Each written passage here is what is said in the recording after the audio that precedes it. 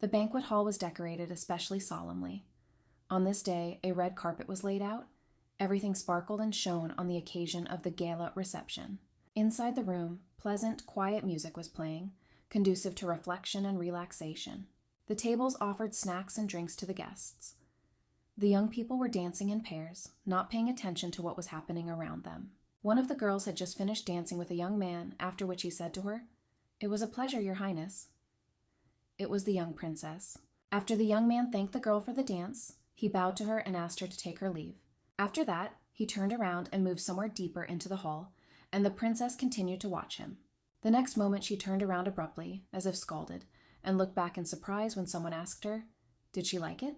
The princess turned to the questioner and said, "And it is you, Duke Adler?" It seems that the appearance of this man was not only unexpected for her, but also an unpleasant surprise. The duke's gaze looked rather sinister.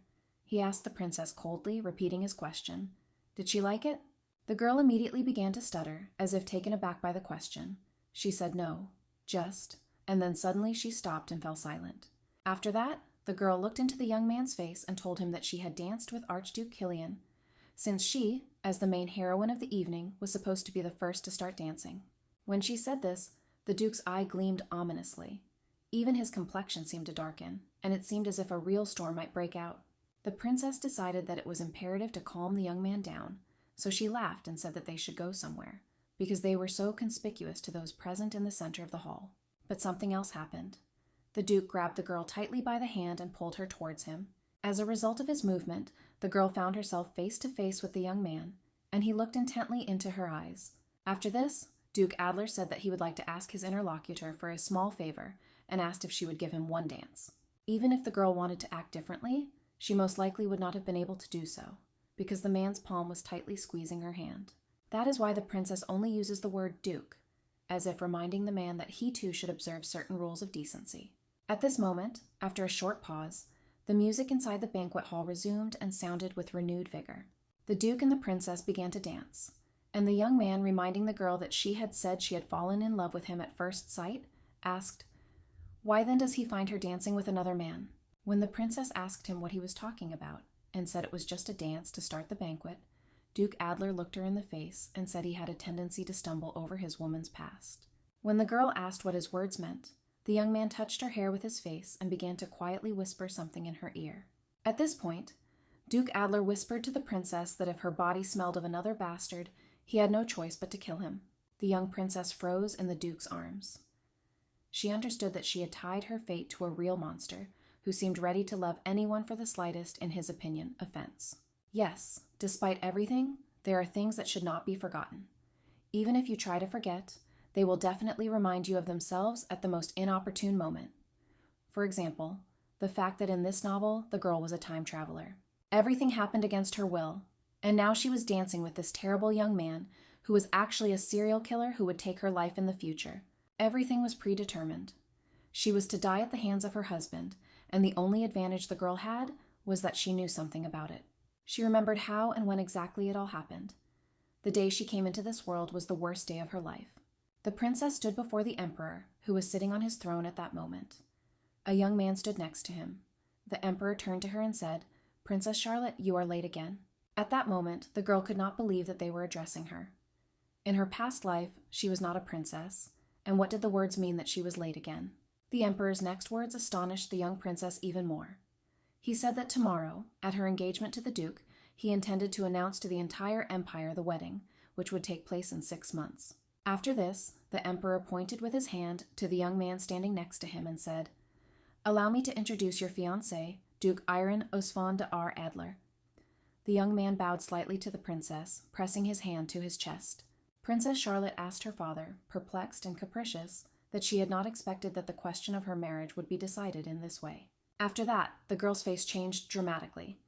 She suddenly froze and seemed to be thinking deeply about something, wondering, does all this really have to be true? She suddenly remembered something and began to ponder the name of Duke Adler in bewilderment. It seemed very strangely familiar to her. The girl remembered a book she was reading on her smartphone. It said that spoiled Princess Charlotte becomes the 8th victim of a serial killer on her wedding night. The suspect is her fiancé, and the man and woman investigating the case fall in love.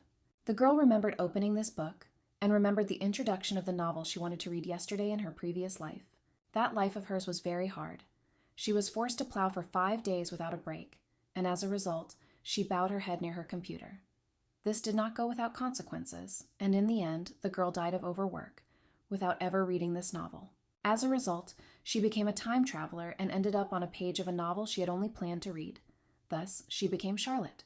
To the girl's amazement, she was somehow transported into this world on the pages of the novel and took the place of the princess, who was the main character of this passionate fight.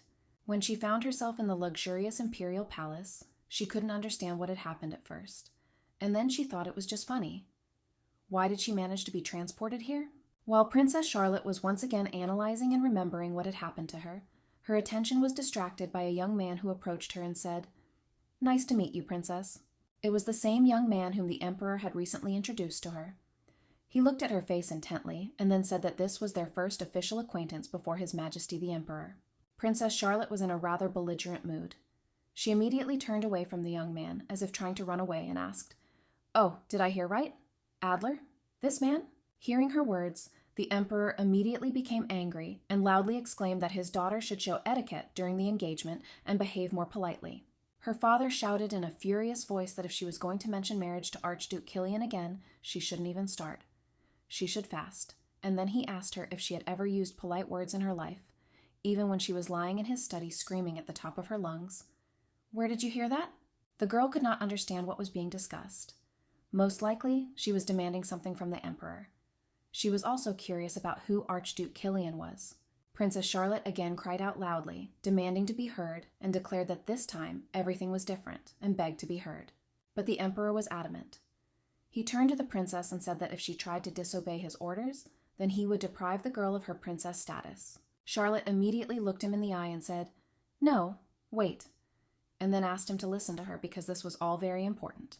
The Emperor turned to one of his subordinates with an order and told him to immediately escort the young people to the living room so that they could talk there alone, to which the servant replied, "As you command." Princess Charlotte could not calm down. She again rushed to the Emperor and asked and begged him to let her tell everything. The young man standing behind the princess asked her to go with him. The girl thought, "Is the Emperor not even going to listen to her?" She thought that this was her only chance for salvation. Duke Adler bowed to the Emperor and said, "Your Majesty, as you wish," and seemed already preparing to follow the princess into the drawing room. In the room where the Duke and his young companion headed, everything was already ready for a small tea party. The drink was on the table, and some sweets were brought in. The young man and the girl sat down opposite each other at a table, and a silent pause arose between them. Neither of them dared to start a conversation first.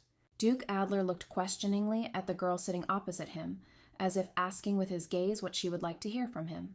Princess Charlotte seemed to be beside herself. She remembered that it was the young man sitting opposite her who could ultimately change her destiny. She looked at Duke Adler, who took a few sips of tea from his cup, and thought that this was exactly the terrible man, and now he was behaving differently than in front of the Emperor. She remembered that in the introduction to the book, which she had come across just before her death, she had read that after the princess married the Duke, it was he who would be accused of murdering her on her wedding night. At one point, when the girl was darting her eyes around the living room, her gaze stopped on a newspaper lying on the table, and she immediately became interested in its contents. The front page featured a portrait of a young man. It said that Duke Adler had been featured in the Asgarda monthly for the 3rd year in a row. The man of my dreams. He is the first groom in the Empire, rich, noble, and handsome. The Duke Adler sitting before her was the most outstanding man in the Empire, possessing a brilliant talent. The girl thought that such an enviable groom was every girl's dream, but it was she, the capricious Princess Charlotte, who was lucky enough to become his wife. At this point, Duke Adler spoke up and said, "I know very well that there is a man you wanted to marry. Surely there is no one in the Empire who does not know about it." The young Duke then placed his cup of tea on the table and declared that their marriage was a matter of convenience anyway, and there was no need for them to see each other. He then added that they would see each other on their wedding day. The young man looked into the face of his interlocutor and said that they also had no reason for personal meetings. At this time, the girl's thoughts were occupied with something completely different. She knew that their wedding night was the day of her murder. In other words, "See you on the wedding day" meant that he would kill her when they met. Her gaze fell again on the newspaper, which said that he was the first groom in the Empire, the most outstanding man. All this about Duke Adler. Who would believe her words about him being a murderer? The girl remembered her past life again. It was quite difficult, but she had a favorite thing to do there, without which she could not imagine her life. There she had to face a completely different side of life, since she was, albeit an inconspicuous, a prosecutor in the anti-corruption department. But she still learned to investigate murders. Since she had no personal life, she became immersed in investigating murder cases, which for some reason always interested her. The girl decided that since she had entered the body of this girl, she must now act. And in this life, Charlotte must not die under any circumstances. She had to start immediately. She had 6 months left before the wedding, and she intended to find and present all the evidence of Duke Adler's crimes herself. For Princess Charlotte and the girl in her body, this was the only way out, and she decided to get evidence by being near the Duke under the pretext of dating him. That's why she decided to use today's meeting to arrange a date with him and turn to Adler, who was sitting opposite her. Princess Charlotte smiled what she thought was her most charming smile at Duke Adler, who was sitting opposite her, and said, "I fell in love with you at first sight." Then she added, "Let's date." Duke Adler choked on his tea in surprise and, putting his cup aside, froze, not noticing how a stream of drink was running down his chin. After this, the young man seemed to gradually come to his senses and, wiping the tea from his face, asked the princess what she meant. Princess Charlotte laughed again and said, "I fell in love with you at first sight, and I want to marry for love, not for convenience." Duke Adler suddenly asked her, "Does she really want him to believe this?" The young man's gaze became cold, and his face was already wrinkled. The Duke reminded his interlocutor that only this morning she had begged for a wedding with Archduke Kilian. Every street dog in the Empire had heard of her protest to His Majesty the Emperor. Archduke Kilian, already mentioned twice, first by the Emperor and now by Duke Adler, still remained a complete mystery to the girl, although it seemed that for Princess Charlotte there was no better man. The girl thought that it seemed that Duke Adler knew about Princess Charlotte's unrequited love, and he also knew that Archduke Kilian was not interested in her, so he took advantage of this. She began to think about what she should do. It seemed that the young man did not believe the version about love at first sight, and it was necessary to think of something else. Princess Charlotte smiled broadly again and said, "Duke, your dazzling beauty has made me forget about other men. Besides, I fall in love quite quickly." Duke Adler was very surprised by the princess's words, and he asked in confusion, "Dazzling what?" Princess Charlotte, as if nothing had happened, declared that she was captivated by his dazzling beauty. After this, the princess handed him a newspaper and said, "Duke, you are the #1 eligible bachelor in the entire empire, and of course I want to meet you." Duke Adler was surprised by her words. He picked up the newspaper and began to read its contents. He still did not believe in the princess's love.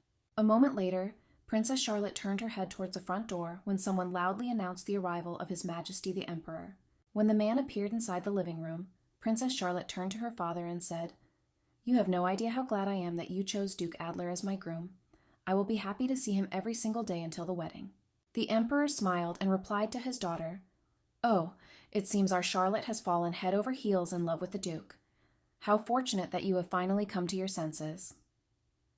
The princess's words seemed to please the man very much. After this, the Emperor turned to Duke Adler and declared that he entrusted his youngest daughter to him and asked him to take care of her. It seems that the young man was simply stunned by the speed with which events were developing. Seeing the effect his words had on the young man, the Emperor asked the Duke if there was anything wrong.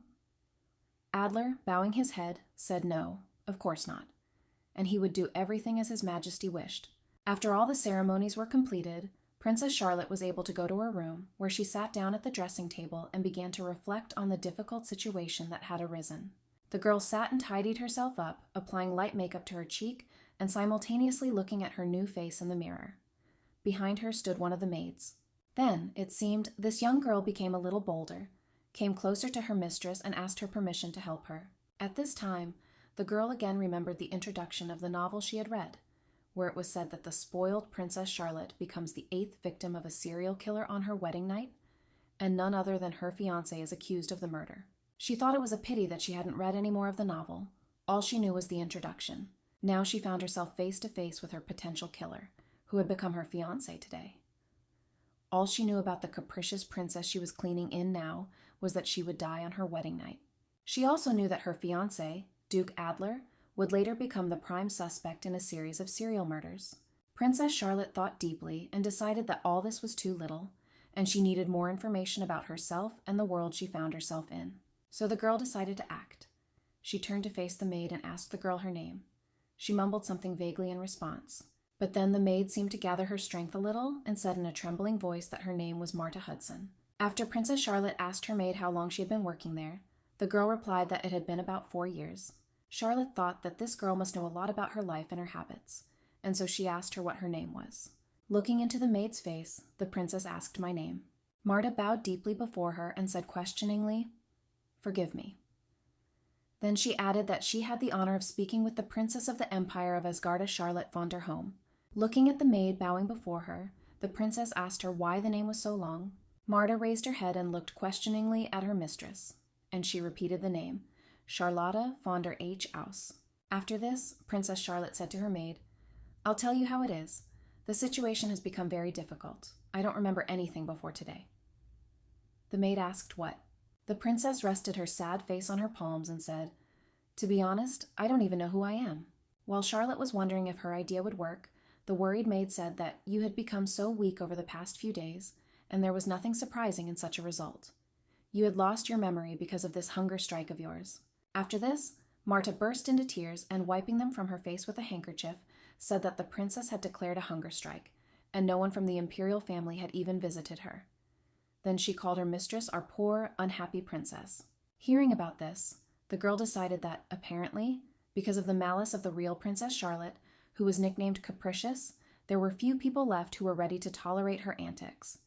This was the price for vile behavior. After that, she wondered how this poor girl could stay with her for 4 years. Apparently, Marta was very resilient and could endure any whims and bullying. After this, Princess Charlotte approached the maid, put her hand on her shoulder, and said to the girl, "I understand everything, Marta. I have always loved you, trusted you, and relied on you in everything." When the poor maid heard about this, she almost burst into tears again and said in a trembling voice that she had never even had a clue about this. Charlotte began to calm the maid down again, putting her hand on her shoulder, and suggested that she not tell anyone about her current situation. It had to remain only between them. No one should know that she had forgotten everything, and the main thing for her was that the maid was nearby. Hearing these words from the capricious and evil mistress, Marta was delighted and said that, of course, from now on, she was ready to make even more efforts and would take better care of her. She just had to trust her. After that, the maid thought for a moment and then told Princess Charlotte that if she recalled, she had shown symptoms of amnesia before. The princess asked, "Is this really serious?" The maid remembered how many times Charlotte had asked her, "Did I tell you to do this?"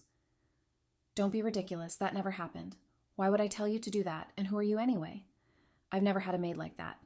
Get out of my sight." With a smile on her lips, the girl told her mistress all this, thinking that she had had bouts of memory loss before. The princess was only upset to hear this. She thought bitterly that this was a revelation, and decided that she would behave completely differently than the previous owner of her body. After this, both girls decided to take the conversation outside. In this way, Princess Charlotte managed to get some information from Marta about the real Charlotte. From Marta, she learned that her mother was the emperor's favorite concubine, but unfortunately, she died at the birth of her daughter. After the girl was born, the emperor, who loved her mother very much, overrode the objections of many of his close associates and made his daughter an official princess, which of course was quite unusual. Everything would have been fine for Princess Charlotte if he had also raised her properly, but the emperor only granted her the status of princess and showed no further interest in her. The emperor had an official wife, the empress, and their children with the emperor naturally despised Princess Charlotte. At official events, she felt like a complete stranger, since no one from the imperial family showed any interest in her, and even the nobles ignored her. The girl who found herself in the body of Princess Charlotte realized that she only had the status of a princess, but unfortunately, there was no support either in the palace or in the empire. Then she asked why she decided to go on a hunger strike. Marta immediately began to explain everything and said that, in fact, the girl had expressed her protest to His Majesty in this way, since she wanted to marry Archduke Kilian. According to the maid, Archduke Kilian was from the north. Many girls were interested in his good disposition. He was considered a worthy groom, and the princess wanted most of all to become his official wife. This young man was not passionately in love with the former Princess Charlotte. She did not give him a break and sought reciprocity from him. At all the social events where this young man attended, he was forced to literally flee from the annoying young princess, who would not give him any peace. From the maid's words, the girl understood that Kilian hated Princess Charlotte for her bitchiness. but nevertheless, she risked her life by going on a hunger strike in the name of the one who hated her. How great was this love? After this, Princess Charlotte remembered the young man she had met that morning. She wondered why Duke Adler would agree to marry such a rebellious and wayward princess. Had they really pressed on some weak spot of his? Princess Charlotte took a few sips of tea, then put the cup back on the table and asked her maid if she could bring her the newspapers for the past week. Marta was ready to carry out any of her orders and, 10 minutes later, returned to the garden with a huge stack of the required publications. The girl thought that it was a real blessing that the media were well developed in this world. She immediately settled comfortably in her chair and began to reread the newspapers brought by the maid. Holding the newspaper in front of her, Charlotte tried to look through the entire text and highlight only the most important thing in her opinion. Serial murder is a case that newspapers will inevitably love to report on every day. She peered at the pages of the newspapers for a long time, but nothing special caught her eye. And in the end, she decided that perhaps everything had been quiet in the last week and there had been no crimes. But suddenly it turned out that this was not the case at all. After all, the newspaper mentioned information that, in the princess's opinion, was very important. She found what she was looking for. One of these newspapers wrote that at the moment, only 4 victims of the unknown criminal are known. Princess Charlotte thought, thinking that she would need to gather all the information about the murders before she became the criminal's 8th victim. Princess Charlotte decided to act immediately and, jumping up from her chair, turned to Marta, calling her to her side. Then Charlotte looked into the surprised maid's face and said that she needed to find someone. She added that she needed the girl to help her find an assistant. It was pouring outside when the 2 girls decided to go looking for an assistant for Princess Charlotte. They also decided to look for him in a rather sinister and unusual place. Princess Charlotte and her young maid went to the Imperial prison, and the girl asked her mistress, "Princess, but why did you decide to choose an assistant from among the prisoners?" Charlotte replied that, as a villain, she needed a criminal assistant. Marta turned to her mistress and, perplexed, asked her again that she could not understand what the princess's idea was about finding an assistant in the Imperial prison. After some time, a young man approached them. Marta said that this was her cousin Stamford. He worked as a prison guard, and she had warned him in advance about our visit. The young man bowed to the girl and said, "Hello, Princess." The princess greeted the young man and told him of her requirements for a prospective assistant, then asked him to find someone suitable. After this, the young man turned around and asked the girl to follow him. He shouted to prisoner number 0221 and ordered him to come out for a minute. Both girls and the guard accompanying them heard a prisoner come out of the cell, rattling the shackles on his feet. Apparently, it was number 0221. Leaning towards Princess Charlotte, he said that this particular man might be suitable, but warned her to be careful, as he had been arrested for assaulting a nobleman. The young prisoner who was called by the warden lost his temper. Apparently, he was not pleased with the attention paid to him by the guests, and he muttered something under his breath. After this, the same man stated that if they were going to torture him for fun, then he would advise them to discard these thoughts, and then said, turning to the princess, that she had come here in vain. After this, he sat down on the stone floor and told the princess that, as she could already hear from the warden, people like him were not liked at all. The young man's voice was steely and cold. He said that he was a mad dog whose fangs even nobles would not disdain. The same could happen to his guests, even though she was a princess. It seemed that the rain outside had already begun to gradually decrease. The amount of precipitation had become less, and it had become much lighter both outside and inside the Imperial dungeon. When the princess said she needed to speak to the prisoner alone, Marta asked her if she was sure, and her cousin asked the girl not to interfere. The maid whispered in Princess Charlotte's ear that this man could be very dangerous. He attacked a superior in rank, his commander, and that commander was an unusual aristocrat. Marta continued to whisper in her mistress's ear. She dared to say that it was risky, and, in her opinion, such a person had no place next to Princess Charlotte. But the princess only smiled at the girl in response, and said that she knew all this well, but she still asked to leave them alone. She said that she and Mr. Watson had something to discuss. The rain outside the window intensified again, and looking through the barred openings, the girl moved closer to the prisoner named Watson. She invited him to sit at the table, sitting down on a chair directly across from the prisoner, and declared that she would not beat around the bush. Then she added that she had come there with the intention of buying his loyalty. Mr. Watson looked at Princess Charlotte in bewilderment and asked what this meant. The girl smiled at him and said that there was nothing shameful about it. She would pay the young man's bail and become his guarantor. The prisoner thought for a moment, then asked why Princess Charlotte needed him. After that, he added that he had no intention of becoming a toy in the hands of Her Highness. Princess Charlotte stood up from the table, leaned on it with both hands, and said that she was not at all in the mood for entertainment. She said that games were not among her hobbies, but still, of course, she would need something from her interlocutor. After this, Princess Charlotte moved towards the prisoner, ignoring the warnings of her maid. She decided to come closer to him. The princess looked Mr. Watson in the face and said that she needed him in a very important matter. Then she said that she was going to conduct an investigation and wanted the young man to help her with it for the next 6 months. The man asked why she chose him out of all of them, since given her status, she could easily find many other assistants.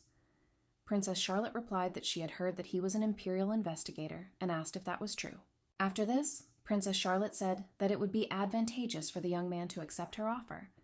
If he did, she would make him a servant in her palace. In addition, she promised him a salary. He could receive a good weekly payment for his easy work, with which, moreover, he was well acquainted. The young man's shackled hands trembled slightly after Princess Charlotte said that she was also ready to pay for the treatment of the prisoner's mother. At the moment when Princess Charlotte was voicing her conditions to the young prisoner, he noticed that she had a very sly smile, and she seemed to him like a temptress snake when she asked what his answer would be. Mr. Watson just smirked at her and then said that he was willing to do the job and asked if he should now call the princess mistress. Princess Charlotte was in the library, deep in reading some books of interest to her, when someone quietly called out to her and addressed her. "Your Highness." It was one of the employees of the Imperial Library who noticed the girl here and asked her forgiveness if he had disturbed her. Princess Charlotte smiled at the young man and said that there was no need to apologize. She said that she was glad to come here and added that she had never been here before, but from now on she would see the young man here quite often. The young man said hesitantly, "Of course, Your Highness. If you need anything, I am always ready to be at your service." To which the girl replied that she needed to find the books on this list, since she could not find all of them on her own.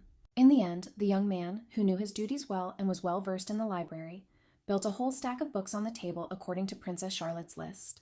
He smiled, satisfied with the work he had done, then smiled at the princess and said that he had managed to find all the books on the list. Charlotte thanked him for this. She thought for a long time about what books she might need: a genealogical tree of the imperial family, a directory of the eminent families of the empire, a history of the empire since the end of the legislation. Charlotte thought that in her past life she had always been distinguished by her diligence. After that, she sat down to read the books she had collected. Remembering everything that was written in them turned out to be quite a difficult task, but since she was going to succeed in this world, she had to work hard. The girl was sure that working on these books would increase her chances of survival in this world. This was necessary for her to feel protected. Waking up in the morning, Princess Charlotte yawned and stretched her whole body. If she doesn't sleep for several nights in a row, everything aches and hurts. She decided that this body was much weaker than she had in her previous life, but unfortunately, she had no choice, and she had to be content with what she had. A few minutes later, the door to the princess's bedroom opened slightly, and Marta told her that Mr. Watson had arrived, and then the footsteps of the former prisoner were heard. Already dressed and washed, the young man looked completely different. Mr. Watson said, "I never thought that I would become a servant to Princess Charlotte herself. Good morning, madam." Princess Charlotte smiled back at him and repeated the word madam in surprise and question. Then the girl added that okay, that would do, and said that her assistant didn't have to be so tense in her presence. Hearing this, the young man relaxed a little and asked his interlocutor, "How about a more informal conversation?" Princess Charlotte listened, smiling at her assistant, who said that he was only her servant, and there was no point in talking to him so respectfully. He was ready to carry out all her orders and so on. When all the formalities were settled, Princess Charlotte said that enough talk and they could get straight to business. She handed the young man a note and told him to read it and then burn it. Mr. Watson took the note in his hands, unfolded it, and read what was written on it several times. Then he folded the sheet back. The young man's face looked slightly surprised. He looked at Princess Charlotte and asked her if she really was going to collect information about serial murders. The princess replied, "Yes, I want to study the records from the materials." The girl knew very well from her previous work what these crimes were. Serial crimes differ significantly from ordinary ones. Unlike them, they have unique characteristics and composition that can tell about the criminal himself. This is why it is necessary to carefully study all serial crimes in order to create a portrait of the criminal, and then search for him according to this psychological description. The conversation between Princess Charlotte and her assistant was interrupted by the maid Marta, who burst into the room and called out, "Your Highness!" The girl's face looked very worried. The girl and her companion turned their heads towards the maid, who said that today His Imperial Majesty had organized a social breakfast. Then she said that the princess's father had conveyed the order that she should attend it. Charlotte was surprised and scared at the same time. She asked again about breakfast and thought that it was very opportune, since she had learned so little about herself as a princess. But she had no choice but to go at her father's invitation. The emperor holds a social breakfast only once a week. At such breakfasts, he devotes time to his children. Of course, this is not an ordinary meal. Ministers and other government officials are also present. The real purpose of these social breakfasts is to determine which of the emperor's offspring is worthy of inheriting the throne. And it's no wonder that everyone is trying to get there. It was also not surprising that Princess Charlotte rarely attended such events, and the chairs, admittedly significant for her, were often empty. In line for the throne, the girl was considered the most unworthy of the unworthy. Princess Charlotte was completely at a loss. This was not at all part of her plans, and she loudly protested why the emperor had suddenly decided to invite her. Marta, who was standing behind her, said that if your highness showed herself, your palace would receive an increased salary. The maid literally started pushing her mistress in the back and reminded her that she had spent almost her entire budget to hire Mr. Watson, so she should hurry up to get there in time for breakfast. The Imperial Palace was the most elegant and enormous building in the entire empire. The princess came here from her palace, and a herald announced the arrival of Her Highness Princess Charlotte. When the girl arrived in the dining room, she discovered that all the seats at the table were already taken, and only one chair remained free, intended for her. Her father, the emperor, looked angry. He turned to the girl in a cold tone and said, "You are late, Charlotte, and this is not the first time." The girl smiled back at him and said she was sorry because she hadn't been told about the appointment right away. Then she sat down at an empty seat at the table. The young man sitting almost opposite her, who was her half-brother, looked at the princess and said that her maid should be more efficient. This was Frederick, the empress's eldest son. The girl sitting next to him said that her maids took their cues from Princess Charlotte. Then she asked her stepsister if she had forgotten how to read. It was Frederica's younger sister, Camilla. It was this couple who hated Princess Charlotte the most and tried to constantly tease her and make fun of her. The girl thought she could see their intentions perfectly well, but she wasn't the real Charlotte and acted differently. She smiled at her brother and sister and asked, "Really?" Frederick asked her what really meant and asked if Charlotte had heard what they had said. Camilla immediately covered her face with her fan so that no one would notice how she was smiling widely at her brother's seemingly witty joke. Princess Charlotte decided not to deviate from her chosen line of conduct and said that, of course, she heard everything. Their conversation was interrupted by the emperor, who was sitting at the head of the table, who loudly addressed the children and ordered them to stop. The man told everyone present that Duke Eddie Adler was present at the breakfast today. He added that this was why he had invited Charlotte here. The man then added that the engagement of the princess and the duke was a favorable event for the entire empire. Camilla couldn't resist commenting that Charlotte's hunger strike had finally paid off. She then added that Archduke Kilian was certainly a worthy match, but that Duke Adler would do for her little sister. Frederick decided not to lag behind his sister and said, "Charlotta, you have lost a lot of weight. Is it because of the hunger strike? Soon you will become completely thin and turn into dust, as in your youth with such weakness." Then Camilla joined the conversation again. The girl said, "What are you talking about?" "What flowers?" Clearly not Charlotte's style. Embalming incense would be more appropriate. After this, Camilla laughed loudly at her own joke and decided to see what effect it had on those present at the table. To the surprise of everyone in the room, there was no scandal, as might have happened before, when the brother and sister egged on Princess Charlotte. She looked completely calm and looked at Frederica and Camilla as if they were children who were playing too much. Seeing that nothing happened and Charlotte continued to quietly listen to their words without reacting to them, Camilla became angry and squeezed the fan in her hand in anger. Princess Charlotte was looking at the young man who was sitting across from her at the table. It was her fiancé, and she was now staring at him and smiling slightly. Duke Adler noticed the princess's attention to his person, and without letting go of the cup from his hand, took a few sips of tea, all the while watching Princess Charlotte. The girl also did not take her eyes off him. She wanted to ask him why he was staring at her, and she tried to do it with her eyes. At first, Charlotte wanted to ask him, "What are you looking at, murderer?" Zerenia, but then she changed her mind and slightly winked at Duke Adler with one eye. Seeing this, the young man choked on his tea and some of the contents of his mouth came out. Noticing this incident, the emperor advised Duke Adler to drink some water. The duke asked his majesty for forgiveness. After that, the usual conversation began at the table. Someone said that a good harvest was expected this year, and therefore the prices of grain and flour could fall sharply. After this, someone in the audience continued and asked what about requisitioning part of the harvest for the army. In order to maintain the price level, it is necessary to reduce the supply. One of the ministers noted that this was a good idea. The army really needed supplies, and the surplus harvest could be sold to neighboring countries. When someone asked Princess Charlotte if she had any thoughts on the matter, the girl even coughed in surprise. She had not expected to have to speak out at this table. Frederick decided to joke again and said, "Charlotta, if you blurt out again that grain and flour have gods who will solve all problems, it's better not to say anything." Hearing this witticism from her brother, Camilla immediately, without holding back, began to laugh loudly and even covered her mouth with her hand. The girl thought that all this looked rather stupid. She had come here only because of the Emperor's order. She wanted to sit quietly, drink some tea, and also quietly go to her room, but she had had enough. Princess Charlotte decided that if they wanted to hear her opinion, she was ready to express it. She said, "I don't think the proposed methods can affect the situation on the market." She didn't expect much of a reaction to her words, because the previous Princess Charlotte was completely different, and everyone suddenly thought strangely about her words. Her half-brother and sister both asked in surprise, "What?" Neither Frederick nor Camilla expected their little sister to answer. Princess Charlotte decided to explain everything and stated that if grain was requisitioned for the needs of the army, it would certainly cause unrest and discontent among the people, then asked, "Have they thought about this?" Frederick immediately jumped up from his seat and shouted loudly, turning to Charlotte, "What are you doing?" The excess grain harvest must be taken for the needs of the army. He was angry because it was he who had suggested this idea a few minutes ago, and thought that his father, the Emperor, would definitely appreciate it as very important. And now the young man was angry that someone had spoken out against him. Frederick looked at the situation only from an economic point of view, from the side of supply and demand. After this, Charlotte turned to her sister, and after she said the name, Camilla asked again, "What?"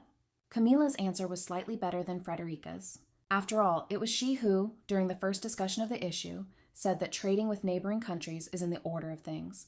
But there is one nuance, and that is the current political situation. The empire expanded its territory further and further as a result of long wars and eventually grew to incredible sizes. Of course, on the one hand, all this had a positive effect on the state, since due to its large size, the treasury received more and more taxes and could receive more funds for its existence. But this had its downsides. It caused bloodshed. The vassal lands were constantly trying to regain sovereignty, and for this the troops had to intervene and punish the instigators. This happened quite recently, when the rebellion broke out. In such a situation, grain export looked like a real suicide. Hearing Princess Charlotte address her, Camilla stood up from her chair and laughed, asking, "My proposal seems perfect, and that's probably why you have nothing to say to me?" Princess Charlotte answered her, "No." Then, reaching for a cherry on the plate, she said that neighboring countries could use the grain for far from peaceful purposes, and that strengthening their armies would pose a threat to the Asgard Empire.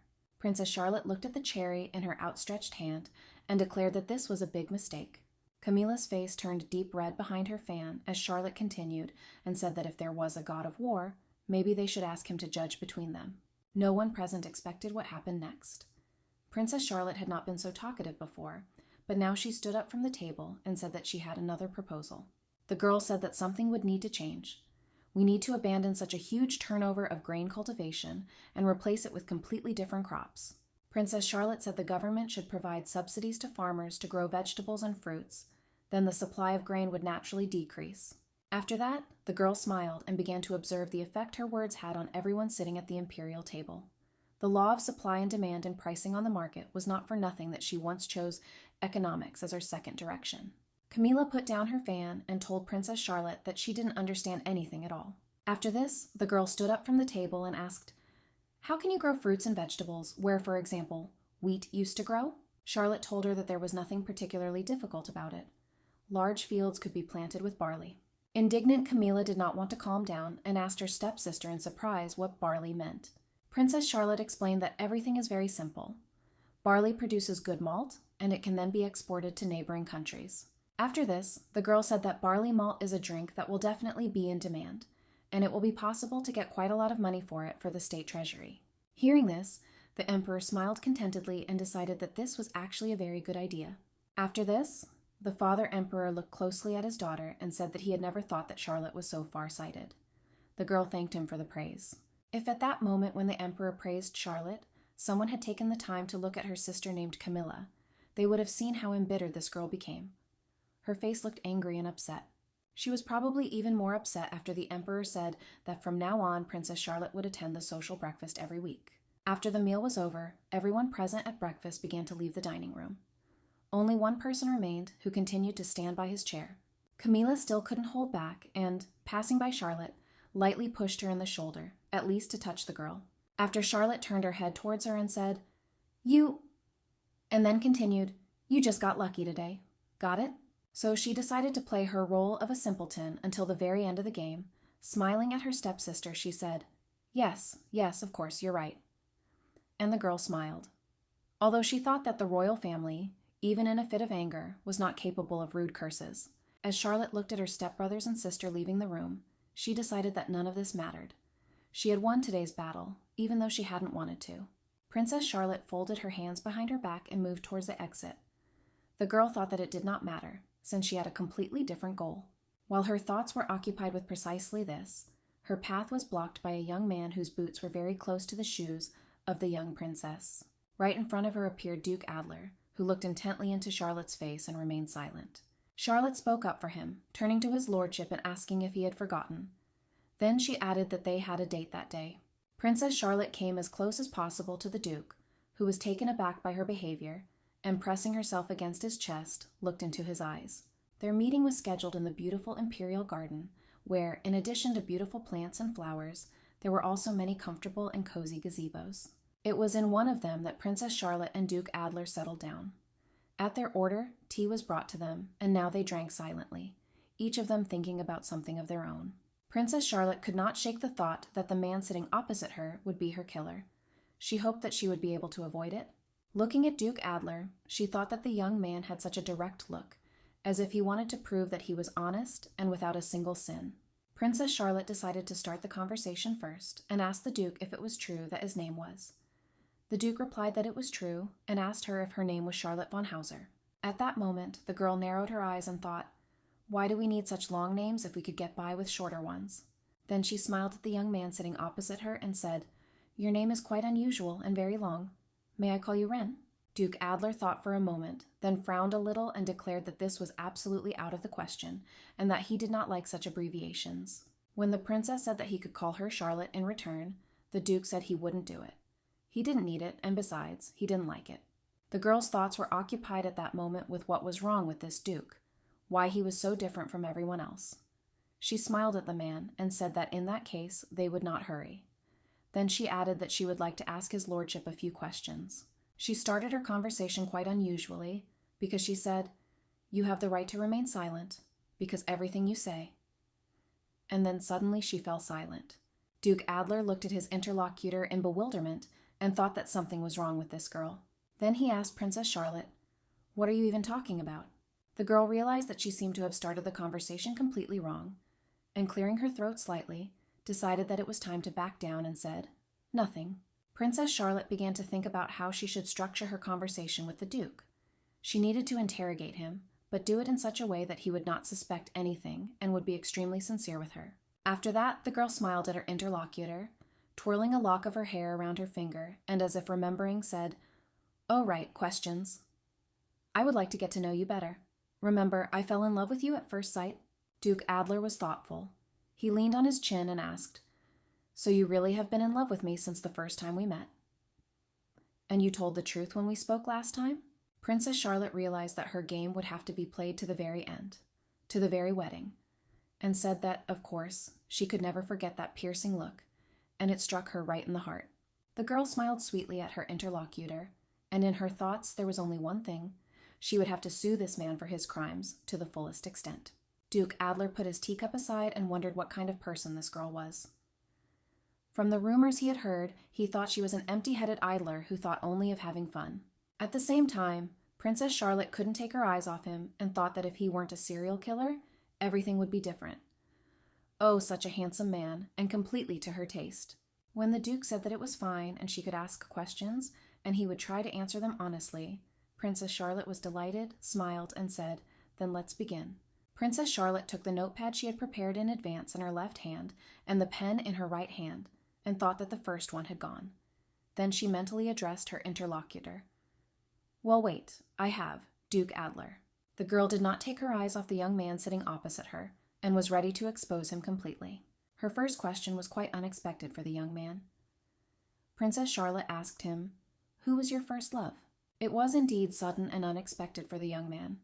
He thought and began to reflect, but before that he said questioningly, "Ah."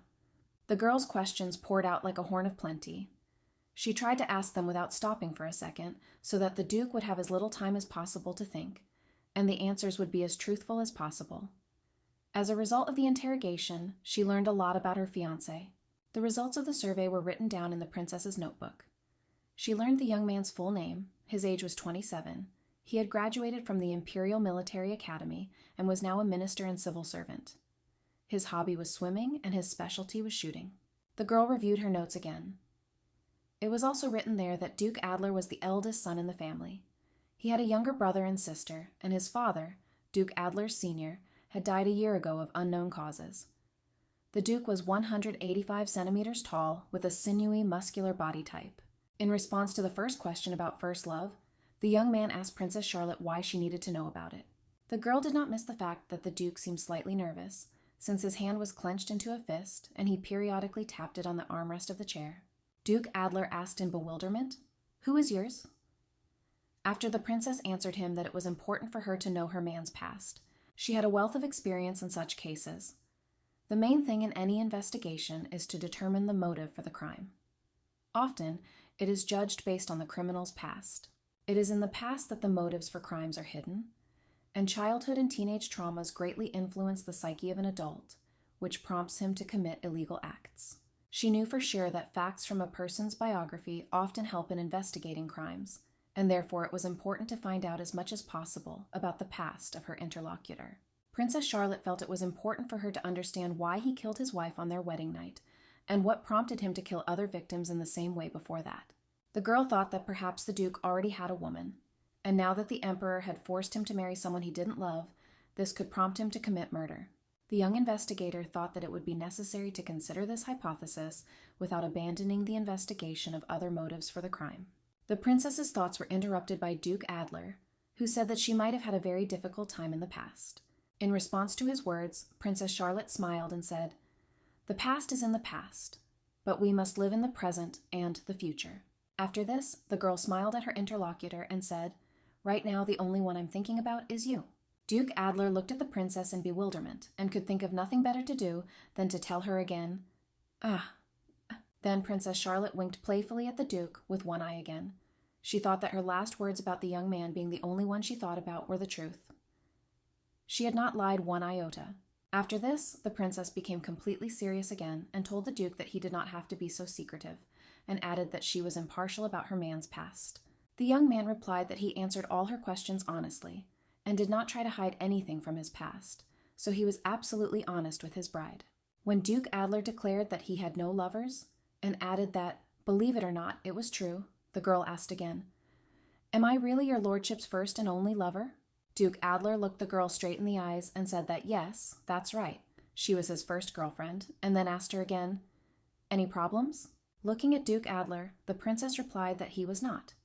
She believed that this man was the most desirable groom in the empire, and she thought, does he really have no experience at all? Duke Adler, unexpectedly for the princess, also asked her whether it would not be a sign of bad manners if he asked her a counter question. Princess Charlotte replied that, of course, yes, and she was ready to answer it honestly. The young man's question also concerned the girl's past. He said that he had heard that she was quite a persistent person, and asked if this also concerned him. The girl thought about this question.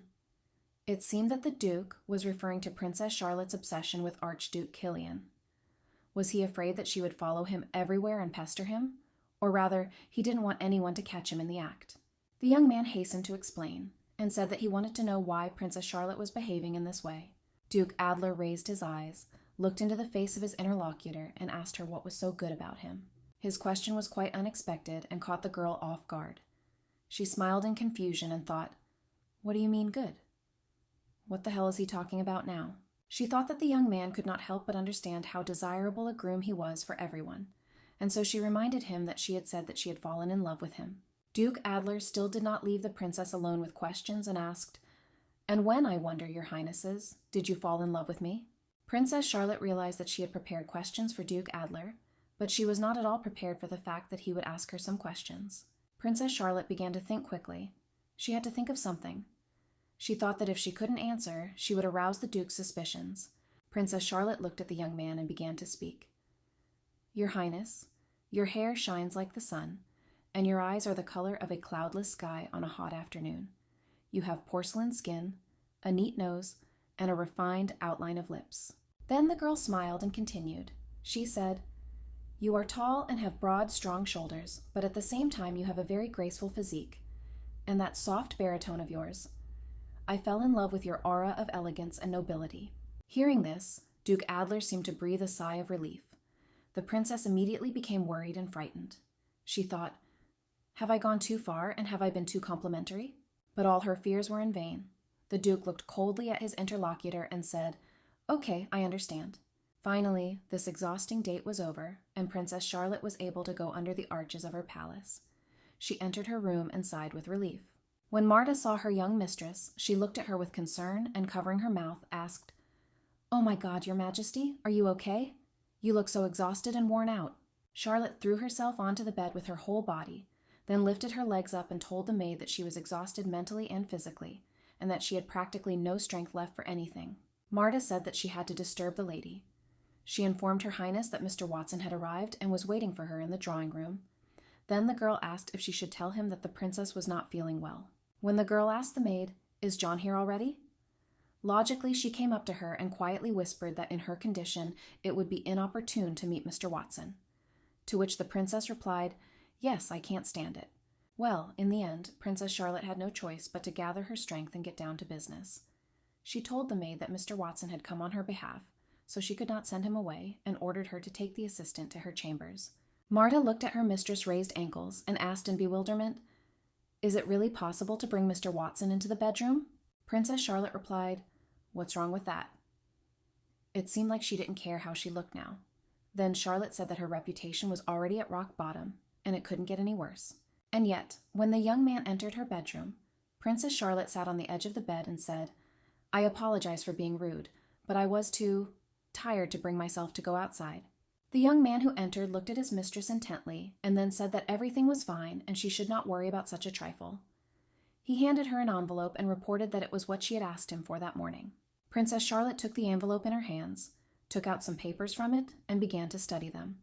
She noted that these were copies of the investigation report, and asked Mr. Watson how he managed to get them.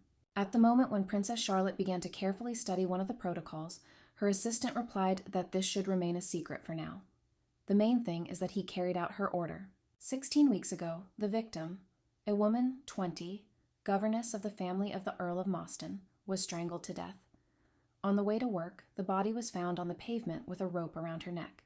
15 weeks ago, the victim, a 30-year-old man who owned the upscale restaurant Salto, was strangled to death. His body was found in a utility room with a rope around his neck. 10 weeks ago, the victim, a woman, 40, a commoner, owner of the Malishka Bakery, was strangled to death on her way to volunteer work at a shelter on a weekend morning. The body was found in an alley with a rope around her neck. 8 weeks ago, the victim is a man, 40 years old, secretary of the Minister d'Aosta, strangled to death.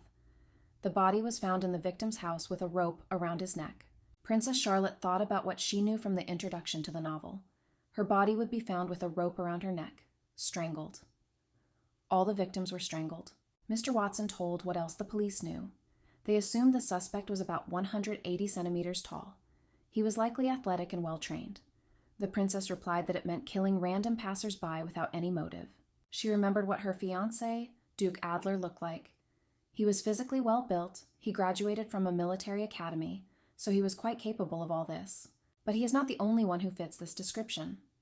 External data and approximate calculations will not prove that he was the killer of all these people. Princess Charlotte picked up a piece of paper and thought that it was necessary to understand the motive and consider the elements of the crime. Then she said, "It is difficult to collect any evidence now. The crimes occurred too long ago, and the bodies have probably already been buried. All that remains is to rely on the case materials. Charlotte said it was unfortunate that this was the case. They had no choice but to focus on studying the reports and hoping that the police had not missed anything when drawing them up. The young man apologized to Princess Charlotte for his curiosity and asked why Her Highness was so interested in serial murders. The girl did not expect that he could ask such a question, and so she froze and fell silent for a moment, thinking about what to answer him. Then she smiled at him with a charming, flirtatious smile and said that it was a secret. Perhaps someday she would tell him everything. Mr. Watson said, "Okay, I just do what I'm told to do. I don't care what the reason is." He then asked if there were any other assignments for him. Princess Charlotte said she had to think about it, and after a short pause, said she needed to find out the background of Duke Adler, everything she could gather about this man. Her assistant was slightly surprised by this assignment. He said to her, "Duke Adler is your fiancé, isn't he?" and added, "The lady should know him better than I do." Charlotte said that they needed to gather as much information as possible. John asked if she was interested in Duke Adler's relationships with other women. It was a natural question, considering what the princess had ordered him to do. Princess Charlotte, sitting on her bed, said that this is what interests her most, the women with whom her future husband communicated. After this, the girl looked into the young man's eyes and said that it would be best if he conducted a secret investigation and no one would know anything about him. Mr. Watson said that of course he would do his best. He added that he understood everything and asked permission to take his leave. Through the window, the young princess watched her assistant leave the palace. She thought that nothing bad would happen even if others found out that she was digging into Duke Adler's biography. It would be nice to show her possessive nature. The girl was thinking about the need to collect as much information about the Duke as possible. Besides, by this time, the man should have already received a note from her. The letter should have already been delivered to his address. The palace of Duke Adler looked simply magnificent. His family was very rich, and his lineage came from the very day of the foundation of the empire, which served as a good impetus to his prosperity. The young master of the palace was in his office, busy with government affairs. He was forced to act as a minister, so there was plenty of work. After one of the Duke's servants knocked on the door of his office and brought something, he asked the man if he had really received a letter today. The person who entered was Duke Adler's secretary. The young man replied that yes, letters had been arriving every day since the news of his lordship's engagement had become known. The Duke took the envelope in his hands to examine its contents. He had become accustomed to the fact that messages were delivered to him with surprising regularity. When the young man opened the envelope, he began to read. The note read, "Your beautiful face torments me on hot nights. It seems I am slowly going crazy. Could you please meet me?" Princess Charlotte's only and therefore beloved maid literally ran into her bedroom with an envelope in her hands and screamed loudly, addressing her mistress, "Your Highness!" After the girl had caught her breath a little, she smiled broadly at the princess and, waving the envelope in her hand, said that the Duke had finally received an answer. To the surprise of the young maid, Princess Charlotte reacted quite calmly to the message she had received. She asked in bewilderment, "What?" Then the girl stood up from her seat, opened the envelope, and began to read the note, which read, "I will wait for you at the Opera House at 1900 hours. Princess Charlotte wondered what this could mean. At first, Duke Adler ignored her, but now for some reason he suddenly changed his mind, and what's more, he wants to take her to the opera. The princess decided that this was in perfect accordance with her plans. She was happy that she did not have to beg the emperor to arrange a meeting with the Duke, because voluntary consent is much better. Marta literally glowed with happiness, as if she had been invited on a date. She smiled and chirped loudly. "Oh, it's so romantic, a date with opera." After this, Marta rushed to her mistress and said that she needed to get ready. She promised the princess that she would look the best. A loud cry was heard in the room where Princess Charlotte lived. It was the princess shouting, "Wait for me! Duke Adler!" When the excitement had died down a little, Princess Charlotte turned to her maid and asked her, "What's wrong?" Zrania, as she began to cry. The maid replied, "You and the Duke. Oh, it's so romantic. I can't put into words how exciting it all is." The opera house looked absolutely magnificent. Inside, it was clean to a shine and greeted the young princess with equally clean to a shine sculptures. A young man came out to meet Princess Charlotte, who was now quickly walking down the steps from the upper floor. Duke Adler looked at his companion and said, "Good evening, Princess." In response, Charlotte looked up at him. When she looked at the young man, she could not resist saying, "Duke, you look simply magnificent as always. I almost mistook you for a statue of the opera house." Princess Charlotte, deciding that it was better to win this man's heart with compliments, continued to practice flattering words towards Duke Adler. She approached the young man and began to examine him with a searching gaze. He did not take his eyes off the girl, who understood that he was the object of her investigation. Everything turned out completely unexpectedly for the young princess. The Duke suddenly turned his back on her and walked somewhere inside the theater building. Princess Charlotte immediately rushed after him, calling out, "Your Highness, wait!" Xerania, but catching up with the young man was not so easy. When the young people finally got to their seats in the opera house, a deathly silence fell in the hall, and then a singer came out on stage and literally charmed everyone with her beautiful singing. Charlotte looked at the Duke, who was busy studying the libretto. Adler said that this was the most popular performance in the Empire, so it was quite difficult to get tickets for this opera. The girl reached her hand towards the glass of champagne and thought that if it was so difficult, why did they come here? She took a few sips from her glass and thought that it was so dark in here that she couldn't even read the expression on Duke Adler's face. And instead of a fruitful conversation, she was forced to watch an opera. Princess Charlotte looked at her neighbor and decided that his distant expression seemed to say, "Don't bother me." This was rather strange, so she spoke up and said, "I would actually prefer a conversation to such an expensive spectacle." After this, the girl decided to go further and said that she would much rather sit with the Duke face to face and engage in idle conversation. Then Princess Charlotte said that just looking at the young man's face made her truly happy. At that moment, she thought that it would be more convenient to conduct the investigation somewhere quiet, but certainly not in the theater. She had to look up from her glass for a moment and ask what happened after Duke Adler had said that every day was too much. The young man placed the libretto on his lap and said that he was saying that they could not see each other every day. After this, Duke Adler began to explain and said that it was not an easy task, given his busy work schedule, but once a week he could probably handle it. Princess Charlotte looked pleadingly at her companion and asked, "Just once a week?" The young man thought for a moment and then said that perhaps twice at most, but that was not certain. Princess Charlotte said with a broad smile, "Ah, to see your Highness every day is the height of my dreams, but twice a week I also agree." A barely perceptible thought suddenly appeared in her head, which immediately disappeared. The girl thought about it and then decided that this was quite enough. Charlotte decided that she would have to choose the next date place, and she intended to ask him to some secluded place. After that, something strange happened. Just before her eyes there were knees covered by a dress, and then they began to disappear into the darkness, and only some sounds reached her ears. "Charlotte!" Then someone said, "It's time to wake up!" Princess Charlotte opened her eyes with difficulty. It was difficult for her. She could not understand what was happening and where she was now. Princess Charlotte slowly began to come to her senses. She found her head resting on Duke Adler's shoulder. It was simply amazing, and she could not understand what had happened. The huge auditorium of the Imperial Opera was already completely empty. All the spectators had left, and only 2 people remained in one of the upper boxes. The Duke told her that it was already over. There were cleaners working in the stalls below. The girl noticed a young man who was just washing the floor right in front of the opera stage. Not believing her eyes, Charlotte cried out, asking, "How long ago did it all end?" After this, the girl grabbed her head with her hand and said to the Duke, "Sorry, I haven't been sleeping well lately." She couldn't understand how she could have fallen asleep on the shoulder of her future killer. Charlotte felt upset by her behavior. She had once again given reason to think of herself as an uncultured young lady. After this, Princess Charlotte looked ahead and noticed that of the 2 champagne glasses on the table, one was empty. She drank its entire contents. At this time, Duke Adler told the girl that she was sleeping poorly and asked, "Is it really because of me?" The princess asked in bewilderment what he meant, and the Duke reminded her of the words from her own letter that, "My face appears to you in your dreams." Duke Adler reminded the princess that she had written about this in her letter, as well as that she slept poorly because she missed him. Charlotte was delighted that the Duke had interpreted her dream during the performance in this way. She said, "Oh yes, that's right. I don't sleep at night because my thoughts are occupied with you, Duke."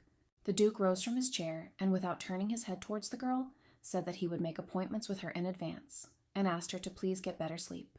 Princess Charlotte looked at the back of the young man who was leaving and said that that was all for today. For a couple of days after her visit to the opera, the girl could not calm down after her conversation with the Duke. While in her palace, she thought about the man who, what the hell, only says everything in his own way. The servant who came to her brought a sealed envelope. He said that an invitation letter had arrived for Her Highness to attend the debut ball. Princess Charlotte was sitting at the table with a cup of tea at the time. She said, "Debut? Marta, please read this invitation." The maid took the envelope in her hands, opened it, and began to read the text. She said that the letter asked whether Princess Charlotte would be so kind as to attend the debut ball. Then the girl asked her mistress whether she should remind her that Archduke Killian would also be at the ball. When Charlotte heard this, she just laughed loudly and said that it was nothing special. Then she added that she was no longer interested in this duke. The maid said, "Oh, right, you are now in love with Duke Adler." Hearing this, the princess smiled and thought, could her behavior really be mistaken for falling in love, or even for real feelings? Marta continued to hold the invitation in her hands. She told the lady that in that case, she would probably answer Count Mostyn that the princess would not deign to appear at this ball. When Princess Charlotte heard that Count Mostyn was hosting the ball, she immediately became thoughtful. She seemed to remember some of the information she had heard earlier and became noticeably agitated. After this, the girl asked the maid if she had heard correctly that the ball was being organized by Count Mostyn. This was very important, and she decided that she might change her mind. The maid replied that yes, indeed, Count Mostyn was throwing a debut ball in honor of his daughter Mary Mostyn. When the princess asked her maid for an invitation, she immediately handed her the delivered dispatch. Looking at the invitation, Charlotte thought that a cycle of serial killings usually follows a certain trend. However, in this case, the murders were committed without a time pattern. 16 weeks ago, 15 weeks ago, 10 weeks ago, 8 weeks ago. And there have been no new crimes for 8 weeks. I wonder why that happened. Watching the princess ponder whether she should accept the invitation to the ball, Marta thought that perhaps her mistress still had feelings for Archduke Killian. But Princess Charlotte's thoughts were elsewhere. At that moment, she was thinking that the first victim of the serial murders was the governess of the Count Mostyn family. Given that there had been no pattern in the sequence of murders so far, this could be a real clue. The girl decided that perhaps the criminal did not commit the murder based on his psychological state, but did it when he had a good reason to kill. And this was a completely different turn in the investigation of murders. Princess Charlotte laid the invitation she had received from Count Mostyn down on the table with determination, and decided that perhaps the victim's place of residence might provide a clue to the murderer's motives. At least it was worth trying to decide one way or another.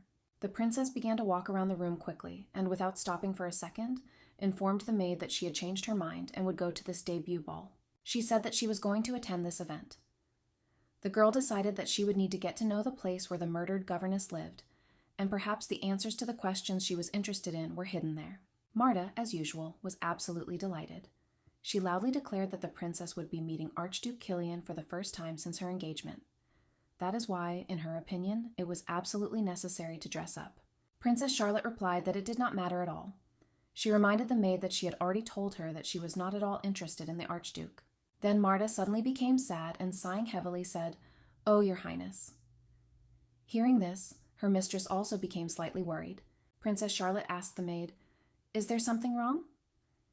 And she responded by telling her mistress that she had nothing at all to wear to the debut ball. Princess Charlotte decided that this couldn't be. The girl immediately went to her closet, opened the doors, and made sure that it was full of different dresses. The princess began to look through the contents of her wardrobe and made sure that there were enough clothes and there was something to choose from for the upcoming events. She pointed with her hand to the contents of the cupboards and asked Marta, "And what is this? Isn't this an abundance of clothes? Can't some of this be worn to some ordinary ball?" The maid replied, "Is Your Highness really going to wear any of this?" The maid tried to explain everything and said, "I understand that you have peculiar preferences, but still, for such a day, you need something different, something that will stand out from the clothes in the closet." Now Princess Charlotte understood what her maid meant. She said that all the dresses were shiny and bright. The princess looked at her dresses and said she couldn't understand what Marta meant. She thought the dresses really did look rather flashy. The next moment, such a loud cry was heard in the young princess's room that even the pigeons flew up from the eaves of the palace tower. Charlotte cried out, "My mother, woman!" The maids who were cleaning the garden at the time heard this, and one of them said, "The princess has been surprisingly quiet these last few days, but it seems that the peace did not last long." Another said, "Poor Marta, I do not envy her." Princess Charlotte began to choose a dress that would suit her for her debut ball. The first was a snow-white dress embroidered with beads, reminiscent of a wedding dress. It was followed by a frivolous dress with a deep neckline on the chest and back. Also on display was a fluffy dress that looked like cotton candy, all lace from top to bottom. Marta told Princess Charlotte that for as long as she could remember, she had always insisted on such spectacular dresses in order to attract the attention of Archduke Killian. Princess Charlotte agreed with her maid and said that these dresses were not so much spectacular, they looked rather crazy, and asked the girl if she did not think so too. She looked at one of the dresses and said that it seemed like it could be more or less. Marta replied that Princess Charlotte had recently worn this dress to Baroness Irina's wedding, and had even worn a veil. Princess Charlotte turned to her maid and asked her why she had not stopped her. The girl replied that she did not want to repeat the fate of Kate, who had been dissuaded from wearing a veil while being a guest at someone else's wedding, and then asked, "Didn't she even—" Standing by the open closet door, Charlotte thought that this was exactly why Kate was fired. The girl decided that she urgently needed to buy a new dress. Hearing this, Marta sighed heavily and informed the princess that she had spent the entire budget of her palace on the bail and salary of Mr. Watson. When Princess Charlotte asked Marta what she should do, the girl rushed off somewhere to the side and said that there was no choice left. She ran to the closet, reached for some dress, and informed the lady that she would have to wear it. The princess looked at the dress in her maid's hands with bewilderment and was horrified by its appearance. This dress looked different from the others, but still she wasn't sure if it would be suitable for a debut ball. Princess Charlotte was in complete disarray. She grabbed her hair and screamed loudly, "No!" The girl realized that she had absolutely nothing to wear. After Princess Charlotte realized that she had nothing to wear to her debut ball, she calmed down a little and decided that the problem would somehow solve itself. She went for a walk with her fiancé, and during it she said to him, "If you are too busy with things, then you should not bother yourself with being present at my debut ball as my partner." Having said this, Charlotte began to watch the young man closely, wanting to see his reaction to her proposal. Duke Adler thought for a moment, and then asked the princess how he should then understand the contents of the letter she had sent him quite recently. Charlotte looked at him blankly and then said, "What letter?" The young man handed the girl an envelope and told her that a few days ago she had sent him a rather frank letter. The princess pulled out a message from the envelope and began to read, "My heart beats faster every time I think about you. I hope that our next meeting will take place away from public eyes, where we can be alone. I look forward to our meeting." Of course, the princess could not forget about this letter, but she noticed that it looked rather tattered, and decided that perhaps the young man had crumpled it up out of anger. When the girl asked the Duke what had confused him, since these were just her feelings, Duke Adler replied that he understood everything and again asked if Her Highness really liked him. Princess Charlotte, waving the letter in her hand, said, "Oh yes, of course. Heaven and earth are my witnesses. Why, every chandelier in the palace knows about my feelings for you." It seems that Duke Adler did not particularly believe her words, because he asked, "Then why do you say that I am not obliged to attend the ball as your partner? This seems rather strange and suspicious." Princess Charlotte looked upset. She also thought that the Duke's behavior was strange. She thought that he would only be glad to have the opportunity to be somewhere away from her. The girl began to nervously squeeze the sheet of paper in her hand with a trembling hand and wondered if the Duke suspected that she was hiding something from him. It was necessary to dispel any doubts he might have, and the princess smiled. Then she said to Duke Adler, "Oh no, my beloved Duke. I simply did not want to force you to do for me what you did not want to do." She thought the Duke's face and tone changed slightly. He said that it was not like that at all, and that it was not what he wanted. It seemed that he himself could not express his thoughts in words. After this, Duke Adler took the letter from the girl's hands and declared that he planned to appear at Lady Mostyn's debut ball, and if he did not accompany his bride, he would tarnish his reputation in social circles. Princess Charlotte replied that she would be only happy with this decision of her gentleman, and added that she was looking forward to their meeting at the debut ball. Charlotte decided that it all looked natural. The Duke had to keep up appearances, and that was why he had made this decision. The girl said that she was incredibly happy that the young man agreed to accompany her as a partner. After this, the princess thought for a moment and said that, in fact, during this meeting she wanted to raise the issue of her outfit for the upcoming evening. Duke Adler looked at his interlocutor in bewilderment and asked her what was the matter. Princess Charlotte did not know how to get out of this. She decided that she would have to warn the Duke about her outfit, since it could be an unpleasant surprise. The princess showed her teeth wide in a flirtatious smile and asked the Duke if he would mind if she exposed a little of her breasts. Duke Adler coughed in surprise. His face suddenly darkened and turned purple. He said, "Chest? What do you mean?" After this, the man said coldly, "So you're going to wear a dress that exposes your breasts and show them to everyone present at the ball?" It seemed that he was very angry and was already imagining how his bride would look with her breasts exposed. Charlotte tried to explain everything to him and said, "You see, buying a new dress is a little out of my budget. I've been spending a lot lately, and I have no choice but to take one of the dresses hanging in my closet." Charlotte smiled and decided that perhaps she could persuade the Duke. She could not tell him that she did not want to parade around in this filth that had been left to her by the old Charlotte. This idea seemed rather stupid because the young man's expression changed. He looked stern and angry, pursing his lips. After this, the Duke turned towards the fountain with his back to the girl, as if refusing to continue this unpleasant conversation with her. Princess Charlotte was completely at a loss. She did not know what to do now. It seemed that she had made a mistake, and now she regretted it very much. The girl could not say a word to a man who did not want to talk to her at all. She decided that Duke Adler again considered her uncultured and was angry because of her question. A few days later, Princess Charlotte stood in front of the mirror in her room, dressed in her dress. Her maid stood next to her and said, "Your Highness, good luck to you." The princess smiled at the girl, raised her fist high, and said that there was no need to worry. She decided that she would definitely achieve her goal, to provide her palace with an additional budget at the expense of the Imperial treasury. Charlotte decided that she would have to do everything in her power. During the next Imperial breakfast, she was ready to demonstrate her abilities again and then ask the Emperor for additional funds.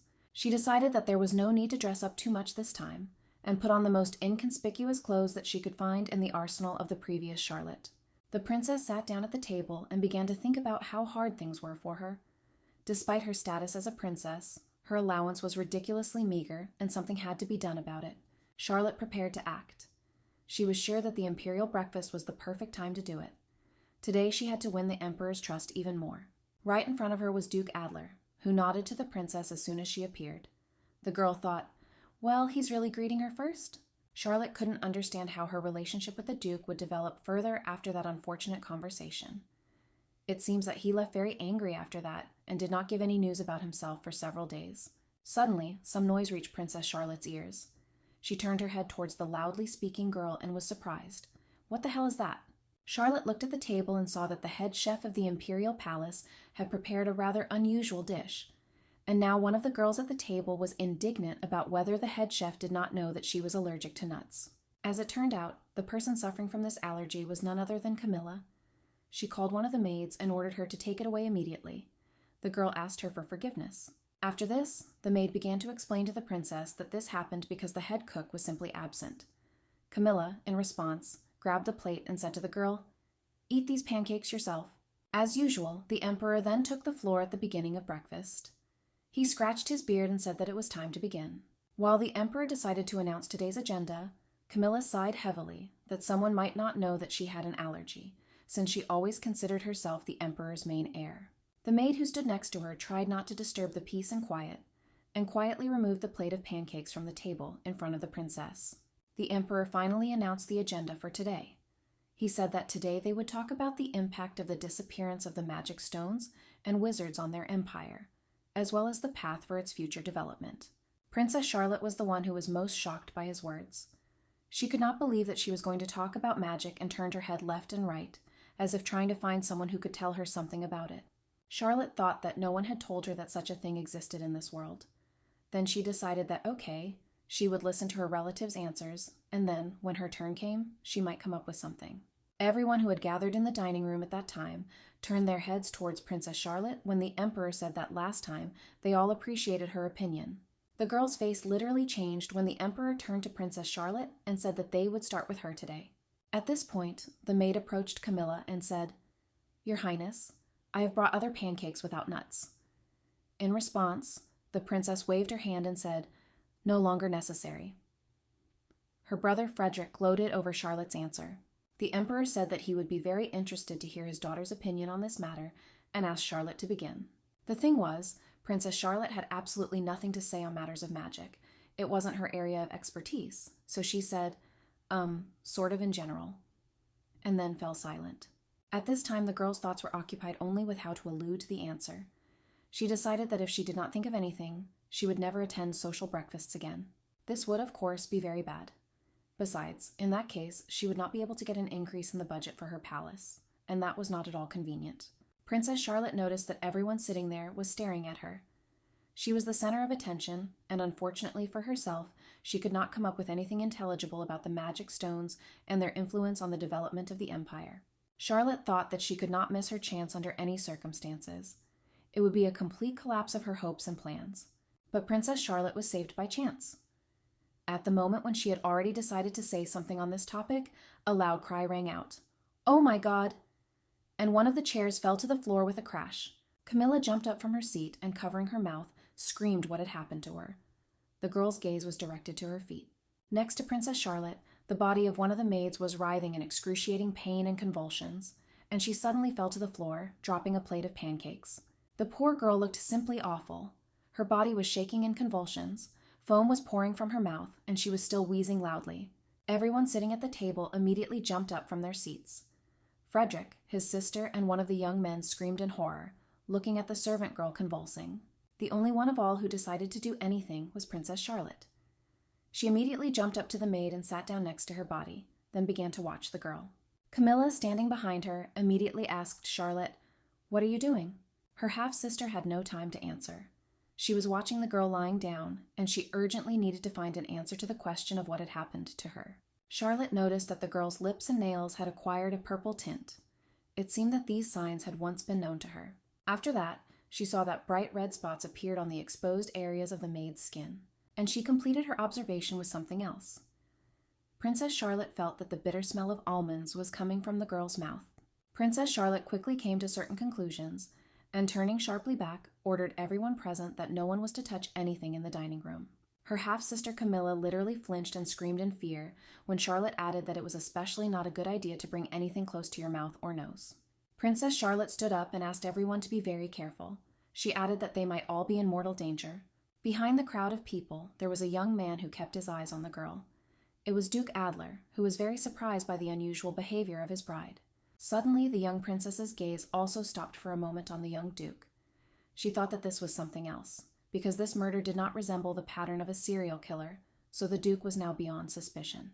Princess Charlotte considered whether it was worthwhile to announce now how the murder had been committed. Otherwise, she would have to explain at length how she knew so much about poisons, but she had no choice but to tell the truth. The girl said loudly that the maid had been killed with cyanide, and someone had tried to poison the participants of the social breakfast. The emperor, surrounded by his children from the empress, immediately exclaimed in amazement along with them, asking what. By order of the emperor, which Charlotte gave him, all exits from the palace were immediately closed. Everyone who was inside was ordered not to leave. Camilla approached her brother Frederick and quietly asked him if he thought that this stupid simpleton was taking on too much, and now announced that someone had attempted to take their lives. At this time, Princess Charlotte was talking with the head of the Imperial Guard, who told the girl that thanks to her, they avoided colossal casualties that could have occurred if the alarm had not been raised. The young man said that when powdered sugar sprinkled on pancakes was examined, a strong poison, cyanide, was found mixed with it. Poison was also found in a sugar container in the kitchen. Princess Charlotte smiled back at him and said that they were very lucky that the maid had been the first to suffer, and no one else had been at the table. The girl remembered how out of the corner of her eye, she noticed that the injured maid was taking the pancakes that Camilla had refused to a nearby table. Most likely, the poor girl thought it was a shame to throw away these pancakes and decided to try at least one of them. Princess Charlotte was convinced that someone had sprinkled poisoned sugar on the food and plates, and as a result, the maid who served the food had suffered from the poison. Due to her previous life's occupation, the princess knew the signs of cyanide poisoning. It was after the poisoning that the maid fell dead, with clear signs of murder by poison.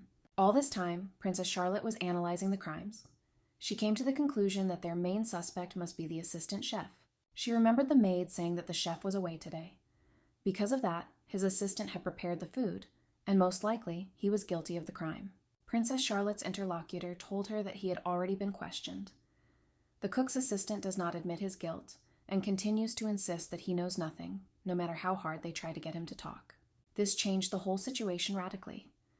The princess decided that this meant that, in that case, the culprit must be the chef, who for some reason suddenly found himself away today. The head of security was surprised by the young princess's conclusion. He said, "What? I already told you that the chef didn't come today." Princess Charlotte told him that all the evidence pointed to the chef's guilt. It was this man who made the menu every week. It is possible that this person prepared the poison, having previously decided that sugar would definitely be used by the assistant chef to prepare the dishes, and then the criminal decided to hide and therefore was absent from work today. Princess Charlotte said that only one person is responsible for salt and sugar, and that person is the chef. The girl explained to her interlocutor that the chef could have done something with the sugar before he left. It would have been no trouble at all for him to add cyanide to it. Princess Charlotte said that salt and sugar were very highly valued in the Empire, so the assistant chef was not allowed to dispose of them, but his boss was free to do with them as he pleased. After all this, Charlotte summed it up and asked the chief of the guard, "Why don't you arrest the chef before he escapes?" Astonished by her words, the young man cried out loudly, "It can't be!" And then he decided that he needed to act immediately. After that, the chief guard of the Empire quickly headed for the exit, trying to carry out the idea that had arisen in Princess Charlotte's head as quickly as possible. He shouted, "Quickly! Find the chef before it's too late." As a result, it later became known that the princess's suspicions were fully confirmed. The chef of the Imperial Palace was caught at the border, where he predictably tried to leave the country. It was discovered that he had acted in collusion with other people. This man turned out to be a Cortina spy who had long since infiltrated the palace. The chef was from a province of the empire called Cortina, which had become a vassal of the empire when it was conquered by the royal army 7 years earlier. After that, rebellions against the empire broke out in Cortina every now and then. Those who lived there did not want to submit to the imperial power and constantly organized sabotage and rebellions. Now a spy from this province entered the imperial palace and attempted to poison it, causing 3 days of bloodshed in the emperor's palace. All the suspects were captured and executed after a short trial. In addition, others were punished. All who did not notice any spies in the palace of His Majesty were also executed by guillotine. As a result of this short and successful investigation, Princess Charlotte, as she had expected, earned herself even more points in the eyes of the emperor. The emperor exclaimed joyfully after gathering his entourage that Charlotte had done a great job just now, and he had not expected that she could be so insightful. Princess Charlotte decided that everything ended for the best, although she had planned everything completely differently. The emperor highly appreciated her contribution to this matter and doubled the budget of her palace. Charlotte sat at her desk and made some notes. She thought that the recent events had affected her position in the palace. With her help, the poisoner was caught, and in addition, they earned the emperor's trust and made a lot of money. Charlotte thought that now she could take care of other urgent matters. She would have to take up the investigation of serial murders again. The girl was absolutely pleased with the day. She had shown that she was a significant figure in the empire, and she contentedly decided that it would always be like that.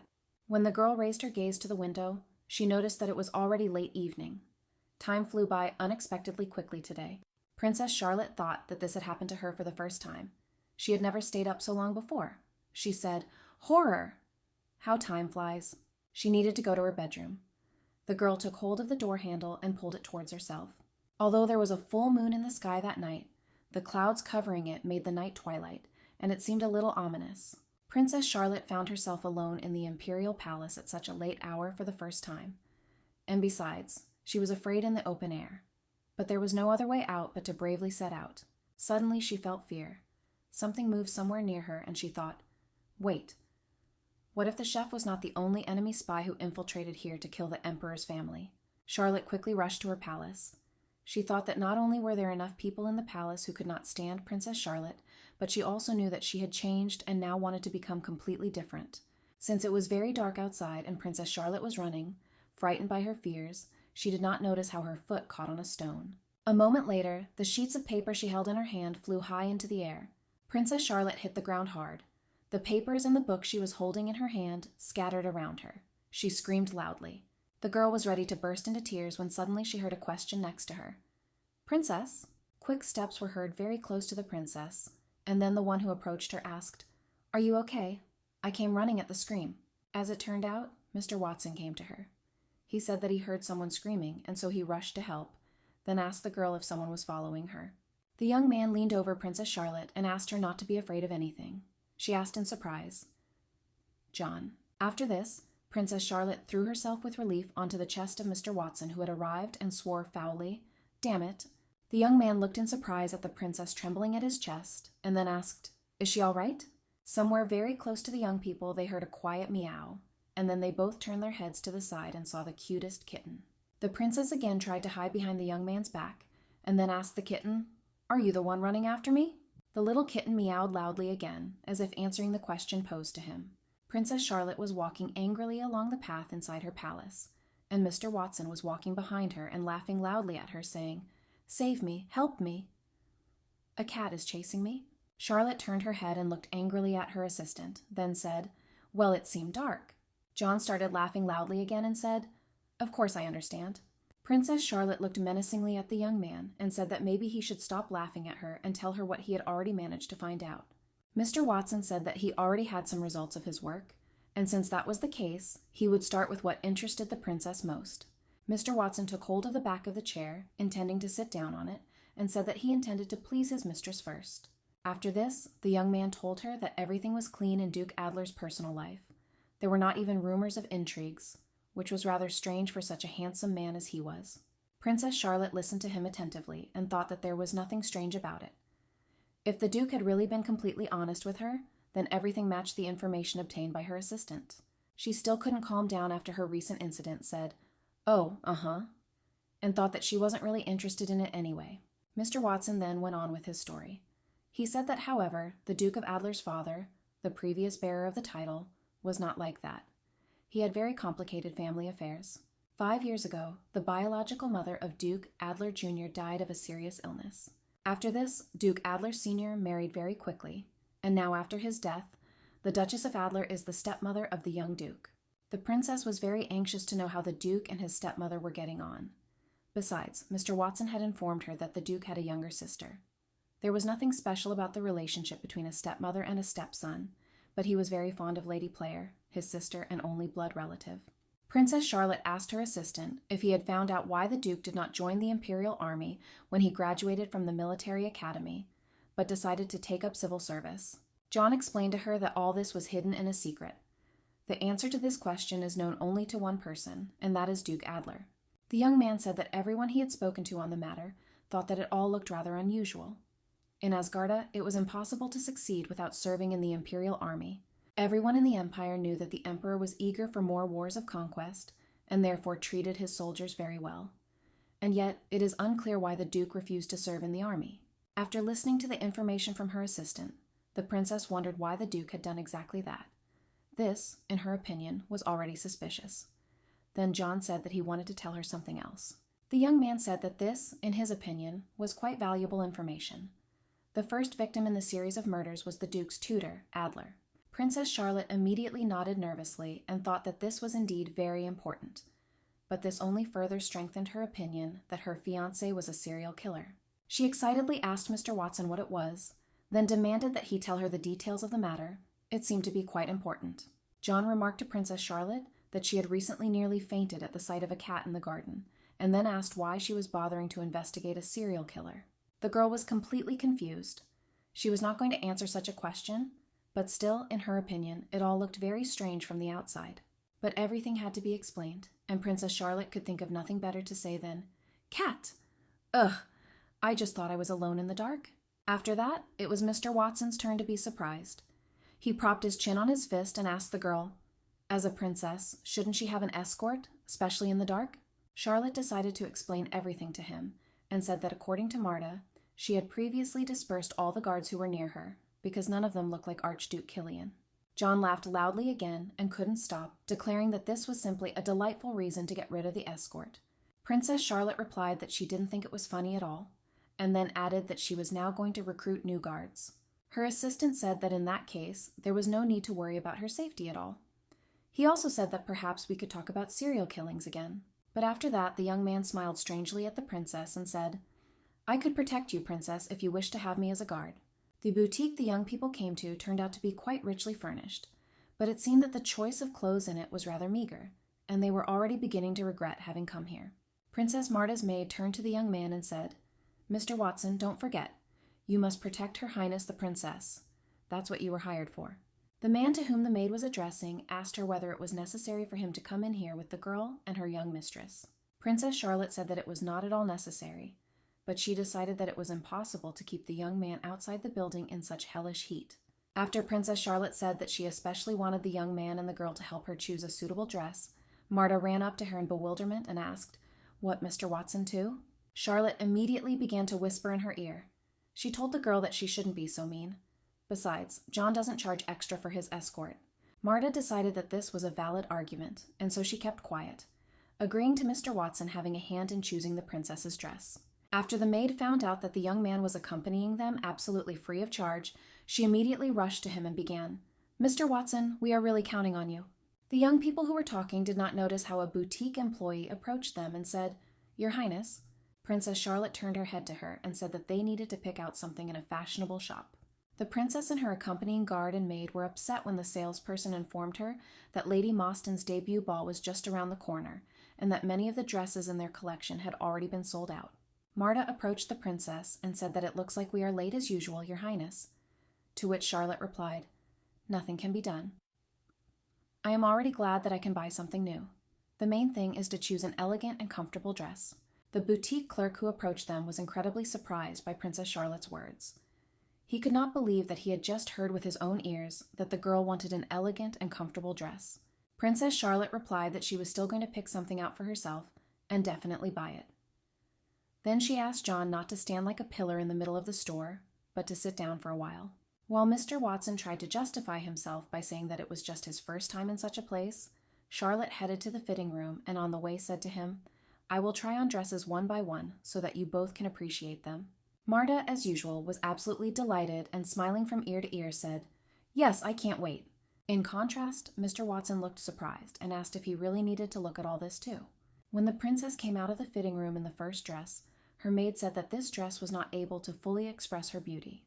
Marta explained that in this outfit, her mistress looked somewhat like a nun, and, in addition, it hid her beautiful figure very well. Afterwards, Princess Charlotte came out in a richly trimmed pink and white dress.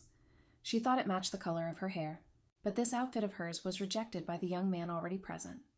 John said that it seemed to him as if he was looking at a cupcake with a huge amount of cream. Princess Charlotte came out to them in another dress, but it was obvious from her face that she did not like this outfit.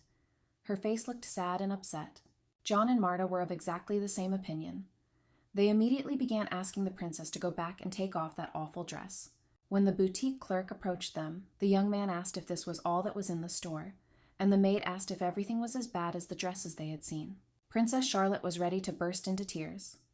Unfortunately for her, she received her additional salary from the Imperial Treasury too late and did not make it in time for the sale of this collection.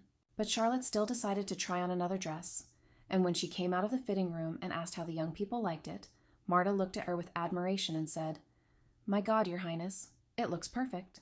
In the maid's opinion, the dress the princess was wearing now was a proper dress for a noble girl like her. It emphasized her figure, and in it, she seemed even more beautiful than she actually was. The maid clapped her hands in delight and declared that this dress suited the princess perfectly. And then she turned to John and asked what he would say about it. Mr. Watson seemed a little lost for words. He began to stutter and stammer, and then said, "You really are beautiful, I mean." After the young man had calmed down a little, he blushed slightly and said, "I wanted to say, Princess, that you finally started to look like a human being." Princess Charlotte was about to ask him, but she held back. The phrase was on the tip of her tongue. "In your opinion, I didn't look like a human before?" Mr. Watson then made an even more unexpected remark. He turned to Princess Charlotte and said that she needed to eat better. Charlotte couldn't understand why he said this. She decided that the young man was thus taking care of his employer's health. John took her by the wrist of one hand and said to the princess, "Look at your thin wrist. The marks from last night are still visible." The princess replied, "Of course you can't argue with that, but it only looks so fragile." Princess Charlotte, after speaking with her assistants, turned to the clerk and said that she would take the dress she was wearing. It suited her and she liked it very much. The boutique employee was very happy, smiled at the client, and said that they were ready to sew exactly the same dress in the princess's measurements and send it to the palace. He could not believe his luck that this time everything went so smoothly with the princess. Princess Charlotte, accompanied by her assistant and maid, left the shop and walked along the street. Suddenly she heard a phrase from a nearby cafe. "So, both Archduke Kilian and Duke Adler will be at the debut ball, right?" The interlocutor who told the girl this confirmed her words, and said that both fans of Princess Charlotte were going to attend this debut ball.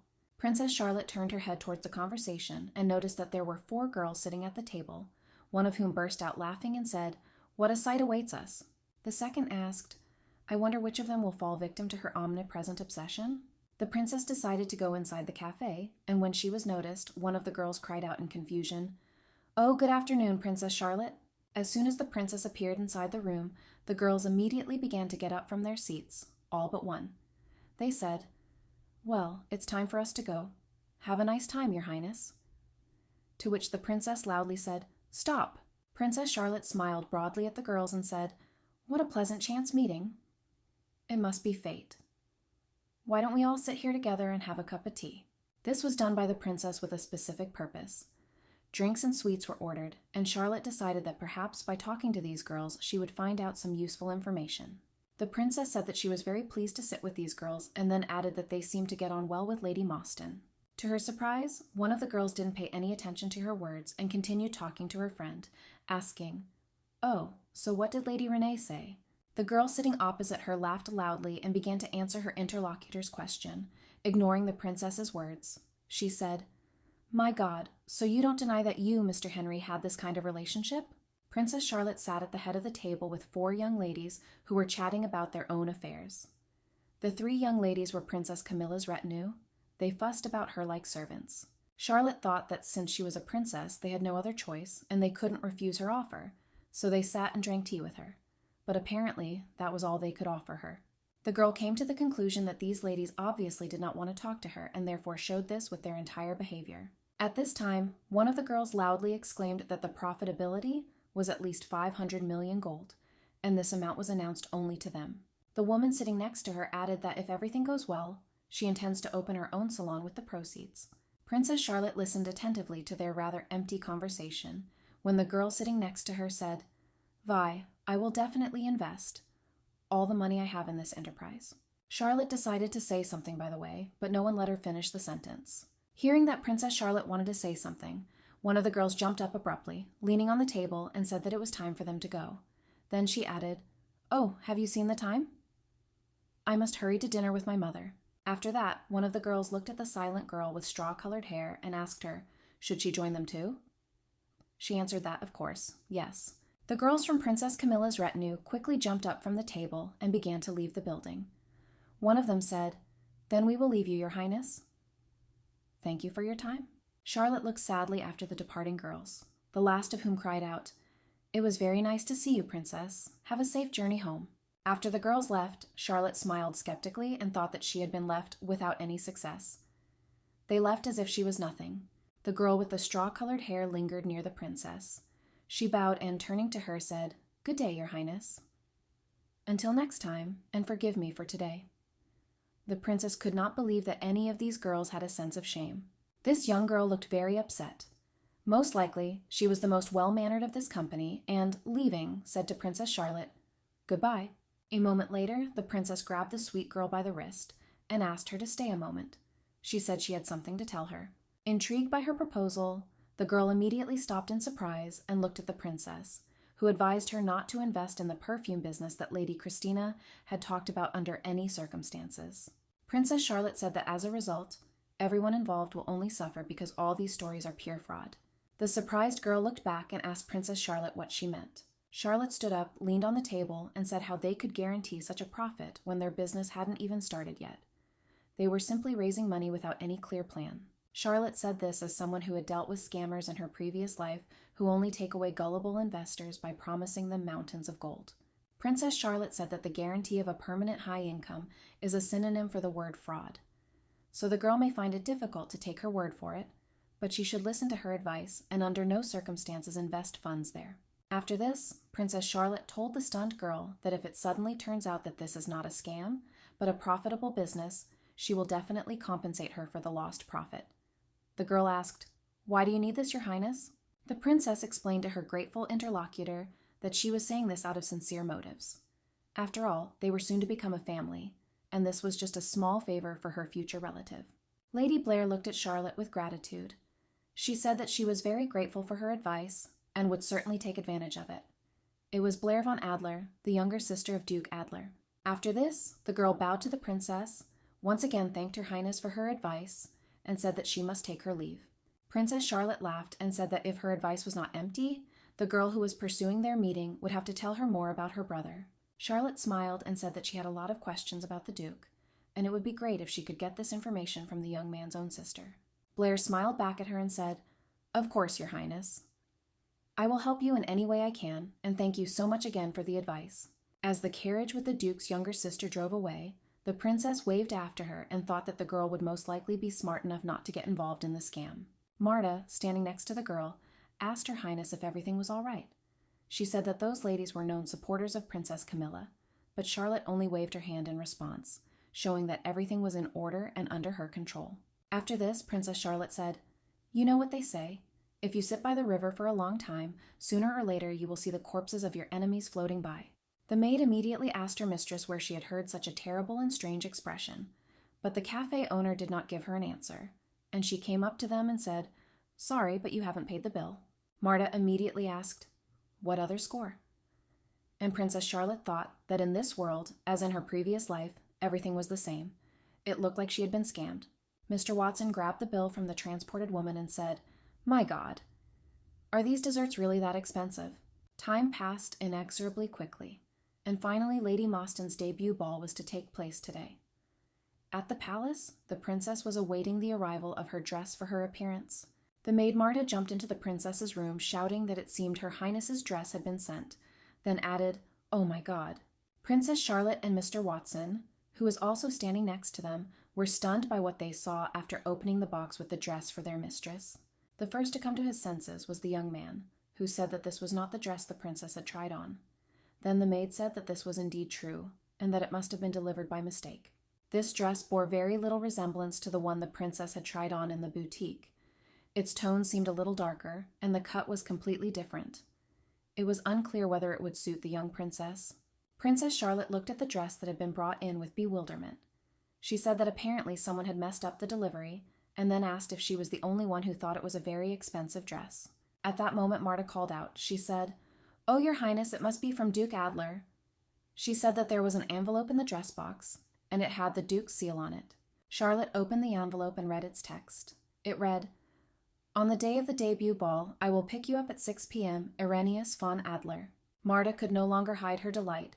She immediately began to babble and said, "The dress is really from him, as expected.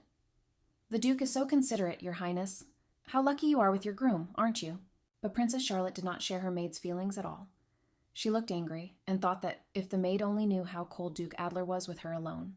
Charlotte had no choice but to agree to such a generous offer from her fiancé. She decided that she would look dazzling in this dress, so, having put it on, she immediately followed the appointed time to leave the palace. The girl was wearing the dress the Duke had given her, and it looked no worse than the one she had tried on in the boutique, so she looked quite pleased with the situation. Princess Charlotte called Mr. Watson to her and whispered in his ear, "John, go to Mostyn Manor in my carriage, and just in case, wait somewhere nearby until the ball is over." The assistant replied, "As you say."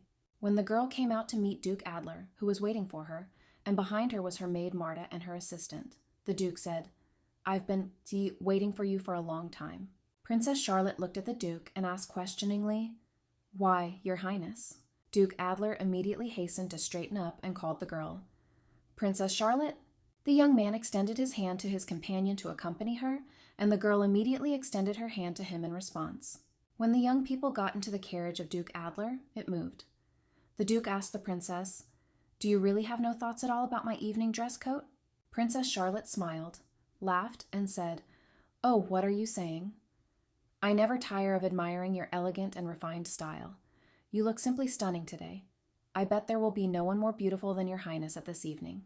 Duke Adler said that the girl's words sounded as if she had fallen in love with him again. He had never had the honor of hearing so many compliments from her in his life.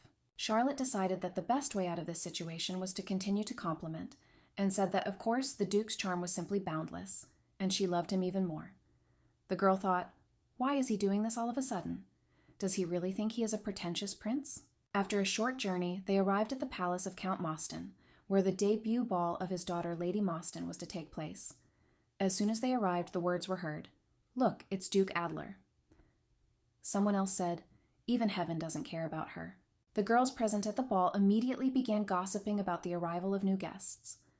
One of them asked, "Does the princess really have a new object of obsession?" Princess Charlotte walked next to her companion and thought that the most eligible bachelor of the empire and the capricious princess were indeed a piquant topic for gossip and discussion in high society.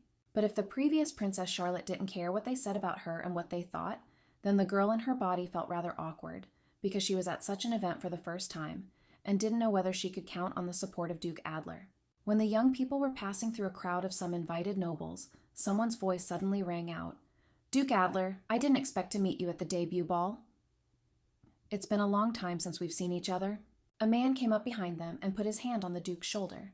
Then he said, "Oh my God." "Hello, Your Highness, Princess Charlotte." It was the Marquis de Breja.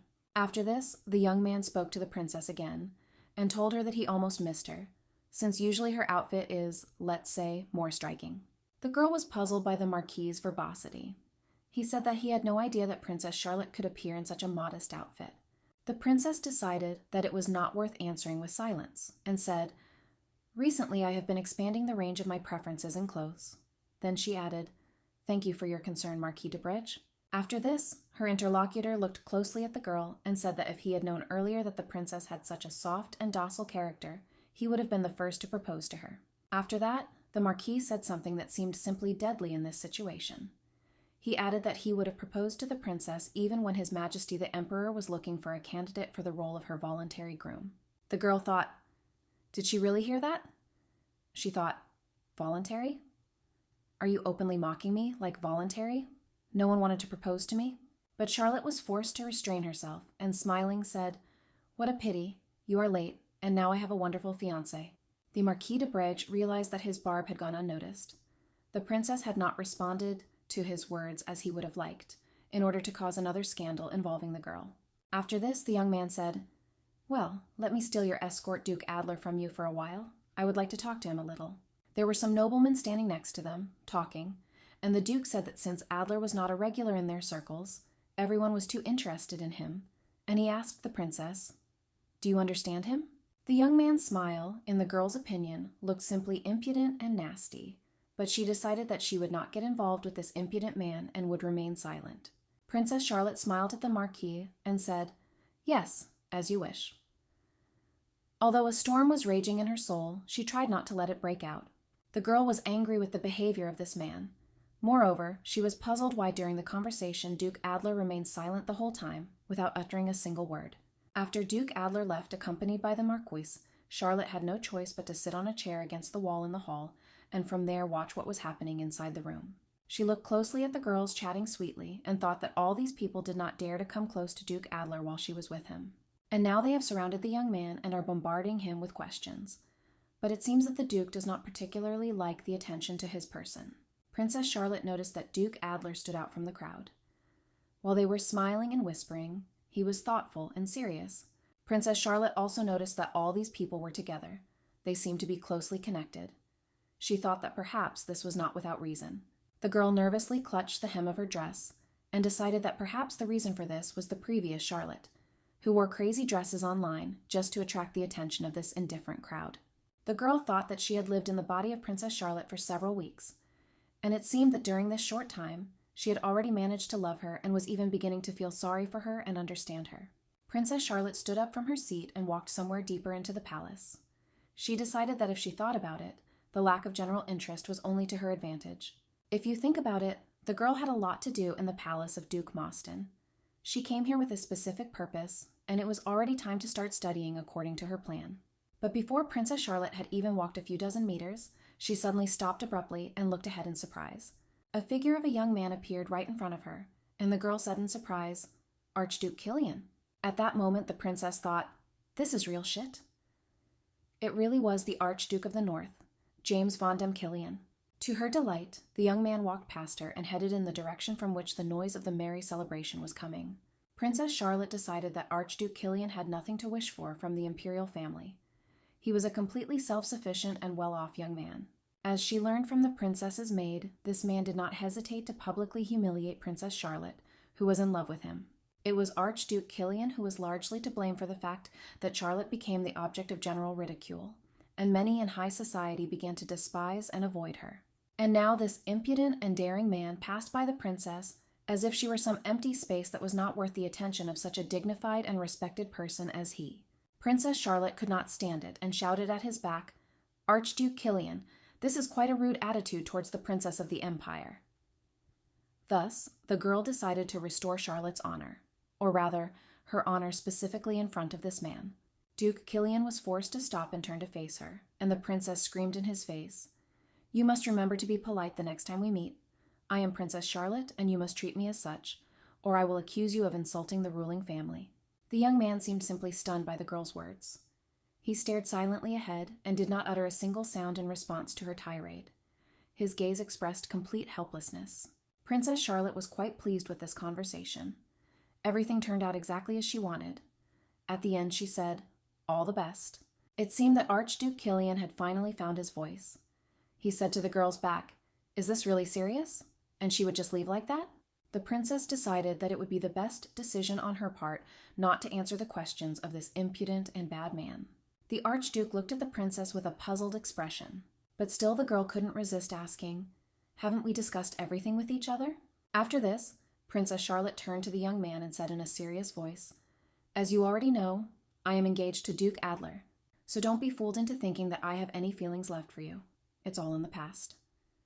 After these words of hers, Kilian froze in place and looked at the back of Princess Charlotte, who was leaving in bewilderment. Finally, she was able to reach the goal for which her visit to the debut ball was planned. The princess took hold of the door handle and pushed it gently. According to Mr. Watson in the police reports, the princess knew where to look for this room, the end room on the second floor of the Count of Mostyn's estate, and now she entered here. John's note that she was able to easily find the first victim's room.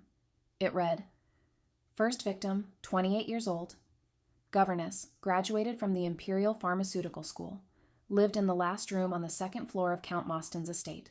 After Princess Charlotte took a breath of the room's air, she immediately sneezed loudly and then began to cough. The girl had a hard time breathing. She even said, "Ugh, what's going on?" and tried to cough again.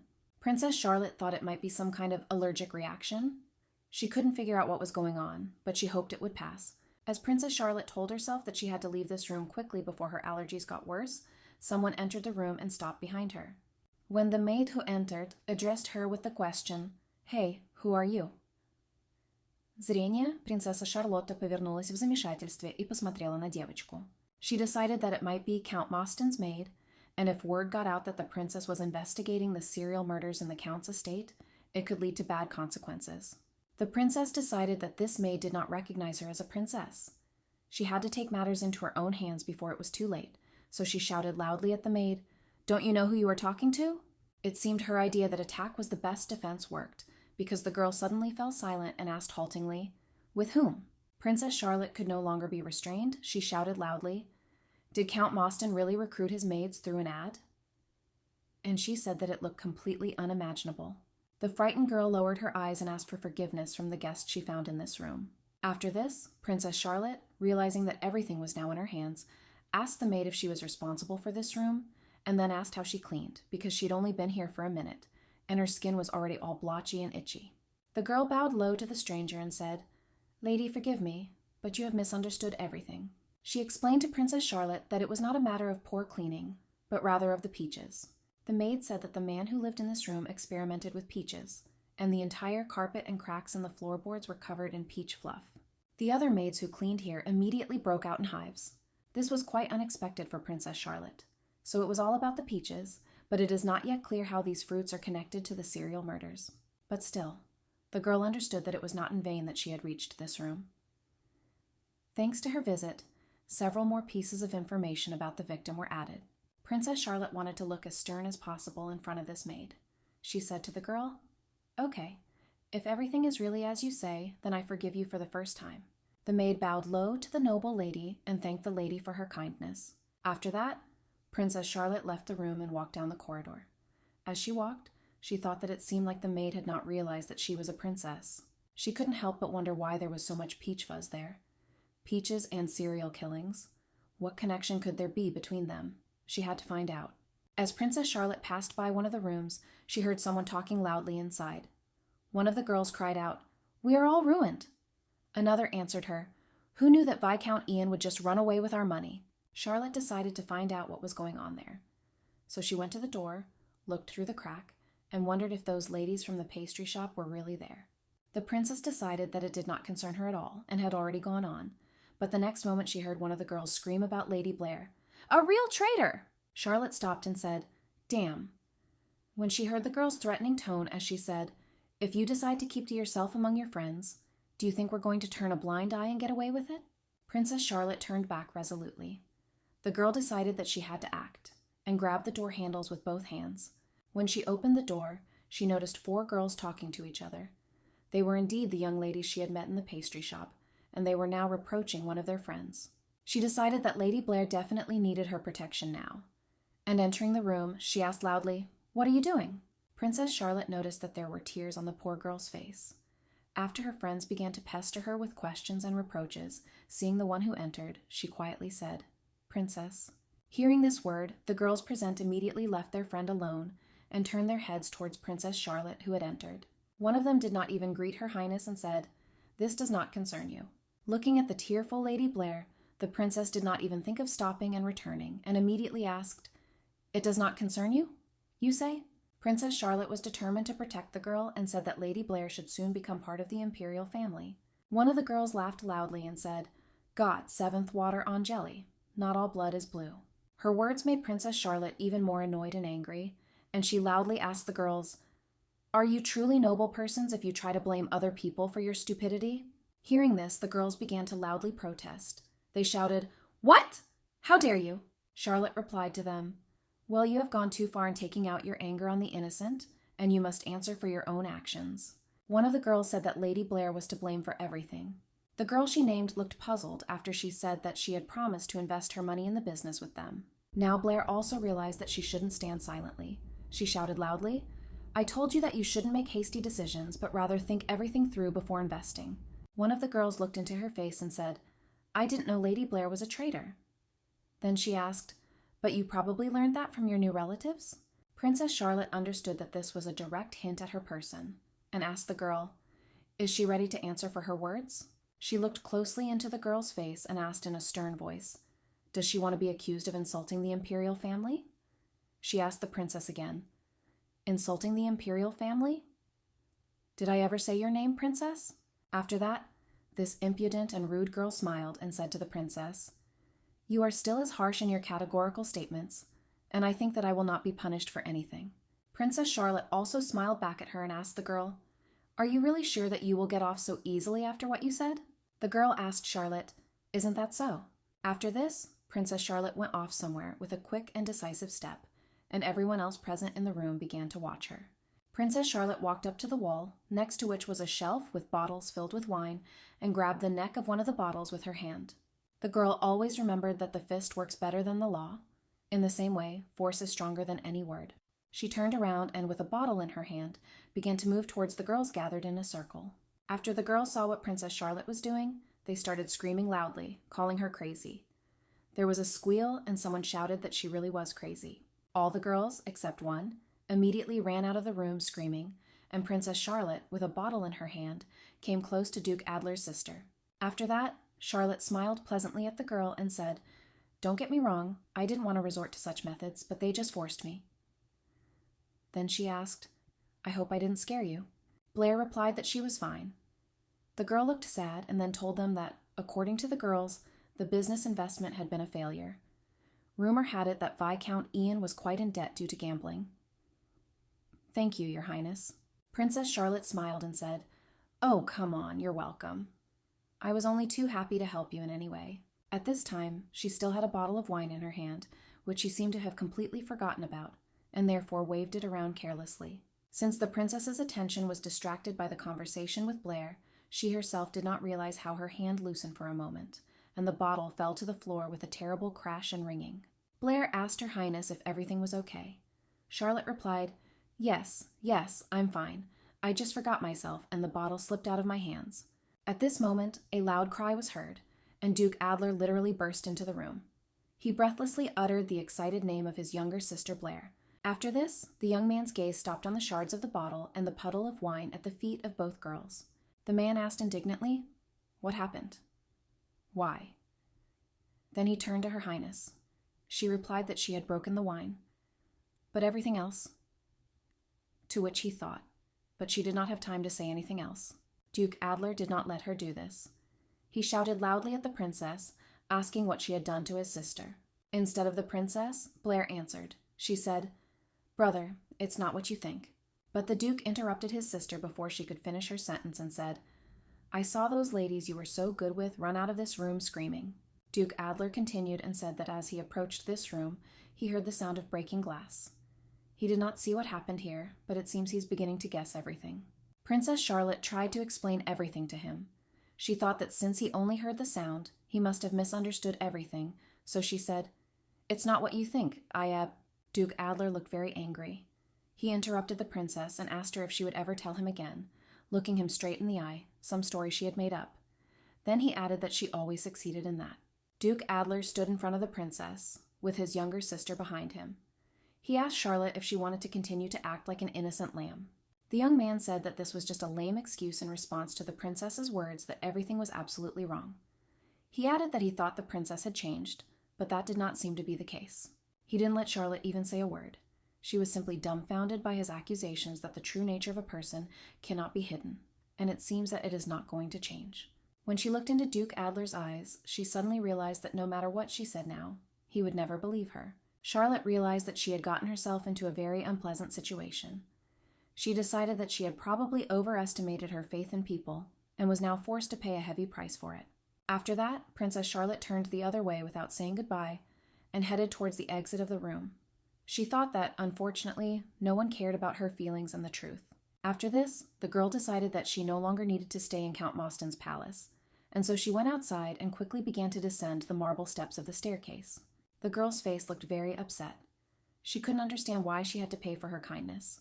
She just wanted to help the younger sister of the Duke of Blair. The girl was forced to hold the hem of her dress with trembling hands. At that moment, she thought that perhaps Duke Adler would kill her with his own hands out of deep hatred. At this point, Princess Charlotte was in complete apathy. It seemed that she no longer had the strength or desire to fight for her life, and so she decided to stop. The next moment, Princess Charlotte heard someone's voice next to her, and when she turned to the side, she noticed her assistant who was waiting for her here at her own command. John asked, "Are you back yet? Did you dance enough?" Charlotte thought for a moment, then said, "Yes." After a pause, "Enough." Mr. Watson asked her how they move when they dance, and began to demonstrate while saying, "Step left, step right, step left." After that, the young man smiled slightly skeptically and said, "It seems the Duke does not intend to accompany you back to the palace today. I will call a carriage, Your Highness." Princess Charlotte was indignant when she heard this.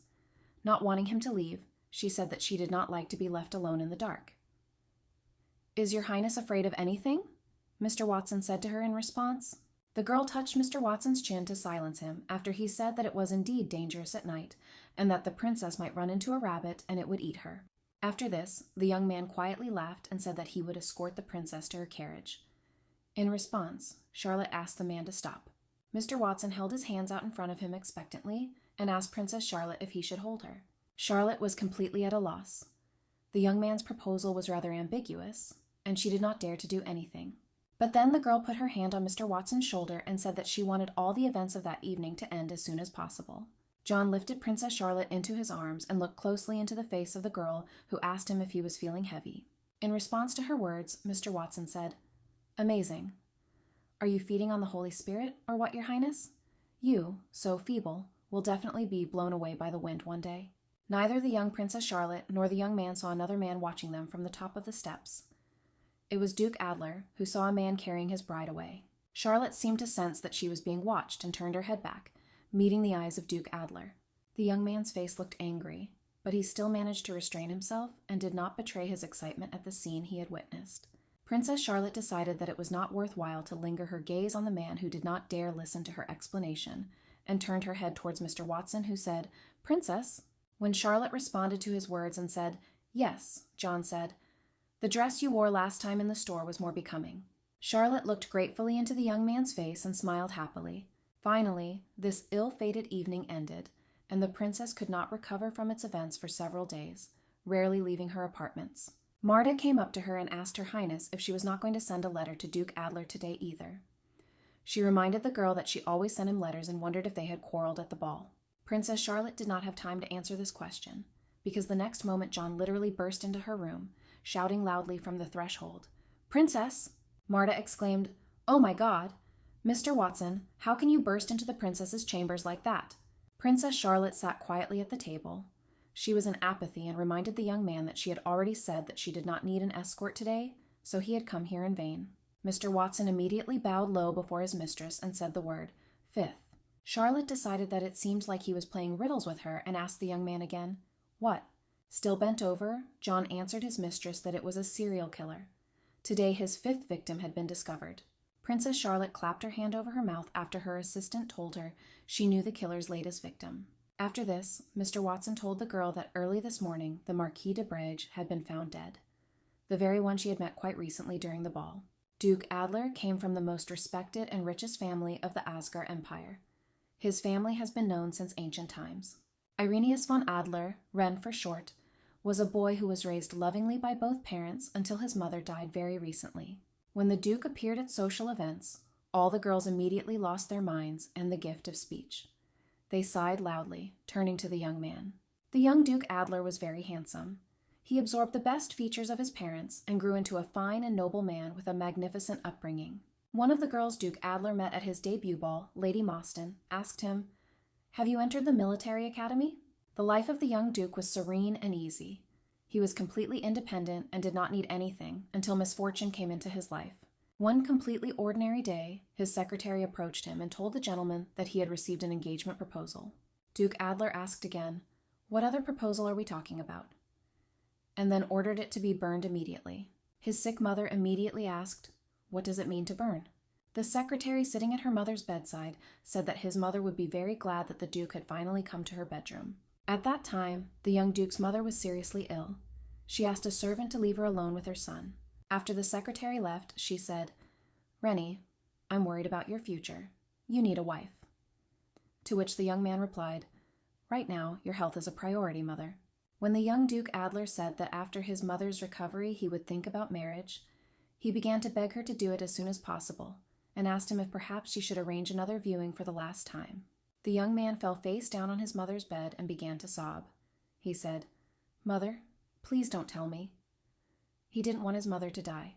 But the young man's dreams were not destined to come true. The Duchess did not have time to find him a bride, and Duke Adler was never able to cure his mother. She died. Duke Adler and his young sister were very sad after the death of their mother. The girl asked, "How, brother? How can we live without mother now?" They visited their mother's grave many times after she was buried, and each time they reproached fate for having treated them so cruelly. Even at the moment when the poor woman had only just managed to be buried, at her grave the young Duke and his little sister were addressed by their father with unexpected words. The eldest Duke of Adler approached the grieving son and daughter and at the grave of their mother with another woman unknown to them and said, "Say hello to your future mother." The man told his children that he had met this woman while he was leading the attack on Cortina. This was, it seems, long before the events described. The young Duke was literally horrified by this message. He suddenly realized that this was about the time when their mother was still healthy. Duke Adler's hands clenched into fists from impotence and hatred, and he began to tremble nervously. The young Duke Adler could not believe that everything had suddenly fallen upon him so abruptly. The death of his mother and his father's affair on the side. It was all very difficult news for him. Several years after his mother's death, his father also abandoned the young man. But the death of his father was no longer such a difficult event for the Duke. He came to terms with his loss, knowing how cruelly he had treated his mother. After the death of his last parent, the young man humbly accepted the title and lands, became the next Duke of Adler, and his world was finally plunged into darkness. But one day, an incredible event occurred that pulled him out of his heavy oblivion. The harbinger of these events was the Emperor, who summoned him and said, "Duke, your mining license expires this year." After this, the Emperor asked the young man, "You know my youngest daughter, don't you? What do you think about the engagement?" At that moment, Duke Adler thought, "Is Princess Charlotte really that wayward girl who loudly declared to everyone that she wants to marry Archduke Kilian?" The young Duke understood that refusing the Emperor himself would be perceived as disrespect to the ruling family. He was not satisfied with the bride, but there was nothing he could do, and so he said, "This is a great honor for me." Even if he didn't like his future wife at all, Duke Adler couldn't disobey the Emperor's order. He agreed to this marriage. Afterwards, during a joint tea party with his future wife, Duke Adler told her, "This is a marriage of convenience, so we are unlikely to be interested in each other's lives. We will meet on the day of the ceremony." After this, the young man added that there was no reason for them to meet now, and therefore they should meet at the time of the wedding. It was only a forced measure on his part. The young Duke Adler entered into this marriage in order to extend his family's mining license. During tea, the spoiled princess addressed him with a rather strange statement. The girl said, "Your Highness, I fell in love with you at first sight." Looking at Princess Charlotte, The Duke thought that he was disgusted even to breathe the same air with her, and she still wanted to pretend to be a loving couple at this time. During his conversation with the princess, Duke Adler could not help but think that if it were not for the license, he would never have met her. But the crazy princess continued to insist on meeting him. Duke Adler could not ignore the princess and was forced to indulge her whims. But still, the young man was interested in bringing the thoughts that were inside the spoiled girl out into the open, and during one of their conversations he asked her what was so good about him. Duke Adler remembered the girl's answer that he had heard then. The princess's words simply shocked him. She said that he had hair shining like the sun and eyes the color of a cloudless sky. After this, Princess Charlotte continued and said that an aura of elegance and nobility hovers over him. After talking with this capricious girl, upon arriving home, the young Duke went up to the mirror and leaned his hand on it. He looked at his reflection in the mirror and remembered the girl's words about him having porcelain skin, a neat nose, and a refined outline of lips. "Well," the young man said to the mirror, "since you like me so much, it would be impolite of me to refuse." Then he asked his secretary if everything was ready. The young man approached him and said, "Yes, sir. You have chosen the most popular production in high society, and at your command I have bought the best seats." The Duke replied, "Well done, I must go." In the opinion of the young Duke Adler, the performance was truly worth the money paid for it. He was captivated by the performance of the opera prima, who seemed to be inimitable that evening. Princess Charlotte did not lag behind her companion during the performance. While he was reading the libretto, this girl said, "I would prefer to sit face to face with you and make idle conversation." The young man was simply shocked by this girl, who also said that just looking at the face of the young Duke made her truly happy. Duke Adler was taken aback by the words the princess spoke. He was really very inexperienced in dealing with the fairer sex, and was now discouraged by her words. By his order, the most expensive box in the Imperial opera was paid for her, and it just so happened that during the performance, Princess Charlotte suddenly fell asleep. While the beautiful music was playing, Duke Adler thought that he had hoped to get a lot of impressions from the opera, since he had bought tickets here at 3 times the price. But instead he was forced to sit motionless in his chair so as not to wake Princess Charlotte, who had fallen asleep on his shoulder.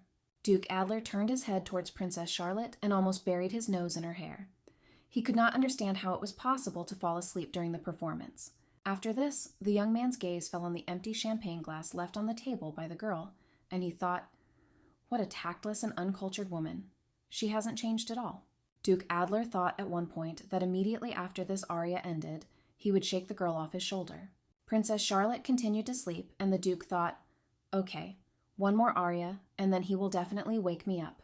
He thought the same thing after the next aria. The princess continued to doze on her companion's shoulder while everyone listened to the music. The young man's head turned again to Princess Charlotte, though not in the arms of a stranger, but on the shoulder of her fiancé, but still it looked completely unthinkable. He could not believe that the princess turned out to be such a tactless and uncultured person. Still, he expected that she would observe certain rules of decency. Then the young man noticed that the girl seemed to be waking up. She touched her hair with her hand and sighed softly. At that moment, the young Duke thought that perhaps there was a reason for all this. He remembered how the princess had told him, "I can't sleep at night because all my thoughts are occupied with you, Duke. I was so worried and so glad to see you." Duke Adler decided that the girl seemed very tired because she could not sleep. She was probably worried about him, and if he did not want something like this to happen again, he had to act differently. The Duke adjusted the girl's head, who seemed to have fallen into a deep sleep again, and looked at her carefully. He decided that he needed to take into account the princess's well-being and set a time for the meeting in advance. Now, sitting in his office, Duke Adler thought that from that very time until Lady Mostyn's debut, he had been going through very difficult times. The young man slammed his fist on the table and said, "Damn it!" For some reason, he remembered how sweetly Princess Charlotte had winked at him that time during breakfast. She looked simply charming. "Why do I suddenly like this?" the young man thought. He also thought about why the princess never left his thoughts, and he kept returning to the memories of the time spent with her. He remembered the compliments Charlotte had given him. Hair shining like the sun, eyes the color of a cloudless sky on a hot afternoon, porcelain skin, a neat nose, and a refined outline of lips, tall stature, and broad, strong shoulders. It seemed to him that these compliments were driving him crazy. After this, the young man pulled out one of the compartments of his desk and looked at the letters folded there that he had received from Princess Charlotte. He took the sheets of paper in his hand and thought that he still could not admit to himself that Charlotte's words had sunk into his soul and that he wanted to hear them again. He started reading one of the letters. It read, "I look forward to meeting you. Can we meet?" Another read, "I miss you, Your Excellency. Could we meet as soon as possible?" Another message from Princess Charlotte was filled with compliments. "Because of your beauty, I can't sleep. Because, of course, even in my sleep, I can't stop thinking about you." The Duke looked over the letters he had received again and thought that there was always something new in them, and this seemed to excite him greatly. Duke Adler carefully reread the letter, which read, "My heart burns at the thought of you. I would like to be alone with you and admire the sunset. I beg you for a meeting." It seemed to him that the latest letter seemed more frank and bold. At this time, the young Duke's secretary approached him and asked his lordship whether he would go to Lady Mostyn's debut. Duke Adler replied that he hated all these social events. There was nothing worth seeing at them, and therefore he decided not to go there. But after a short moment the Duke changed his mind and said, "No, I'll go. Change my schedule." The secretary replied, "Okay, I'll send a letter notifying you." The owner's words surprised the young man very much, and he asked the Duke in surprise, "What?" He did not hear the answer to his question, because all of Duke Adler's thoughts were occupied with something completely different. He thought that the princess would most likely ask him to accompany her to the ball. That's why he said that to his secretary Alfred when the young man was about to leave. He asked the secretary to stay in the office for a minute. After this, the Duke began asking questions that literally shocked his secretary. He asked, "If a woman asks to meet in a quiet place and alone, what could that mean?" The secretary began to stutter. "How can I tell you?" The Duke decided to amend his question and added that a friend of his was asking for advice on a similar matter, and he was interested in the secretary's opinion on the matter. Alfred scratched his chin and then said, "Oh, I see." After a short pause, Duke Adler finally heard an answer to his question from the young secretary. He said, "Then I think your friend should know that he's being asked for a follow-up meeting." The Duke wondered what the woman's words could mean when she said that her heart burned at the thought of a man. Alfred looked at the Duke in bewilderment and began to answer hesitantly. "Well, usually when a person is inexperienced," and then suddenly fell silent. Duke Adler was completely lost in his thoughts, and seemed not to have heard the words of his secretary, who said that it seemed that the Duke's friend should prepare to hold the line against the onslaught of this girl. He asked in bewilderment, "Prepare?" After this, the young man picked up one of the notes again and reread it. It read, "Because of your beauty, I cannot sleep, because of course, even in my sleep, I do not stop thinking about you." The Duke thought, "Is he really that attractive?" He reread Princess Charlotte's letters and could not believe that the letters were addressed specifically to him, and that the emotions described in them concerned him specifically. After that, the young man abruptly put the letter on the table, stood up, leaning his hands on it, and thought, "Damn. This difficult situation seems to be getting out of control. We need to meet urgently and find out what's going on." The young Duke Adler took a book in his hands and thought that if Princess Charlotte asked him to do something indecent, he would categorically refuse. He firmly decided that he had to refuse her, and reread the title of the book in his hands. It read, "Love and Intimacy for Aristocrats." After that, there was that strange conversation with the young princess. She told Adler, "If you are busy, you don't have to come to the debut ball as my partner." It was strange after all her letters. The young man was speechless after these words of the princess. He could not understand why the girl refused to spend time with him at the debut ball. And that is why Duke Adler reminded the princess that she said that she fell in love with him at first sight and that she really liked him. He remembered very well the answer of the girl who had told him that time, "I would not want my beloved Duke to do for me what he does not like." Then Duke Adler looked into the girl's eyes and thought that he had no words at all. It seemed that she was ready to refuse a partnership with him only because he might not like this event. He decided that it would be better to ignore these words and declared that he would come to Lady Mostyn's debut, and then added that if he did not appear at the ball with his bride, his reputation in society would be at an end. After this difficult conversation, Duke Adler thought that he needed to remind himself of all this more often, so as not to encounter such nonsense in the future.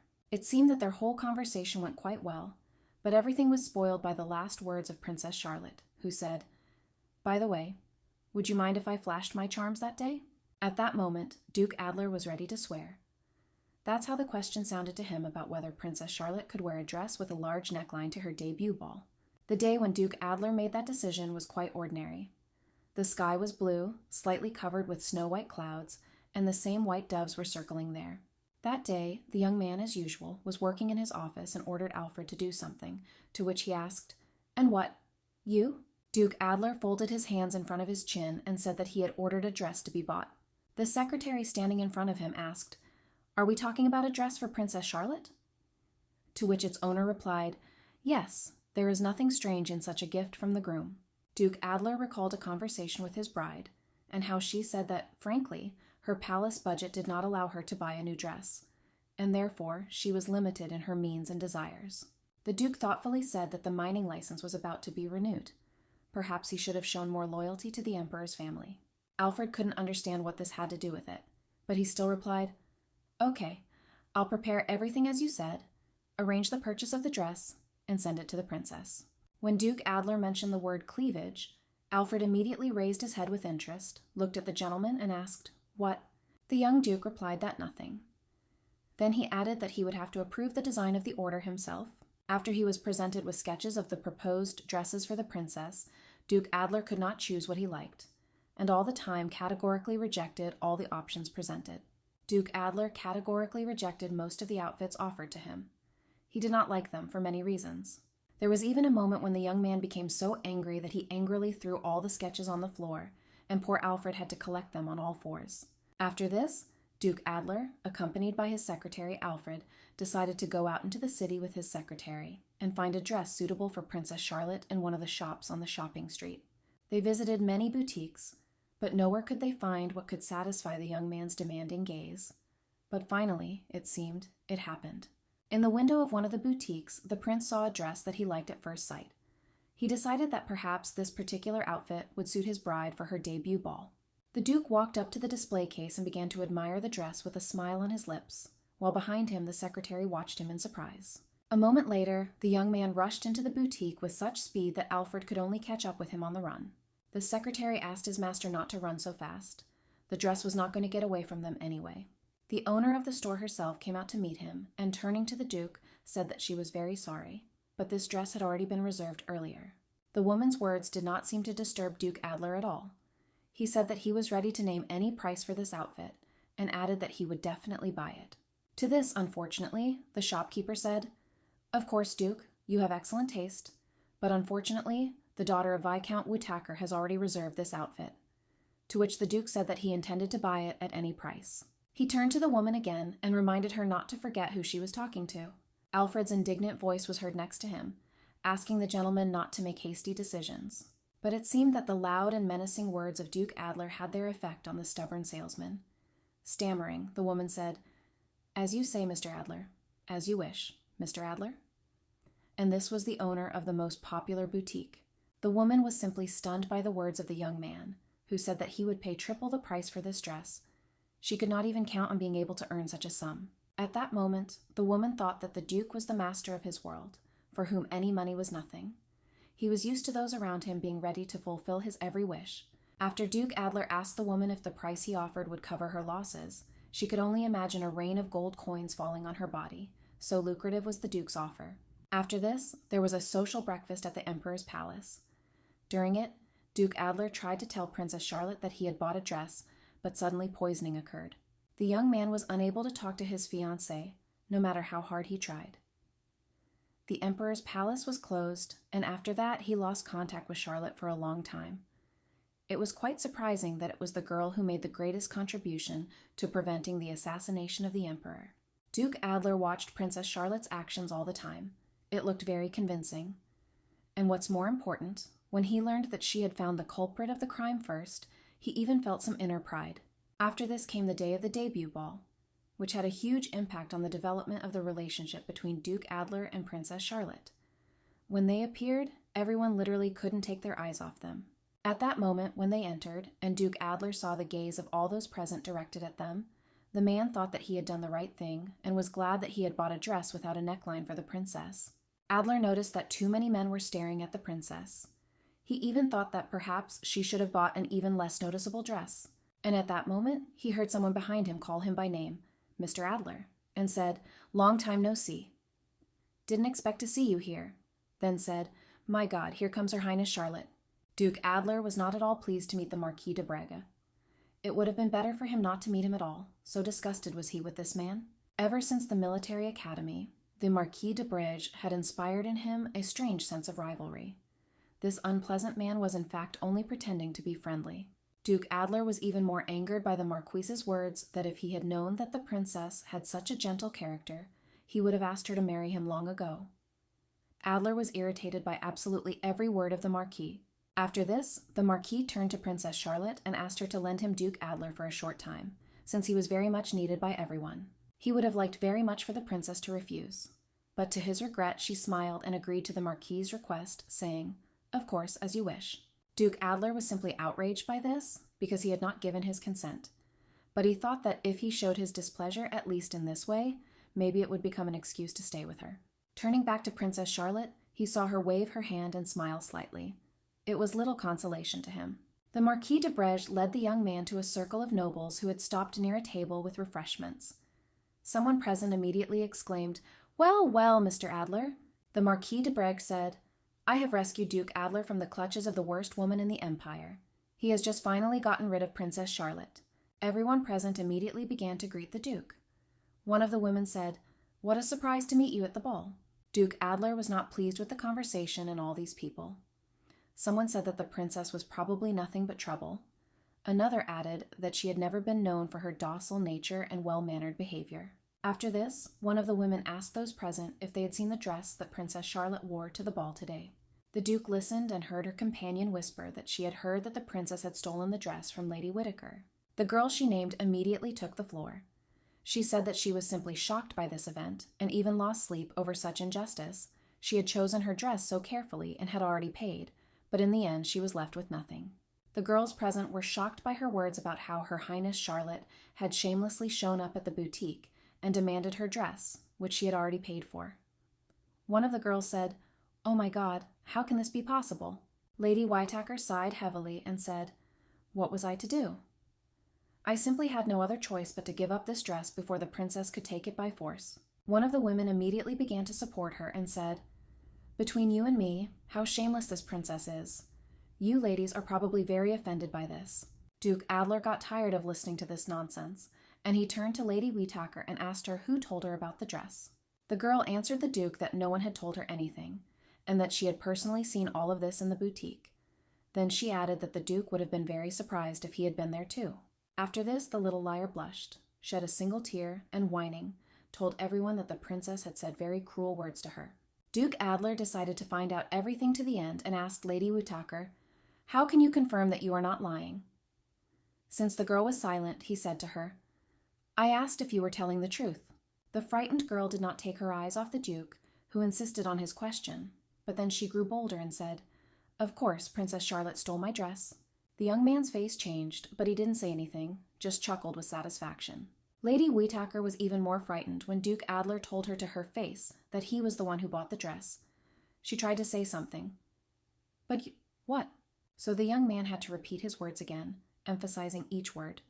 He said in a cold tone, "I bought this dress personally from the boutique, as you said, shamelessly." Everyone present was speechless and watched the proceedings attentively. The Duke added that, as far as he remembered, you, Lady Whittaker, were not in the boutique at that moment, and all that you told was just a figment of your imagination. Lady Whittaker's face changed. She began to get excited, and stammering, she said, "Oh, I mean, what did I say? That I was... Sorry, I misspoke. I meant to say that I was told about this boutique, that Princess Charlotte." Duke Adler did not let the girl finish her sentence. He explained to this impudent liar that the owner of the boutique had no idea who would wear this dress, since he was the one who bought it, and he bought this dress as a gift for Princess Charlotte. The girl, caught in a lie, immediately fell silent and could not utter a single word, and the Duke continued and said to her, "Lady Whittaker, you have combined two facts, the cancellation of your order and the dress that the princess wore to the ball today, and you have skillfully molded from this a delightful but false story." But to Duke Adler's surprise, Lady Whittaker made no apology for her lie. She said, "Well, Princess Charlotte stole my dress anyway. I've suffered a loss." The girl must have said it in vain, because these words also turned out to be a lie. Duke Adler said, "As I recall, I paid compensation that more than covered the cost of the dress and the purchase of a new one." The young man didn't stop there and continued, "If you were going to lie, you could at least try to make up a more truthful story. But you didn't even bother to concoct something plausible. because I won't tolerate lies about my future wife." After this, the Duke pretended that the conversation was over. He stared into the distance, and Lady Whittaker was equally silent. Behind them, there were quiet whispers and discussions. It was scary to even look at Lady Whittaker, accused before the entire society. The girl looked terrible. She understood that she had disgraced herself and her family with her lies. The Marquis de Bredge took it upon himself to remedy the awkward situation, laughing loudly and saying, "Lady Whittaker, you are slightly mistaken." No wonder, for with Princess Charlotte's reputation, it is well known that she lies every time she opens her mouth. In turn, Duke Adler looked sternly at the man standing next to him and said, "I hear this from a man who does dirty business in Cortina." Now it was the turn of the Marquis de Bredge to worry and sweat. The young man's expression suddenly changed. He became quiet and stuttering asked, "What business?" Then he added, "I am only doing what a commander is supposed to do." But something completely different relieved the tension in the hall. All the ladies suddenly perked up when a loud voice announced, "Ladies and gentlemen, His Serene Highness Archduke Kilian has arrived at the ball." One could even say that some of the girls went into hysterics when the Archduke appeared. They could not hide their joy at the appearance of this man and hurried to greet him as quickly as possible. Duke Adler looked at this madness and decided that it all looked rather stupid. He did not want to participate in this madness and decided to go somewhere far away from here. After that, the young man's gaze began to search for someone in the huge hall. He was looking for the girl with whom he had arrived at this ball, but he could not find her. Duke Adler looked at the place where Princess Charlotte had just recently been and quietly said, "Damn." The princess was not near the steps, and then he thought, did she run to meet Archduke Kilian? The celebration continued as before. People raised their glasses of champagne, and one of the nobles said, "Archduke Kilian is very popular and known to everyone. Come on, let's drink to him, comrades." Duke Adler was also forced to take a sip from his glass. Someone present said that, by the way, Archduke Kilian was also rather naive. "I wouldn't mind having some fun with a girl who is so drawn to me." And Archduke Kilian hadn't laid a finger on her yet. These words belonged to the Marquis de Bredge, who seemed to be hinting at Princess Charlotte. This young gossip did not want to calm down, and besides, he decided to take revenge on Duke Adler for the phrase he had recently said. The Marquis said, "Do you think that Kilian may have already tasted it?" "And we don't know anything about it yet." Duke Adler knew perfectly well who this impudent fellow was talking about. Although he did not name the girl, everyone knew who he was talking about. Adler was so angry that he didn't even notice how tightly he squeezed the glass in his hand, and it crunched right in his palm. After this, Duke Adler looked menacingly at the Marquis de Bredge and said to him threateningly, "Don't dare cross the line in my presence, otherwise you will regret your rash words." Those present literally opened their mouths in surprise and quietly listened to the Marquis's answer, who said, "Future wife, you say? No matter how much you protect her, the princess will still run away to Kilian, as always, won't she?" Duke Adler wiped his hand with a handkerchief after throwing away the broken glass and told the Marquis that one must always answer for one's words, and he would make him do so. After this, the young man approached the Marquis with the same handkerchief in his hand and waved it right in front of the young impudent fellow's face. After this, Duke Adler threw the same handkerchief, dirty with champagne, onto the boot of the Marquis de Bredge, who was standing next to him, thereby showing him how he felt about his words and about him. After this, Duke Adler walked away without even looking at the nobles present during their conversation. The handkerchief was still lying on the boot of the Marquis de Bredge, and the other young men began to mock him, calling him a coward who did not dare to challenge the Duke.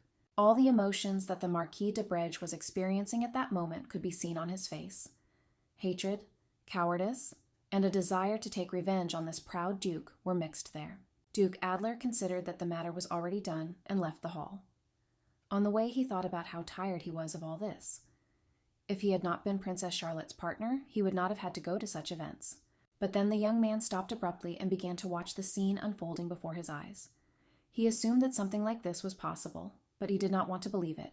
Duke Adler saw Princess Charlotte, who was chatting peacefully with her former idol, Archduke Kilian. They were talking as if they were old friends. Adler did not miss the fact that Princess Charlotte looked at her interlocutor with affection and seemed to be happy to meet the Archduke. The appearance of Archduke Kilian also did not indicate that he was not pleased with this meeting. He looked straight into the face of Princess Charlotte and did not take his eyes off her. Duke Adler stopped, not knowing what to do. He had come to this ball as Princess Charlotte's partner, but he had no property rights over her and therefore decided not to interfere in this conversation, but simply to observe. But it was already hard for him to watch the princess communicate with the man she had previously been pestering because of her love. So the Duke decided that it would be better if he stepped aside somewhere. He remembered what Princess Charlotte had told him when they met. She had tried to persuade the Duke to give up the partnership, probably because Archduke Killian was also supposed to be present at this ball. Duke Adler decided that Charlotte was a skilled liar. He remembered well how this girl had told him that all this was in the past. She had forgotten about Archduke Killian, and now thought only of the Duke. After this, the young man remembered the phrase that the Marquis de Breige had thrown in his face. He had said quite recently that everyone knew that Princess Charlotte lied every time she opened her mouth. Duke Adler's head was all mixed up. It seemed to him that the princess's behavior really looked strange. She said one thing in words, but acted completely the opposite. Everyone knew about it, and only he, like the last fool, could trust her. In the end, Duke Adler could not stand all the passions that arose over the relationship with the girl. He came to the conclusion that Princess Charlotte was really crazy, and used other people as she pleased. He also thought that he had fallen into her trap. After some time, Duke Adler heard loud screams of some running girls. They were scared of something, and he wondered if these were the ladies who were talking to his younger sister Blair. Since his sister was not with them, the Duke was very afraid that she might be in danger. It was necessary to find her as soon as possible and make sure that she was all right. The young man noticed that one of the rooms was slightly open. He immediately rushed through the open door and thought that this couldn't be happening. In addition, he heard the sound of broken glass on the way. When Duke Adler caught his breath, he saw that his bride, Princess Charlotte, was talking about something with his younger sister. He thought that she was again engaged in some intrigue. After this, the young man's gaze stopped on the broken bottle of wine lying at the feet of Princess Charlotte. After this, Duke Adler looked at his sister and immediately noticed that she had been crying just recently. It seemed that the princess was not there by chance, and it seemed that she was the one who had caused his sweet little sister's resentment. Duke Adler thought he had gotten involved with a real monster. He agreed to marry a deceitful girl who, moreover, does not hesitate to use any means, and who was even able to offend such an innocent creature as his sister Blair. After this, Duke Adler lost his composure and began to shout loudly at Princess Charlotte, demanding that she leave his sister alone and stop lying to everyone around her. The young man decided to protect what was left of his former happy life. This only thing was his sister, who was hiding behind him, and he believed that she was in danger. Princess Charlotte was speechless at the sight of the threatening Duke Adler. She could not utter a word in her defense and only looked with apprehension at his furious face. After that, the sad and disappointed princess silently headed towards the exit of the room. Unfortunately, she was unable to explain anything to the young man. Trying to walk as quickly as possible, Princess Charlotte followed the door that led to the palace corridor. She thought that talking here was absolutely pointless, and she would not be able to explain anything. Duke Adler looked after her and felt disappointed. He trusted this girl and her words. She deceived all his expectations in the most impudent way. After this reflection, the young man was interrupted by his younger sister, who pounced on the man with reproaches. She asked him, "Brother, are you out of your mind? What the hell have you done?" In response, the Duke said to her, "Blair, don't swear, we're not in a duchy." The younger sister's face looked very worried. She put her hands to her chest and began to assure her brother that he had made a mistake.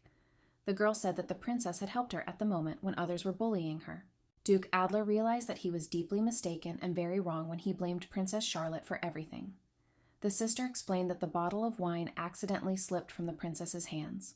After this, Blair asked the young man how he could push her out without giving her a chance to say anything. The Duke, perplexed, asked the girl again, "What? But why?" She replied, "But I promised I would explain everything." After that, his little sister Blair started crying loudly. She said that he didn't give the girls a chance to explain themselves with his hasty decision.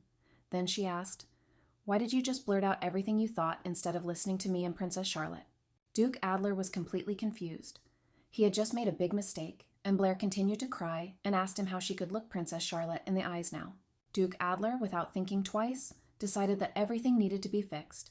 He quickly turned around and ran as fast as he could after the departed Princess Charlotte. He ran out into the street and immediately stopped abruptly. He was simply amazed by what he saw. He saw his bride Charlotte in the moonlight. The girl stood right in front of him and seemed to be crying quietly. He really wanted to reach out to her and address the princess, but he decided that if he came up to her now to clarify everything and asked her forgiveness for this misunderstanding, that would be the best solution. But then Duke Adler noticed that a young man of athletic build had appeared right in front of Princess Charlotte. and they began to discuss something among themselves. After this, the same man picked up the princess in his arms and began to walk away from the palace with her. Duke Adler realized that the moment for explanation was lost. He could not now rush after this girl who was someone's light burden. He kept his eyes fixed on the pair of people, and finally the princess turned her head towards the Duke and, without taking her eyes off him, stared into his face. But it didn't last long. It seemed that Duke Adler had really offended Princess Charlotte with his actions. She turned away from him again and began talking about something with her assistant. From the high steps, Duke Adler watched as his bride was carried off by a man, and unfortunately he could do nothing to change it. He had made a mistake for which he was now forced to pay. A few days later, while in his huge mansion, Duke Adler again recalled the events of that evening and came to the conclusion that something had to be done, because it was already beginning to get on his nerves. The young man sat at the table in his office and thought about how not a day had passed without a letter from Princess Charlotte. But now for several days there had been no news from her. Duke Adler decided that this was not like her at all. Since their engagement, the princess had been sending him love letters every day. He remembered the words that Blair had shouted at him that fateful evening. She had screamed, "Brother, you are the most stupid fool in the world. You've probably gotten on the princess's nerves with your actions. If I were her, I wouldn't want to see you again. Got it?" Suddenly, Duke Adler smiled and thought that this was all somehow abnormal. He and Princess Charlotte were originally not supposed to see each other at all before the wedding, but everything went wrong. Duke Adler smiled for a reason. He decided that nothing could be changed by taking up the pen. The young man thought that even if Princess Charlotte no longer liked him, it would not change anything. At that moment, he didn't care at all. Absolutely didn't care what happened. The main thing was what was ahead. Then suddenly his secretary named Alfred burst into the room. The young man was holding a sheet of paper in his hand. As soon as the breathless youth ran into the Duke's office and said, "Your Grace?" Duke Adler replied, "Yes, what is it?" "Why don't you knock? Didn't they teach you to do that?" The young Duke immediately fell silent when his secretary informed him that a letter had just arrived from Princess Charlotte. He could not believe that she had decided to write to him after what had happened at the ball. When Alfred handed him a letter from Princess Charlotte, Adler said that there was no need to make such a fuss over a letter, but the secretary said, "But..." Duke Adler's face literally changed, and he even held his breath when Alfred informed him that Princess Charlotte was now in the custody of the Bureau of Investigation. Duke Adler cried out indignantly and bewilderedly, as he immediately imagined his bride, Princess Charlotte, behind bars in a dark prison. A few hours before Ren N, pale as chalk, ran out of his office, a conversation had taken place in the princess's house with her faithful assistant, Watson. He informed the girl that the criminal had taken up the case again after 10 weeks. Princess Charlotte asked about the time the crime was committed. John replied that it was early this morning. He then added that the method was the same as in the previous 4 cases: strangulation. The investigative bureau in charge of the case also concluded that this was the work of a serial killer. Princess Charlotte thought deeply and said, "It turns out that the alleged suspect is also a man of strong build, about 180 centimeters or taller." Mr. Watson replied that this was indeed the case, but here was the strange thing. Commander Bregg had military training and was a fairly strong young man. Therefore, in order to overcome him and strangle him, the criminal had to be physically superior to him. After these words of his, Princess Charlotte fell silent and plunged into her thoughts. She decided that she would not abandon the investigation out of resentment towards Duke Adler.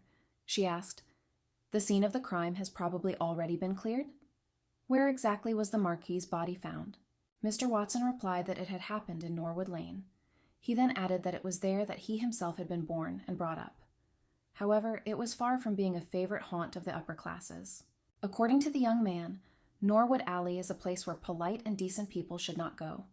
Slums teeming with vagrants and criminals, the dark underbelly of the luxurious imperial capital. Princess Charlotte then asked, "Where is the victim's body now?"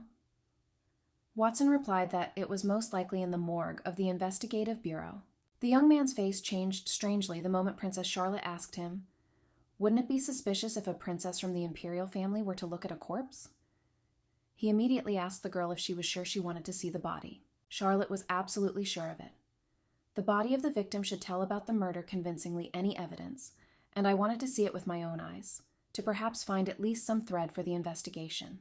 Princess Charlotte followed Mr. Watson to her room. On the way, she said to him, "Of course, it will be suspicious.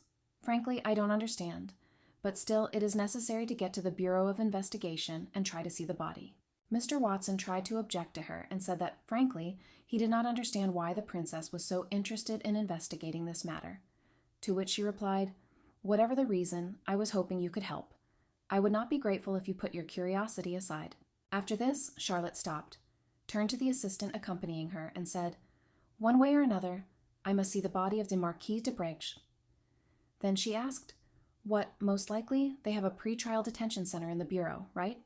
When the young man said that there was, of course, but why did she need a pre-trial detention center, Charlotte only smiled mysteriously at him in response and did not go into explanations. In order to accomplish the planned mission, the princess decided to change her appearance, and the first thing she did was try on a wig on her head. This wig alone was enough to change her appearance noticeably. The dress she had secretly borrowed from her maid's wardrobe also helped. Princess Charlotte looked in the mirror, then turned to Mr. Watson and laughed loudly, asking him, "Well, do I look like Princess Charlotte anymore?" He replied, "Not at all. And to be honest, who would ever think that a princess could end up in the slums of the capital?" This is how Princess Charlotte found herself on the outskirts of the capital. She turned to Mr. Watson with the words, "Keep your distance from me. When you see that the investigators have caught me, don't leave me alone." The young man said that he would follow all her instructions and added that he seemed to have no other choice but to do this.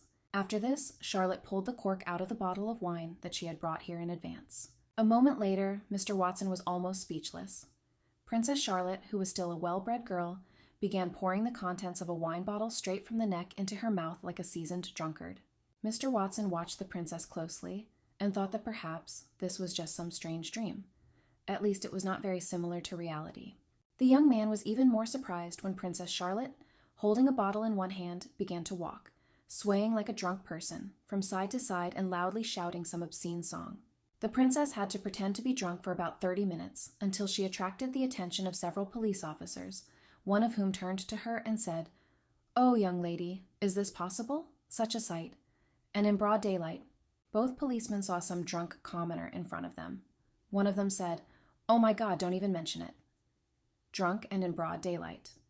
The second said, "She's as skinny as a twig, but her voice is loud and you can hear it a mile away." The girl sat in front of them and was silent.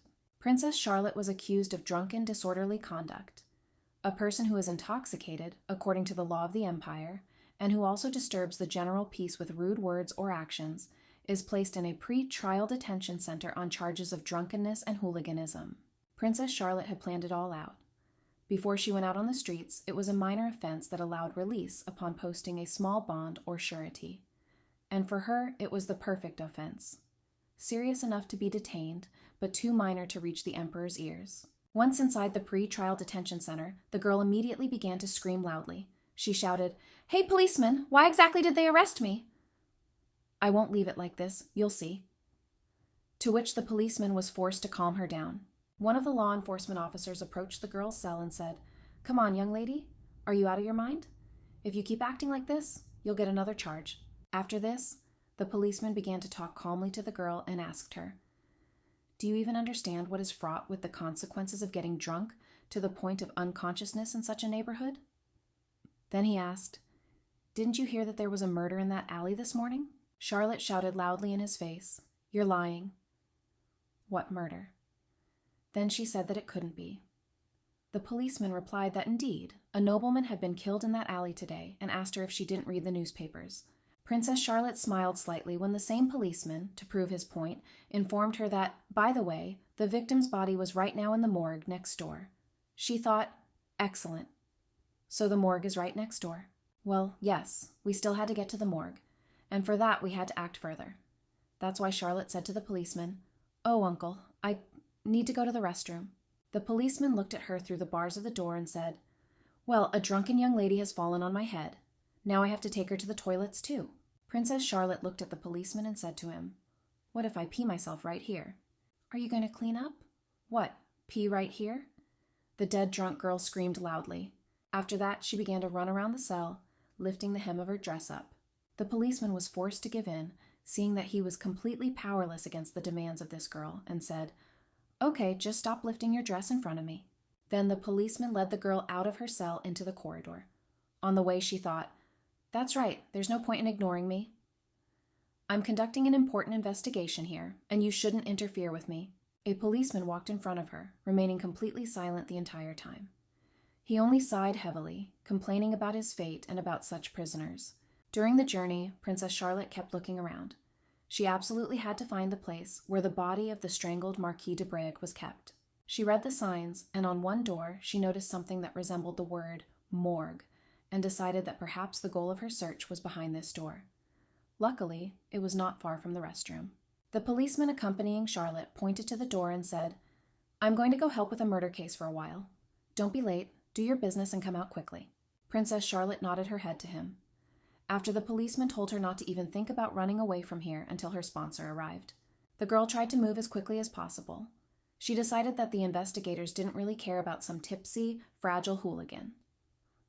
Right now, all the police were busy investigating the murder. Besides, the murdered man turned out to be a very famous person. The princess quietly opened the door leading into this room and looked inside to make sure that there was no one there who could disturb her. She had a very serious and determined face. It was urgent to find at least some evidence that could point to the alleged criminal. She noticed a lifeless body covered with a sheet right in front of her. Over many years of working in the prosecutor's office in her previous life, the girl had become accustomed to the sight of corpses, and this did not frighten her at all. The young investigator took a few decisive steps forward. She had to act very quickly before anyone caught her in this place and exposed her crime. Charlotte approached the man lying in front of her and pulled the sheet off his head. She was convinced that it was indeed the body of the Marquis de Brégues, who had tried to make fun of her during the ball the day before. The girl's gaze was very inquisitive. She tried not to miss a single clue, nothing that could point her to the supposed killer. Charlotte looked at the young man's face and began to notice some discrepancies on the victim's face. There was a reddish scar from the rope, but something disturbed the girl and made her doubt. The victim's face was pale, and she said quietly, "It's not strangulation, is it?" She knew that if you strangle a living person, his face will be heavily bruised. But the Marquis de Brégues' face was clean, and there were no abrasions around the rope marks to indicate resistance. Charlotte looked again at the pure face of the Marquis and thought, wouldn't a man with military training try to defend himself from a murderer? She decided to look at other parts of the victim's body and noticed that some of them had bright spots. She noticed them, for example, on the wrists. Charlotte suddenly realized that perhaps she was right about the Marquis de Brégues not being strangled. It was a reaction to the poisoning. The girl took another look at the face of the murdered Marquis and became convinced that he had been poisoned, and then the crime had been staged as strangulation. Charlotte began to walk nervously around the room, thinking about how developed forensics was in this world. Unfortunately, she didn't know this, but if the investigation believed in strangulation, then the criminal managed to fool them. After this, Princess Charlotte wondered why the criminal needed to fabricate the cause of death. It was quite unusual and looked very mysterious. When she left the morgue, she passed one of the policemen in the corridor, who looked at her and asked, "Miss, it seems you are still not yourself? Not sobered up yet?" Charlotte did not answer his question, as her attention was occupied by the box that the policeman was carrying in his hand. She looked inside the box and thought, I wonder if this is the murder weapon that the killer used to strangle his victims. The girl thought again, and while the policeman scolded her and advised her to sit quietly inside the detention center and try to sober up, Princess Charlotte decided that her plan should work. The young prisoner's entire attention was occupied by the contents of the box, which the policeman was holding in his hands at that moment. She wondered if these were the very ropes with which the serial killer strangled his unfortunate victims. Inside the police investigation bureau, a girl's loud scream was heard. She asked her assistant, "Why can't you stand as my guarantor?" "Why this?" She asked Mr. Watson, "In the case of such a minor offense, can't even a commoner act as surety for any offender?" John, standing right in front of her camera, explained to the girl that he was not quite an ordinary commoner, because thanks to the princess, he was now a paroled criminal. Princess Charlotte clutched her head in indignation and cursed, and then asked, "And what should I do now? Is there really no one suitable?" Princess Charlotte began to think. She thought, "Where will I find someone suitable now? If the emperor finds out about this, I will completely lose the budget for maintaining my palace. Everything will go down the drain, but there is still one." Charlotte thought that although he was not from the Imperial palace, she thought he was most likely to come for her. She turned to John and said, "I need you to send a letter on my behalf." Out of breath and excited, Duke Adler tried to arrive at the Bureau of Investigation as quickly as possible to rescue his arrested bride. There was sweat on his face and he looked very excited. Adler couldn't believe that he was actually seeing Princess Charlotte in front of him. She looked completely different than during all their previous meetings. This girl was nothing like her. When the young Duke said, "What the hell? What kind of sight is this?" Charlotte laughed loudly and replied, "Your Grace, you came even all drenched in sweat." "You look charming." Now the Duke was convinced by the voice that it was indeed the princess. Duke Adler still could not calm down. He asked Princess Charlotte in an agitated voice, "What are you doing here?" To which she replied, "Can't you see for yourself?" "I'm sitting behind bars in a damp dungeon." Duke Adler said, "Drunken debauchery." "How can you understand that?" "What, with your hair? Is that a wig?" Charlotte only winked at him with one eye and said, "Sometimes women are drawn to change." The Duke looked stunned and angry. He could not understand anything, and his bride said, "So, since you are already here, could you take advantage of this and vouch for me? Only you must keep my identity as a princess a complete secret." Immediately after this, several policemen appeared, also looking agitated and out of breath. One of them said, "My God! Not like His Grace Duke Adler himself? What brings you here?" Princess Charlotte watched as Duke Adler talked to one of the policemen, and she really wanted to shout loudly that this man was the criminal they were looking for. The girl thought, looking at the Duke signing the piece of paper with instructions, that this was real irony. He himself showed up at the investigative bureau to vouch for his drunken fiancée in the midst of an investigation into a murder he himself had committed. Charlotte was surprised by how calm Duke Adler seemed. Anyone in his place would have been nervous being around people investigating a murder he had committed. But it seemed to be no big deal for a serial killer. When all the formalities were completed, Princess Charlotte, accompanied by her sponsor, walked out of the investigation bureau premises and sighed with relief, looking at the blue sky. After they left the station, the young Duke did not utter a single word. Princess Charlotte also walked silently next to him, not daring to start a conversation. But still the girl decided that she had to do something and said, "Dear Duke, I am very grateful to you for today, for not hesitating to come here and vouch for me. I just couldn't think of anyone else to ask for help." Duke Adler was literally dumbfounded after Charlotte said, as if nothing had happened, that in this city he was the one she wanted to contact. After all, the Duke was her fiancé. The young man looked closely at his companion's face and said that he hoped the girl had not suffered at the police station. She thought that she would hear nothing but criticism for her culture from him, and suddenly he began to worry about her. Princess Charlotte thought that it wasn't so bad. It seemed that the Duke wasn't going to lecture her about her behavior, so she replied, "No, I'm fine." Hearing this, Duke Adler seemed to calm down a little and said in a calm tone, "That's good." After Charlotte apologized for interrupting the Duke without prior arrangement and said she could no longer detain him, Adler replied that his schedule had already been disrupted anyway. He looked closely into the face of his interlocutor and said, "Since all plans for today are already ruined, why don't they go on a date now?" Princess Charlotte certainly could not have expected this from the Duke. She looked questioningly at her companion and thought, why a date all of a sudden? Looking closely at the Duke, Princess Charlotte thought, is he really going to go on a date with a delinquent who has just been released from a pre-trial detention center? This did not seem like a very young man. When the young people began discussing where they should go, the Duke asked, "So the restaurant you want to go to is called Salto, right?" Princess Charlotte replied, "Yes, that's right. It's a restaurant known for its excellent steaks." After this, the girl laughed loudly and said that she simply had to go to this place right now, since the best cure for a hangover was meat. At the moment when she was speaking of this, it seemed to her that Duke Adler's face suddenly changed for a moment, as if the man had remembered something or was thinking about something very unpleasant. But still the young man agreed with her choice and said, "Okay, let's go there." The girl noted to herself that the Duke was not very willing to agree to her proposal. The choice of this restaurant was not at all random. The luxurious steak restaurant Saito, and it was here that the second of a series of murders took place. The victim was the chef of this restaurant. Princess Charlotte turned her head to the side and looked at her companion. She decided that this must be a great chance to find out what connected the Duke with the restaurant's chef. After Duke Adler and his young companion arrived at the restaurant and sat down at one of the tables, a waiter approached them and asked how well they wanted their steak done. It seems that Duke Adler did not think twice about his order.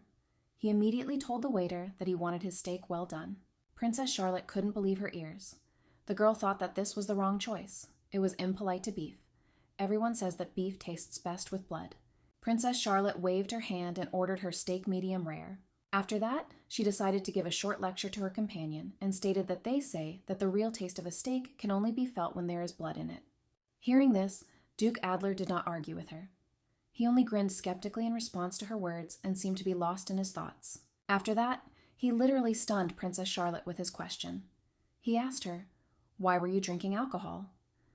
And even disguised as a commoner in Norwood Alley. She had no choice but to make up a truthful answer on the spot. She said, "I heard there was a famous pub in Norwood Lane." But if anyone had seen the princess singing in the streets of the capital, there would certainly have been bad rumors about her. After this, Duke Adler asked his next question, and it was, so why, then, was it necessary to get drunk to such a degree? He listened attentively to the answer of Princess Charlotte, who said, "There are moments in life when the blues roll in, you have nowhere to go. Sometimes you feel offended and misunderstood." The girl looked at the young man and continued. She said that she wanted to get a little drunk to forget about the troubles in her life. Then she inquired and asked his lordship, "Do you ever have times like these?" Duke Adler, with a calm look in the same voice, said that he did not know whether there were any. Then he added that he never drank in order to get drunk. In response, Princess Charlotte laughed slightly and said, "I'm strange. Well, anyway, I apologize for the inconvenience." She thought that she needed to end this topic somehow. Her hastily concocted excuse seemed too unconvincing, but it seemed that Duke Adler had bought her words. The girl was surprised when he said, "Were you so offended that you suddenly wanted to get drunk? Was it really because of me?" The Duke then went on to say that he was referring to what had happened at Lady Mostyn's debut ball. He said that he had been wrong then, and that he was very sorry for his hasty action. Duke Adler looked very emotional as he stammered that he was very sorry for the way he had treated the princess. He added that he had made a mistake and was wrong that day. Then the young man apologized for being rude to the girl through his own carelessness. Princess Charlotte was speechless as she listened to the words of her interlocutor. He said, "And I am also grateful to you, Princess Charlotte, for helping my sister Blair. Although it is belated, thank you. I will never forget what you did for her." After this, Duke Adler looked expectantly at his companion. He wanted to hear from her at least that she had forgiven him for that evening at the debut ball. But a moment later, the young man suddenly turned his head to the side. It was obvious from his face that he was very excited about something, or even, one might say, irritated. Princess Charlotte immediately understood everything and, turning to the Duke, said, "Oh, this is Lady Blair, after all, your younger sister. I could not ignore such a blatant injustice, because besides, we will soon become one family." She looked at the Duke, who took a few sips of water and then said, with the family, and stared at her silently. She couldn't understand what had happened to him today. For Duke Adler, Charlotte was the harbinger of all troubles. Basically, everything in his life went on as usual, but as soon as Princess Charlotte got involved, everything for some reason started to gallop. This is exactly what happened earlier today, when he learned that he had to go to the investigation bureau. He was about to get into the carriage, but the servant said that today, as luck would have it, his sister and stepmother had driven away in the Duke's carriage, which was always ready. The servant added that they would prepare a new carriage, but it would take about 30 minutes. Duke Adler understood that the matter simply could not be delayed. He could not afford to wait for 30 minutes, and therefore he was forced to rush as fast as he could to find at least some carriage. The young man ran out onto the nearby street and waved his hand to stop the carriage. He was impatient to see the face of this shameless woman who had the audacity to call him to the pre-trial detention center. Luckily, he quickly found one of the free carriages and just as quickly climbed inside to head to the police station. Imagine his disappointment and surprise when he saw the princess, completely different in appearance, in a wig and a simple dress, who joyfully greeted him and asked, "Your Highness, you came even all drenched in sweat. You look simply charming." Duke Adler was simply amazed by her appearance and the calmness with which Princess Charlotte spoke. He would never have believed that this was a girl who was used to spending all her time in palaces. But at the same time, the young man noticed something else. The princess was now dressed without any embellishment, like a commoner, but it seemed to suit her. She looked beautiful with a clean, makeup-free face. At the same time, the Duke was very angry with her. He was in such a hurry to help her, and it turned out that she was all right. He could not understand why this ridiculous woman looked so charming. Duke Adler assured himself that his brain was incapable of rational thought after a grueling run. Otherwise, how could he feel such emotions towards this shameless woman who was behind bars for drunken hooliganism? He remembered the words of Alfred, who asked, "Do you think that your beloved is disappointed by your actions?" After this, the secretary corrected himself and said, "Oh, I meant not yours, but your friend." He thinks that his beloved is disappointed. In response to this question, the Duke replied, "Exactly so." After this, Adler said, "When a lover suddenly breaks off daily communication, it can only mean one thing," and asked, "Does this mean that she wants to break up?" Alfred thought about his question for a moment and then replied, "Well, you know, they say that when a woman's love cools, she tends to change her hairstyle, or even, for example, perhaps get drunk out of grief." At that moment, Alfred thought, "What have you done, your lordship?" And now, sitting in the restaurant and analyzing his conversation with the secretary, Duke Adler thought that yes, everything looked exactly as Alfred had said. So, Charlotte had put on a wig and gotten drunk precisely because of his disgusting behavior at the debut ball. The Duke recalled the words spoken by Princess Charlotte. She, as if nothing had happened, revealed her secret. "There are moments when you feel offended and misunderstood, so I wanted to get drunk to forget a little." Charlotte herself admitted this fact. Duke Adler suddenly realized that it was he who, with his behavior, had caused Princess Charlotte's unusual behavior today. It was because of him that she had gone to that alley and decided to get drunk until she was half conscious. The young man thought that it was he who had spoiled their relationship with his haste. So he turned to the princess again and said, "I was wrong that day." He said to the girl, "I apologize for being rude to you then through my own carelessness." To the Duke's surprise, it turned out that this was his first apology in his life. Duke Adler could not believe that Princess Charlotte was so generous. She forgave him immediately and smiled back. At that moment, the young man felt as if a heavy stone had fallen from his soul. He sighed with relief and decided that everything should only get better from here on out. Sitting opposite Princess Charlotte in the restaurant, he felt an unusual lightness in his heart and some kind of trepidation inside himself. He even thought that maybe Charlotte was the one who could understand him and accept him. Duke Adler suddenly wanted to tell this girl about everything that was bothering him, and even about things he had never told anyone before. He decided to do it and said, "Actually, I didn't want to come here." The Duke said that his last visit to this restaurant was very unpleasant. One could even say that it left no pleasant memories, only disappointment.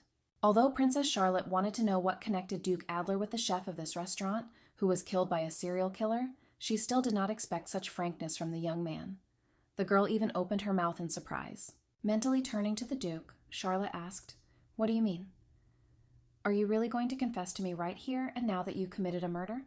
But she still overcame herself and asked the thoughtful man, "Why? What happened?" He began his story by saying that it happened 2 months ago.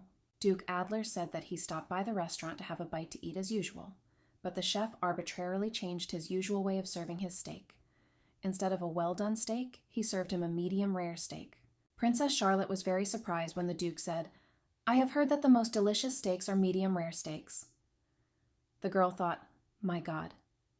Really impudent arbitrariness on the part of the chef. How can you change the degree of doneness without the customer's knowledge?" Looking at the coughing young Duke, the princess thought, "And for this you killed the cook?"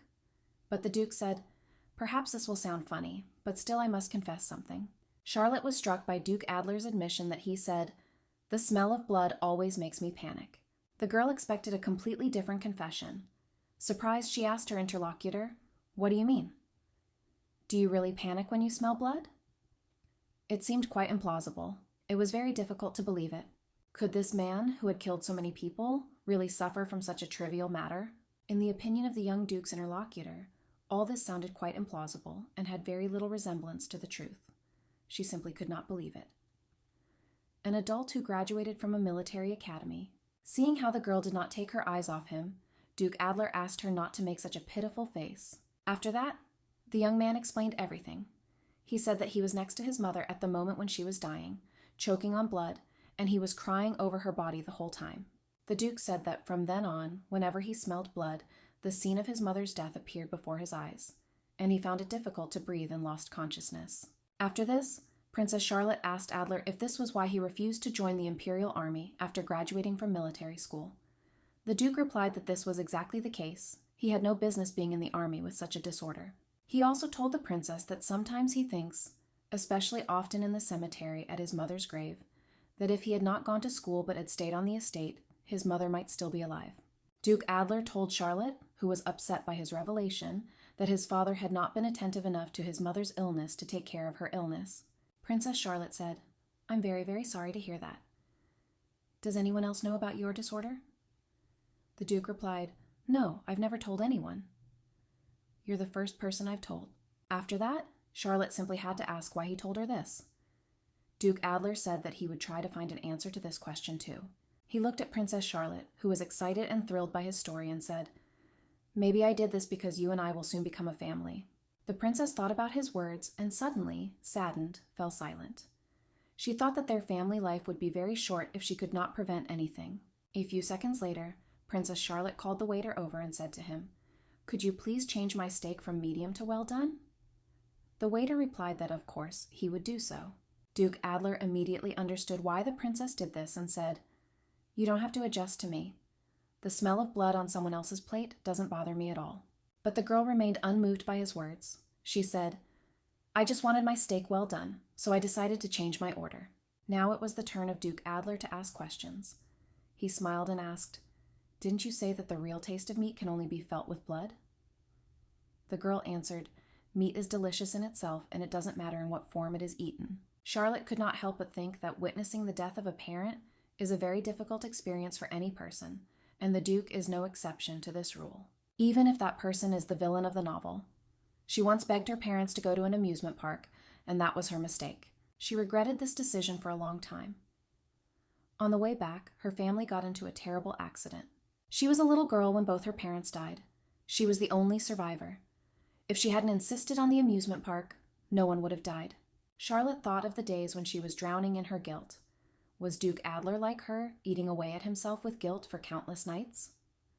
The girl said, "No, Your Grace." After that, she placed her palm on his hand and added, "This is not your fault at all." Then she looked into the Duke's eyes and said, "Therefore, you should not torment yourself with what can no longer be changed." Duke Adler and Princess Charlotte continued to sit at the table in the restaurant. She tried to calm him down and make amends for his guilt. Finally, this long and hard day for Princess Charlotte was over. She got home and at night decided to have a good rest, climbing into her soft bed. But she just couldn't fall asleep, and she kept thinking about this complicated case. The girl decided that in fact she should not show feelings for the subject of the investigation under any circumstances. Charlotte felt like she was holding herself back. She couldn't understand why everything was so complicated and why she was doing all this. She didn't understand what she should do, but she suddenly jumped up and ordered herself out loud, "Okay, now is not the time to relax. We need to pull ourselves together and finish this case, because the cause of death was fabricated by someone." Princess Charlotte remembered the face of the Marquis de Brege, then thought, "So what do we have at the moment?" To sum up, the cause of death of the Marquis was poisoning and not strangulation, as the criminal wanted to give out. From all this, two hypotheses can be drawn. The murderer of the Marquis de Brege is another person. For some reason, this criminal decided to confuse things even more. He is trying to make the crime look like it was the work of a serial killer who had previously killed with ropes. Secondly, all the previous victims were most likely also poisoned first and then strangled. Princess Charlotte was lost in thought. She decided that there was no way she could see the serial killer's previous victims, but the second hypothesis seemed more realistic to her. Besides, it was a very unusual knot. She then began to watch the various knots carefully, even the way the maids tied the laundry bags. All these people use a regular knot to tie something, but the criminal's knot was completely different. The attentive girl did not miss the fact that the knots she saw in the box were absolutely identical.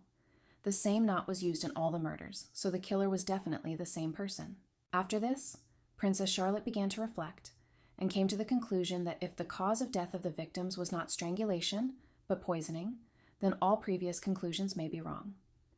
The killer is not necessarily a young man over 180 centimeters. She remembered how she had spoken to Lady Blair a few days ago, and she had given her evidence regarding this serial killer's first victim. The girl said that she had been very negligent in her duties, and because of this, her brother Duke Adler had fired her. She also said that the governess was too focused on her studies. In addition, Lady Blair reported that her stepmother objected, saying that the woman understood too much. The same thing has recently come to light with the chef. This man changed the recipe for the Duke of Adler's steak. Both victims had contact with the Duke and may have irritated him. But Princess Charlotte didn't understand. Could such stupid reasons be a motive for murder? It looked stupid, and besides, the Duke was a very cold and balanced person, so it was unlikely that such misdeeds could anger him very much. After this, Princess Charlotte thought that all her suspicions about Duke Adler were caused only by what she read in the introduction to the original, where it was mentioned in the description. Now, the young investigator had a completely different opinion. She decided that maybe it was worth considering the option where Duke Adler was just a suspect, and not a suspected serial killer. It was with the thought of who the real killer could be that the young Princess Charlotte fell asleep. After some time, she continued her investigation, paying attention to other possible suspects. Life in the Imperial Palace also went on as usual. The Emperor gathered his guests again and said, "Last time our feast was interrupted by an unpleasant incident with poisoning, but in the end, everything ended well, and now we can gather here again as before." It was no longer surprising to anyone that Princess Charlotte was also invited to breakfast.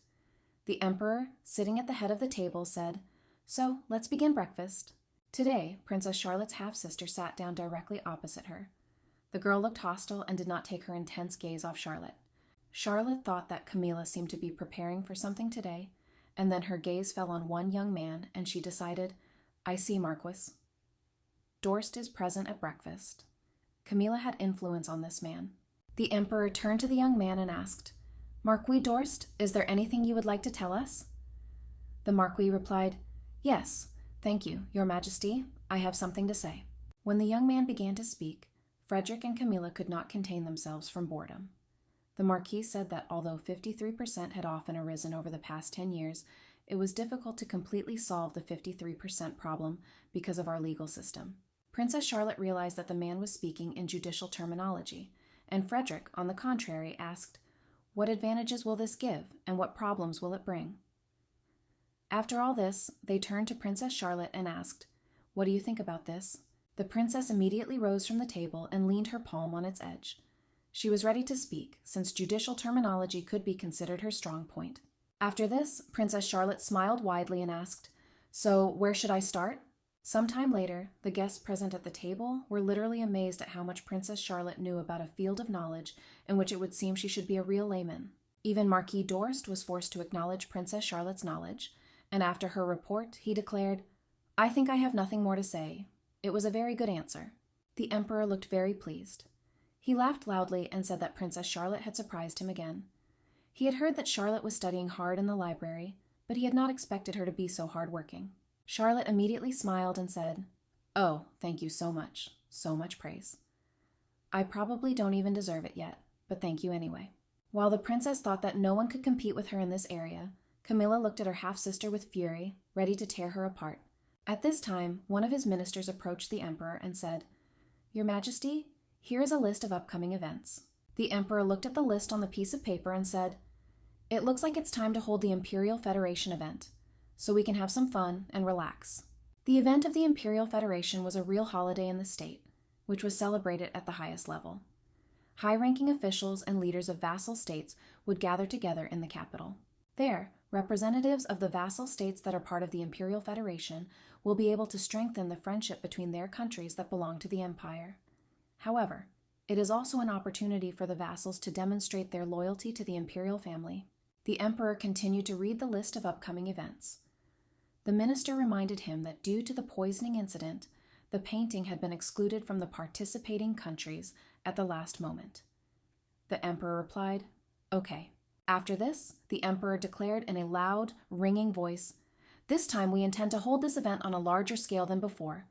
We must clearly show other countries an example so that something like the painting does not happen again." Camilla began to smile mysteriously when the minister said, "All your orders, Your Majesty, will definitely be carried out, but there is one more matter that also needs to be resolved." The minister leaned towards the Emperor and said, smiling, "We still need to decide on Camilla's birthday." Then he asked, "Shall we hold a banquet in honor of the princess at the Imperial Palace?" To the surprise of everyone present, the Emperor loudly replied that he would not. This time, Princess Camilla will celebrate her birthday in her palace. Everyone was even more surprised when the Emperor said that this year his other daughter, Princess Charlotte, would celebrate her birthday in the Imperial Palace. As soon as the Emperor said these words, everyone present immediately began to whisper about this decision. They could not, and did not try to, hide their surprise. It seemed that Princess Camilla was the most surprised by this. She suddenly jumped up from her seat and began to loudly object. But the Emperor had no intention of reacting to his indignant daughter's cries and calls to change his mind. He rose from his chair and walked away. Princess Charlotte was simply stunned by this news. She could not understand what was happening. Why did the Emperor decide to act in this way? Usually, the banquet in honor of the Imperial child's birthday is held in his own palace, but the Emperor always chooses one child in whose honor he will hold the celebration in his palace. For the past few years, the Emperor had been choosing Camilla, and it seemed that she had every opportunity to inherit the throne. But most likely, it was a remark from one of the ministers that influenced this. I believe that if it were not for Charlotte, who discovered the poison, Camilla would have been the only one who survived and ascended to the throne. Prince Philip said this during the last poisoning attempt. Although there was no clear evidence of Camilla's guilt, it seems that the Emperor had some doubts about his daughter. After the Emperor left the dining room, Camilla also turned sharply and walked out of the room. She could not bear the humiliation in front of her subjects. Princess Charlotte didn't understand why she was chosen for the celebration. She thought, "But how did this happen? I didn't even ask for it." Duke Adler approached Princess Charlotte and said, "Princess, we have a date today, and I would like it to last as long as possible." After this, the young man said that he was sure that the princess could not have forgotten about him. This time, the young people chose a rather unusual place for their date. They decided that it was worth taking a walk near the water, and so they went to the pond near the Imperial Palace. Duke Adler and Princess Charlotte were walking along the alley located next to the pond. The girl could not get rid of the thought that for some reason Duke Adler was the first to speak to her. Princess Charlotte had paid very little attention to her relationship with the Duke lately. After she had reason to believe that he was innocent, she did not know what to talk about with him. Perhaps it was because of the princess's silence that the Duke began the conversation. He said, "Princess, from what you said earlier, it seems that you have a very good understanding of the judicial system. Do you really study so much on your own?" Charlotte told him that yes, she knew it well. Besides, it was her specialty. When Duke Adler asked in surprise, "Your specialty?" the girl quickly corrected herself and said, "Well, I meant that I studied it as if it were my job." After that, the Duke made a rather strange statement, which greatly surprised her companion.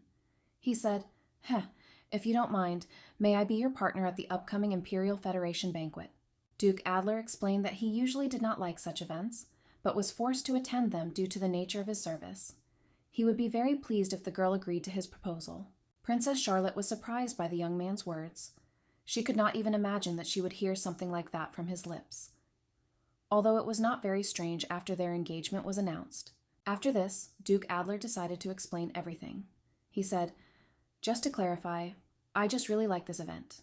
And he emphasized the word, really. After this, the young man looked down and said that this was why Princess Charlotte would not have to worry that he would not like this event if she was next to him. Princess Charlotte laughed loudly and thought, "Does the Duke really want us to be partners at the upcoming banquet?" She said, "I agree. Take care of me in that case." The young man looked at his companion carefully. Lately he had been thinking about her very often. Her face often appeared before him, especially when she smiled. Then Duke Adler said, "Well, is there anything else you would like to tell me?" Princess Charlotte, surprised by his question, remained silent. After that, the girl smiled and answered, "Yes, no, nothing." At the same time, Charlotte thought, "Why is Duke Adler acting so strange today?" It was not like him at all. She looked closely at her interlocutor and saw that his face looked sad and serious. What could have happened to him? Princess Charlotte began to think about what could be the reason for the Duke's behavior. She decided to remember what she usually says and what she did not tell him today. Princess Charlotte thought for a moment and turned to Duke Adler. She said to him, "It looks like you have something on your cheek." The surprised young man asked the princess again, "What? Speak." Looking at Duke Adler, Charlotte thought, what a handsome man he is. How lucky she is that he was the Emperor's choice as her husband. After this, the girl touched the young man's cheek with her fingers, who literally froze from her touch. Princess Charlotte suddenly had an unusual thought. Could it be that Duke Adler wanted to hear a compliment from her all this time? Does he really see me as some kind of compliment generator? Then she looked at the embarrassed young man and thought, could this madman really be a serial killer? It seemed completely unthinkable. In order to come to his senses a little, Duke Adler was forced to cough a little. This was necessary in order to concentrate on the main thing. The young Duke turned to the princess and said, "By the way, I heard that Lady Mostyn's debutante gown was damaged." The princess replied that there was no need to worry about it, and added that it was her fault. Duke Adler objected to her and said, "No, let me make it up to you, for you will wear it to the Imperial League, and I would like the princess to look as magnificent as possible." Princess Charlotte began to dissuade him from this idea. The girl said, No, everything is fine, and the budget of my palace has increased, and I still have many dresses that I have never worn. Duke Adler also decided to insist on his opinion and said, This will be a very important ball where there will be delegations from other countries, and you are my partner, so you should have the best dress.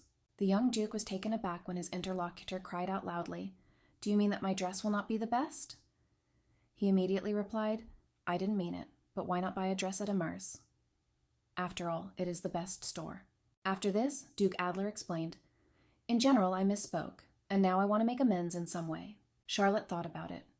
The Duke is a serious man, and he will have to deal with many people at the ball, so it is likely that he wants his partner to be of the highest caliber. Princess Charlotte stood before the Duke and considered his offer. After all, it was very difficult to place an order at Amer's. The prices there were very high, but she decided to listen to the Duke and said, If you negotiate for me, then I agree, but I have conditions. I must pay for the dress myself. Upon hearing of her consent, Duke Adler smiled broadly and said, Okay, I understand you.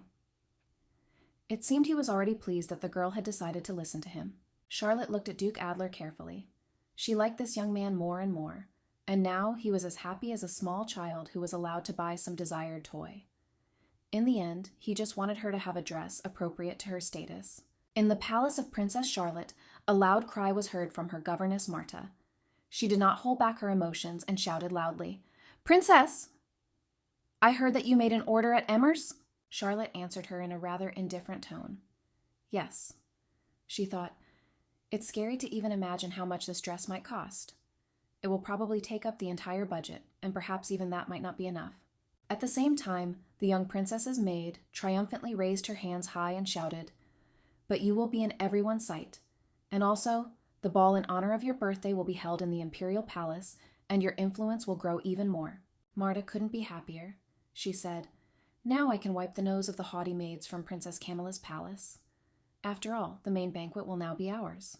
They must be very unhappy about this, she asked her mistress. But Princess Charlotte was interested in something completely different. She wanted to know, Do nobles really have to buy new dresses for every event? In the end, both the maid and her mistress instantly fell silent when an unexpected visitor appeared in the room.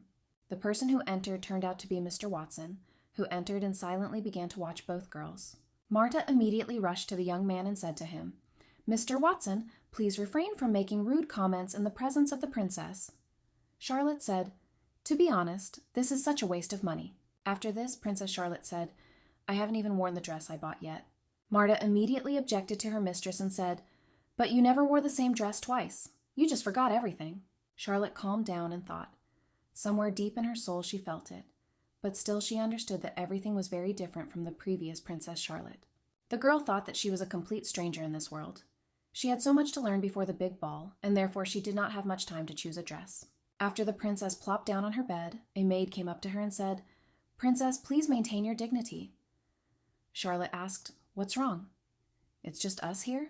She still couldn't understand why the rules were like that. She felt constrained by propriety and sad when she couldn't do her usual things. When she turned her gaze to Mr. Watson, she realized that it was probably because of his presence that Marta decided to remind her of the rules of decency. Mr. Watson realized that his presence here was unnecessary at the moment, and turning around said, But in any case, I still have quite a lot of work for today. I will return again tomorrow. The princess nodded her hand at him and said, Okay. After this, Princess Charlotte began to think again about the serial killer's latest crime. She was most interested in the life of the victim. Mr. Watson gathered all the information he could and reported to Princess Charlotte. The last time the Marquis de Brege appeared was at the banquet, in honor of Lady Mostyn's debut. Princess Charlotte confirmed the young man's words and said, Yes, I did run into him there. I can't say it was pleasant. After Watson asked if this unpleasant encounter had anything to do with Duke Adler, the princess smiled and replied, I can't say for sure, of course, but he got on my nerves quite a bit. His whole behavior was simply provocative. Princess Charlotte shuddered and slightly turned to attention after Watson's words.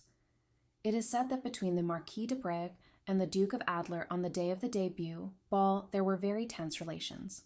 After this, Mr. Watson looked at the princess, and seeing that she was behaving strangely, asked her, Didn't she know about this?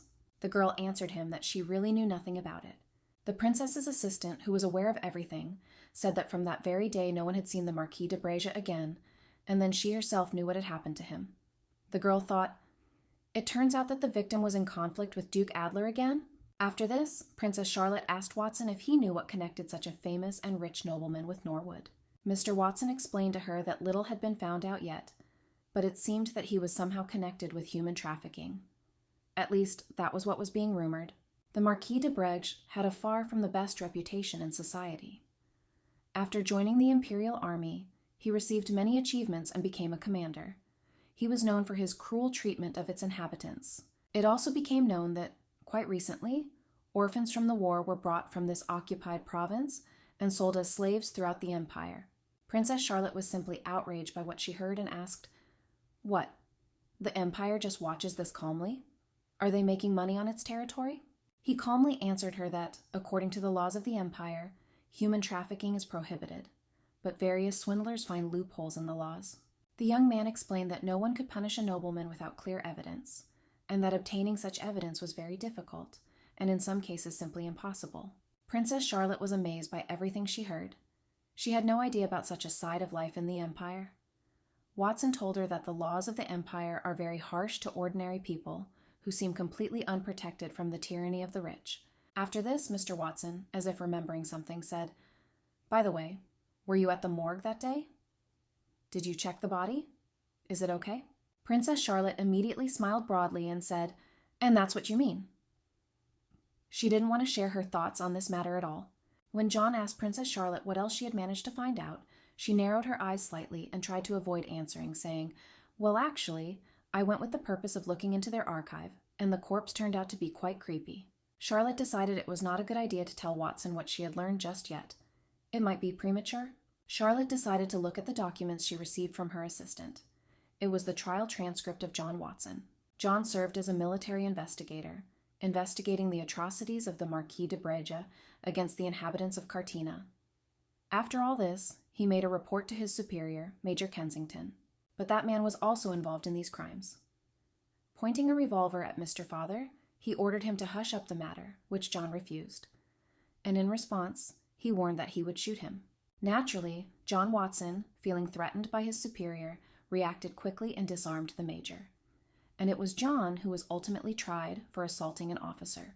The Marquis de Bregge was left unpunished. He was the one who testified against John Watson at the trial, and as a result, he was sentenced to a long prison term. Princess Charlotte decided that for this reason, she should take into account that John had a personal grudge against the Marquis de Bregge. In other words, the young man also had his own motive for the murder.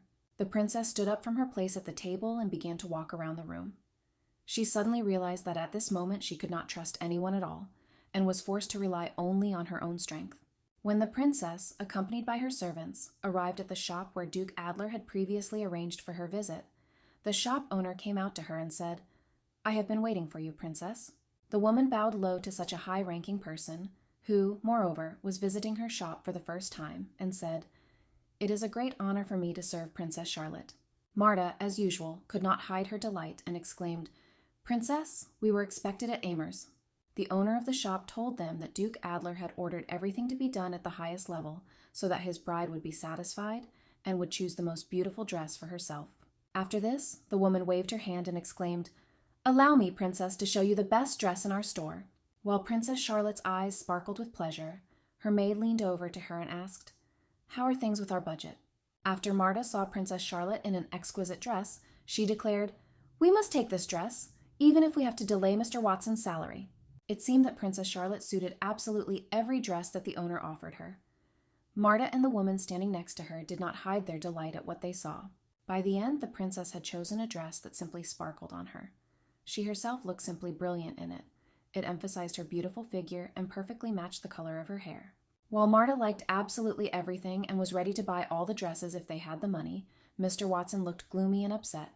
Some time later, Princess Charlotte had already made her choice and settled on a dress that she particularly liked. In her opinion, it was exactly what she needed. The girl approached the shop owner and said that she intended to buy this particular dress.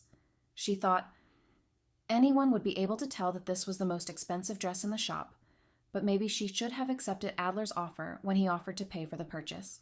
After some time, the woman returned and handed Princess Charlotte the bill for the outfit she had chosen. Charlotte knew the price of the dress would be high, which is why she reluctantly looked at the woman and grimaced slightly. Charlotte imagined what the bill for this dress might be. It looked like the most expensive one in this store, and she was afraid to even look at the sheet of paper in her hand. But when the girl looked at the bill, she was surprised to find that the dress cost half as much as the last dress she had bought. It was simply unbelievable, and so Princess Charlotte asked, "Is this really the right price?" When the shop owner replied, "Of course, Your Highness," Charlotte asked again, "Can this dress really be that cheap?" She thought, "Well, I'm not very familiar with the pricing policy for dresses, but it's still very strange." The woman standing next to the princess laughed and asked her, "Madam, think about it. I am a merchant. Would I work at a loss? The price is right, so all you have to do is just pay for your purchase."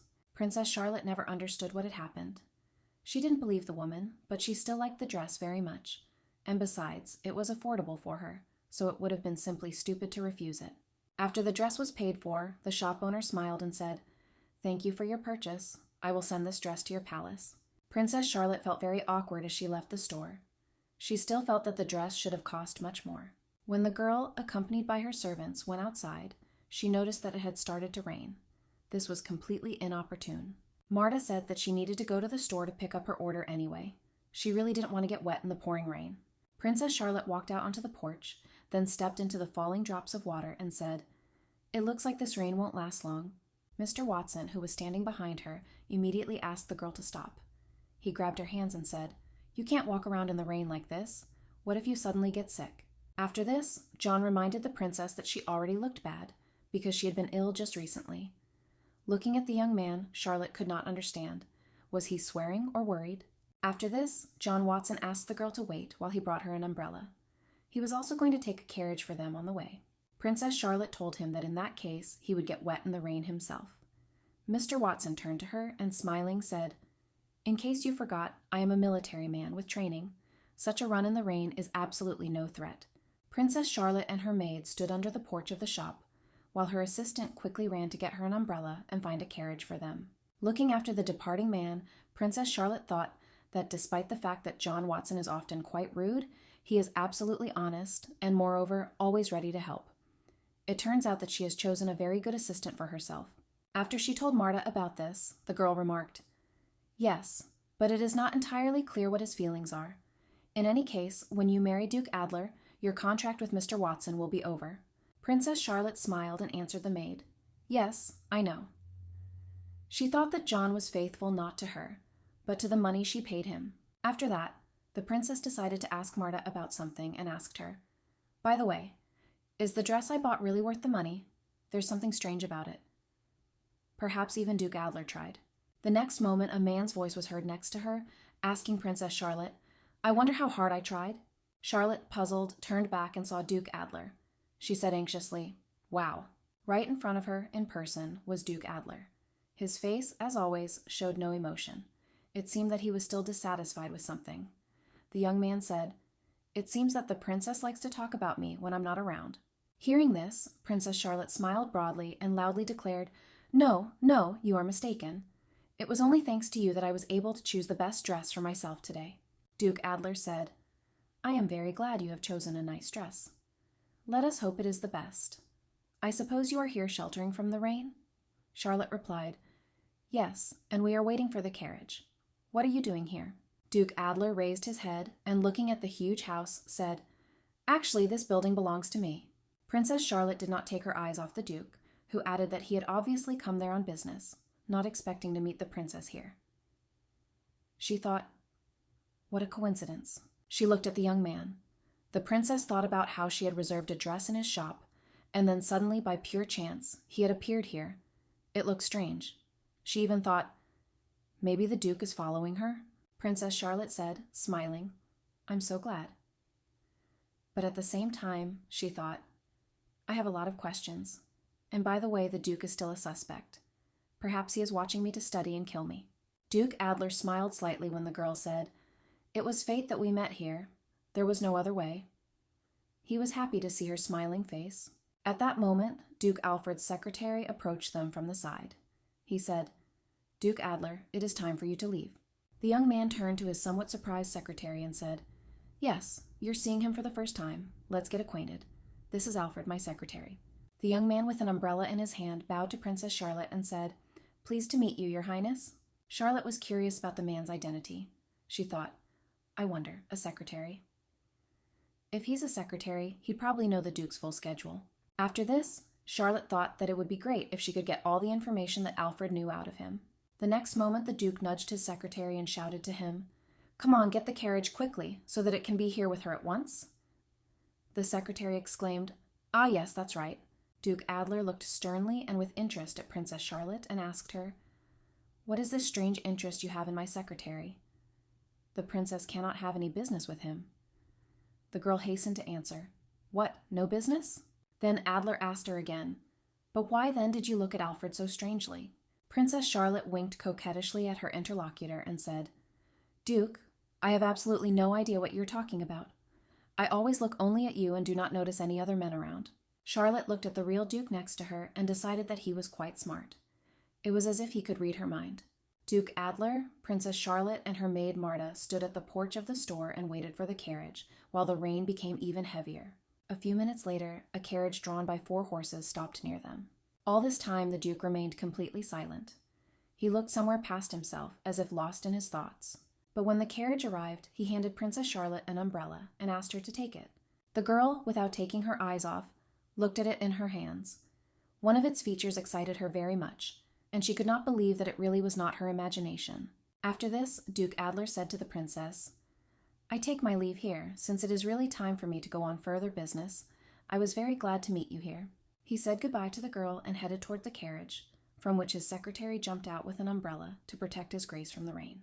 After his departure, Princess Charlotte had time to carefully examine the things she had received from Duke Adler. Now she definitely noticed with horror in her eyes that she was not mistaken. Before that, she had definitely seen it, and there was no way she could have been mistaken. The umbrella that Duke Adler had given her was tied with a rope, and the knot on it looked exactly like all the knots on ropes that she had seen in the box at the Bureau of Investigation. It couldn't be a mistake. At the same time, in the carriage, which had just driven away from the store, Duke Adler turned to the secretary and said, "Don't fuss so much because we're a little wet." Alfred told him that they had to leave as quickly as possible. He reminded them that they had an important meeting with the President of the Empire, and how could they be so calm in that case? The young Duke replied that his slightly damp jacket did not affect anything, and he just needed to calm down. And while Duke Adler was deep in thought, Alfred turned to him and asked, "Hey, aren't you dressing too nicely these days?" After the Duke answered him, "What? Am I beautiful?" The young man, who was supposed to behave politely in the presence of the gentleman, said, "I think this is your second outfit today. Did you change your clothes this morning?" After this, Alfred asked Duke Adler, "Did you really come all this way just to meet the princess?" Duke Adler answered him, "Alfred, you have recently developed a bad habit of giving meaning to my actions."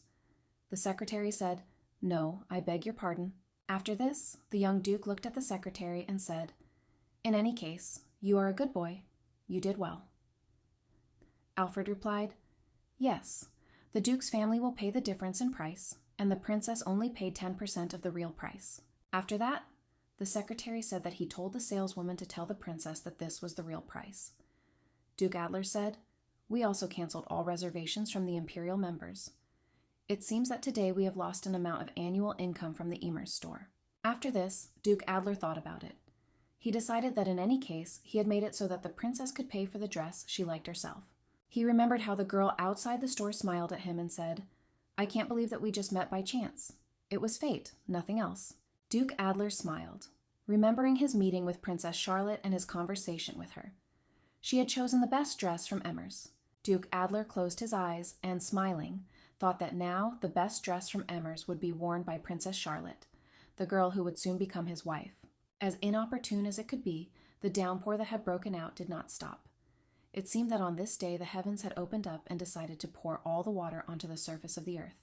Princess Charlotte looked with regret at John Watson, who arrived and told her that there were no umbrellas in the shops, and therefore he was forced to stay.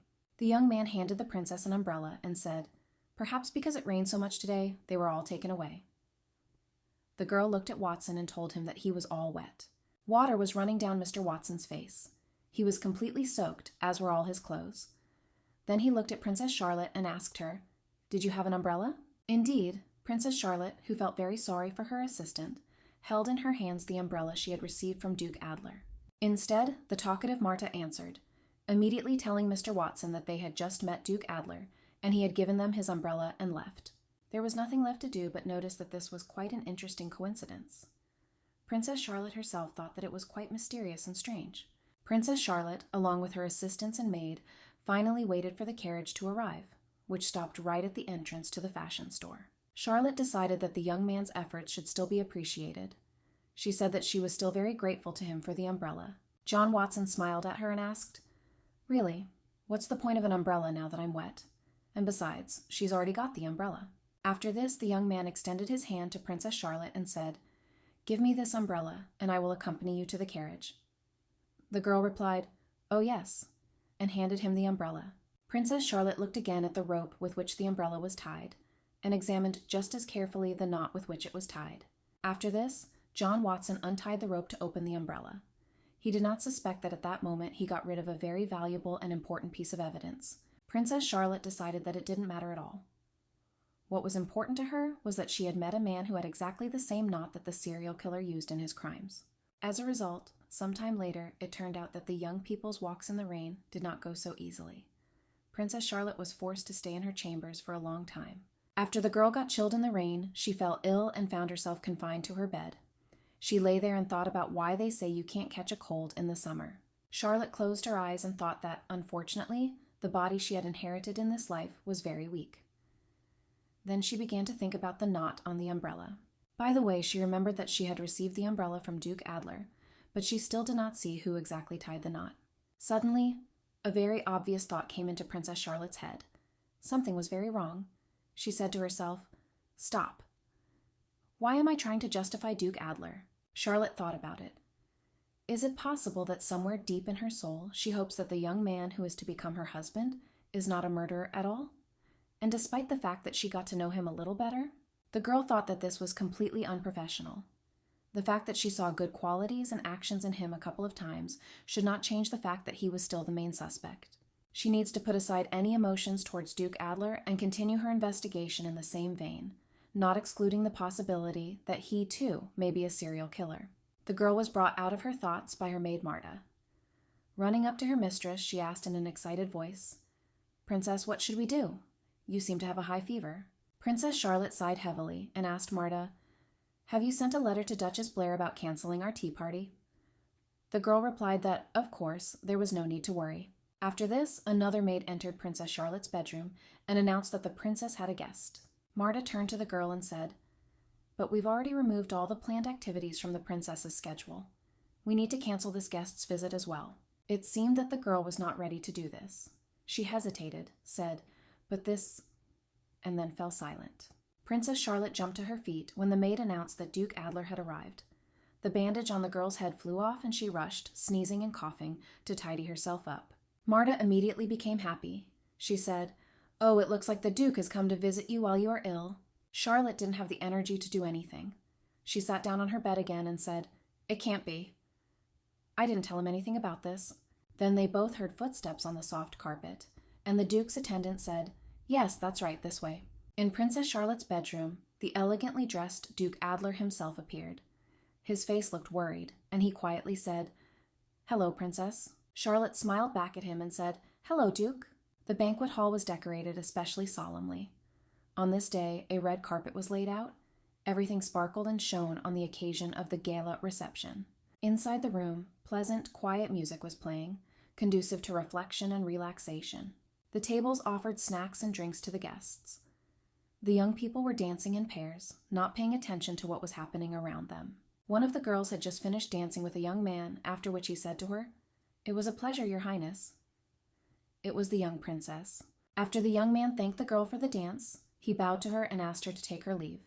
After that, he turned around and moved somewhere deeper into the hall, and the princess continued to watch him. The next moment she turned around abruptly, as if scalded, and looked back in surprise when someone asked her, "Did she like it?"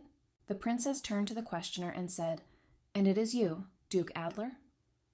It seems that the appearance of this man was not only unexpected for her, but also an unpleasant surprise.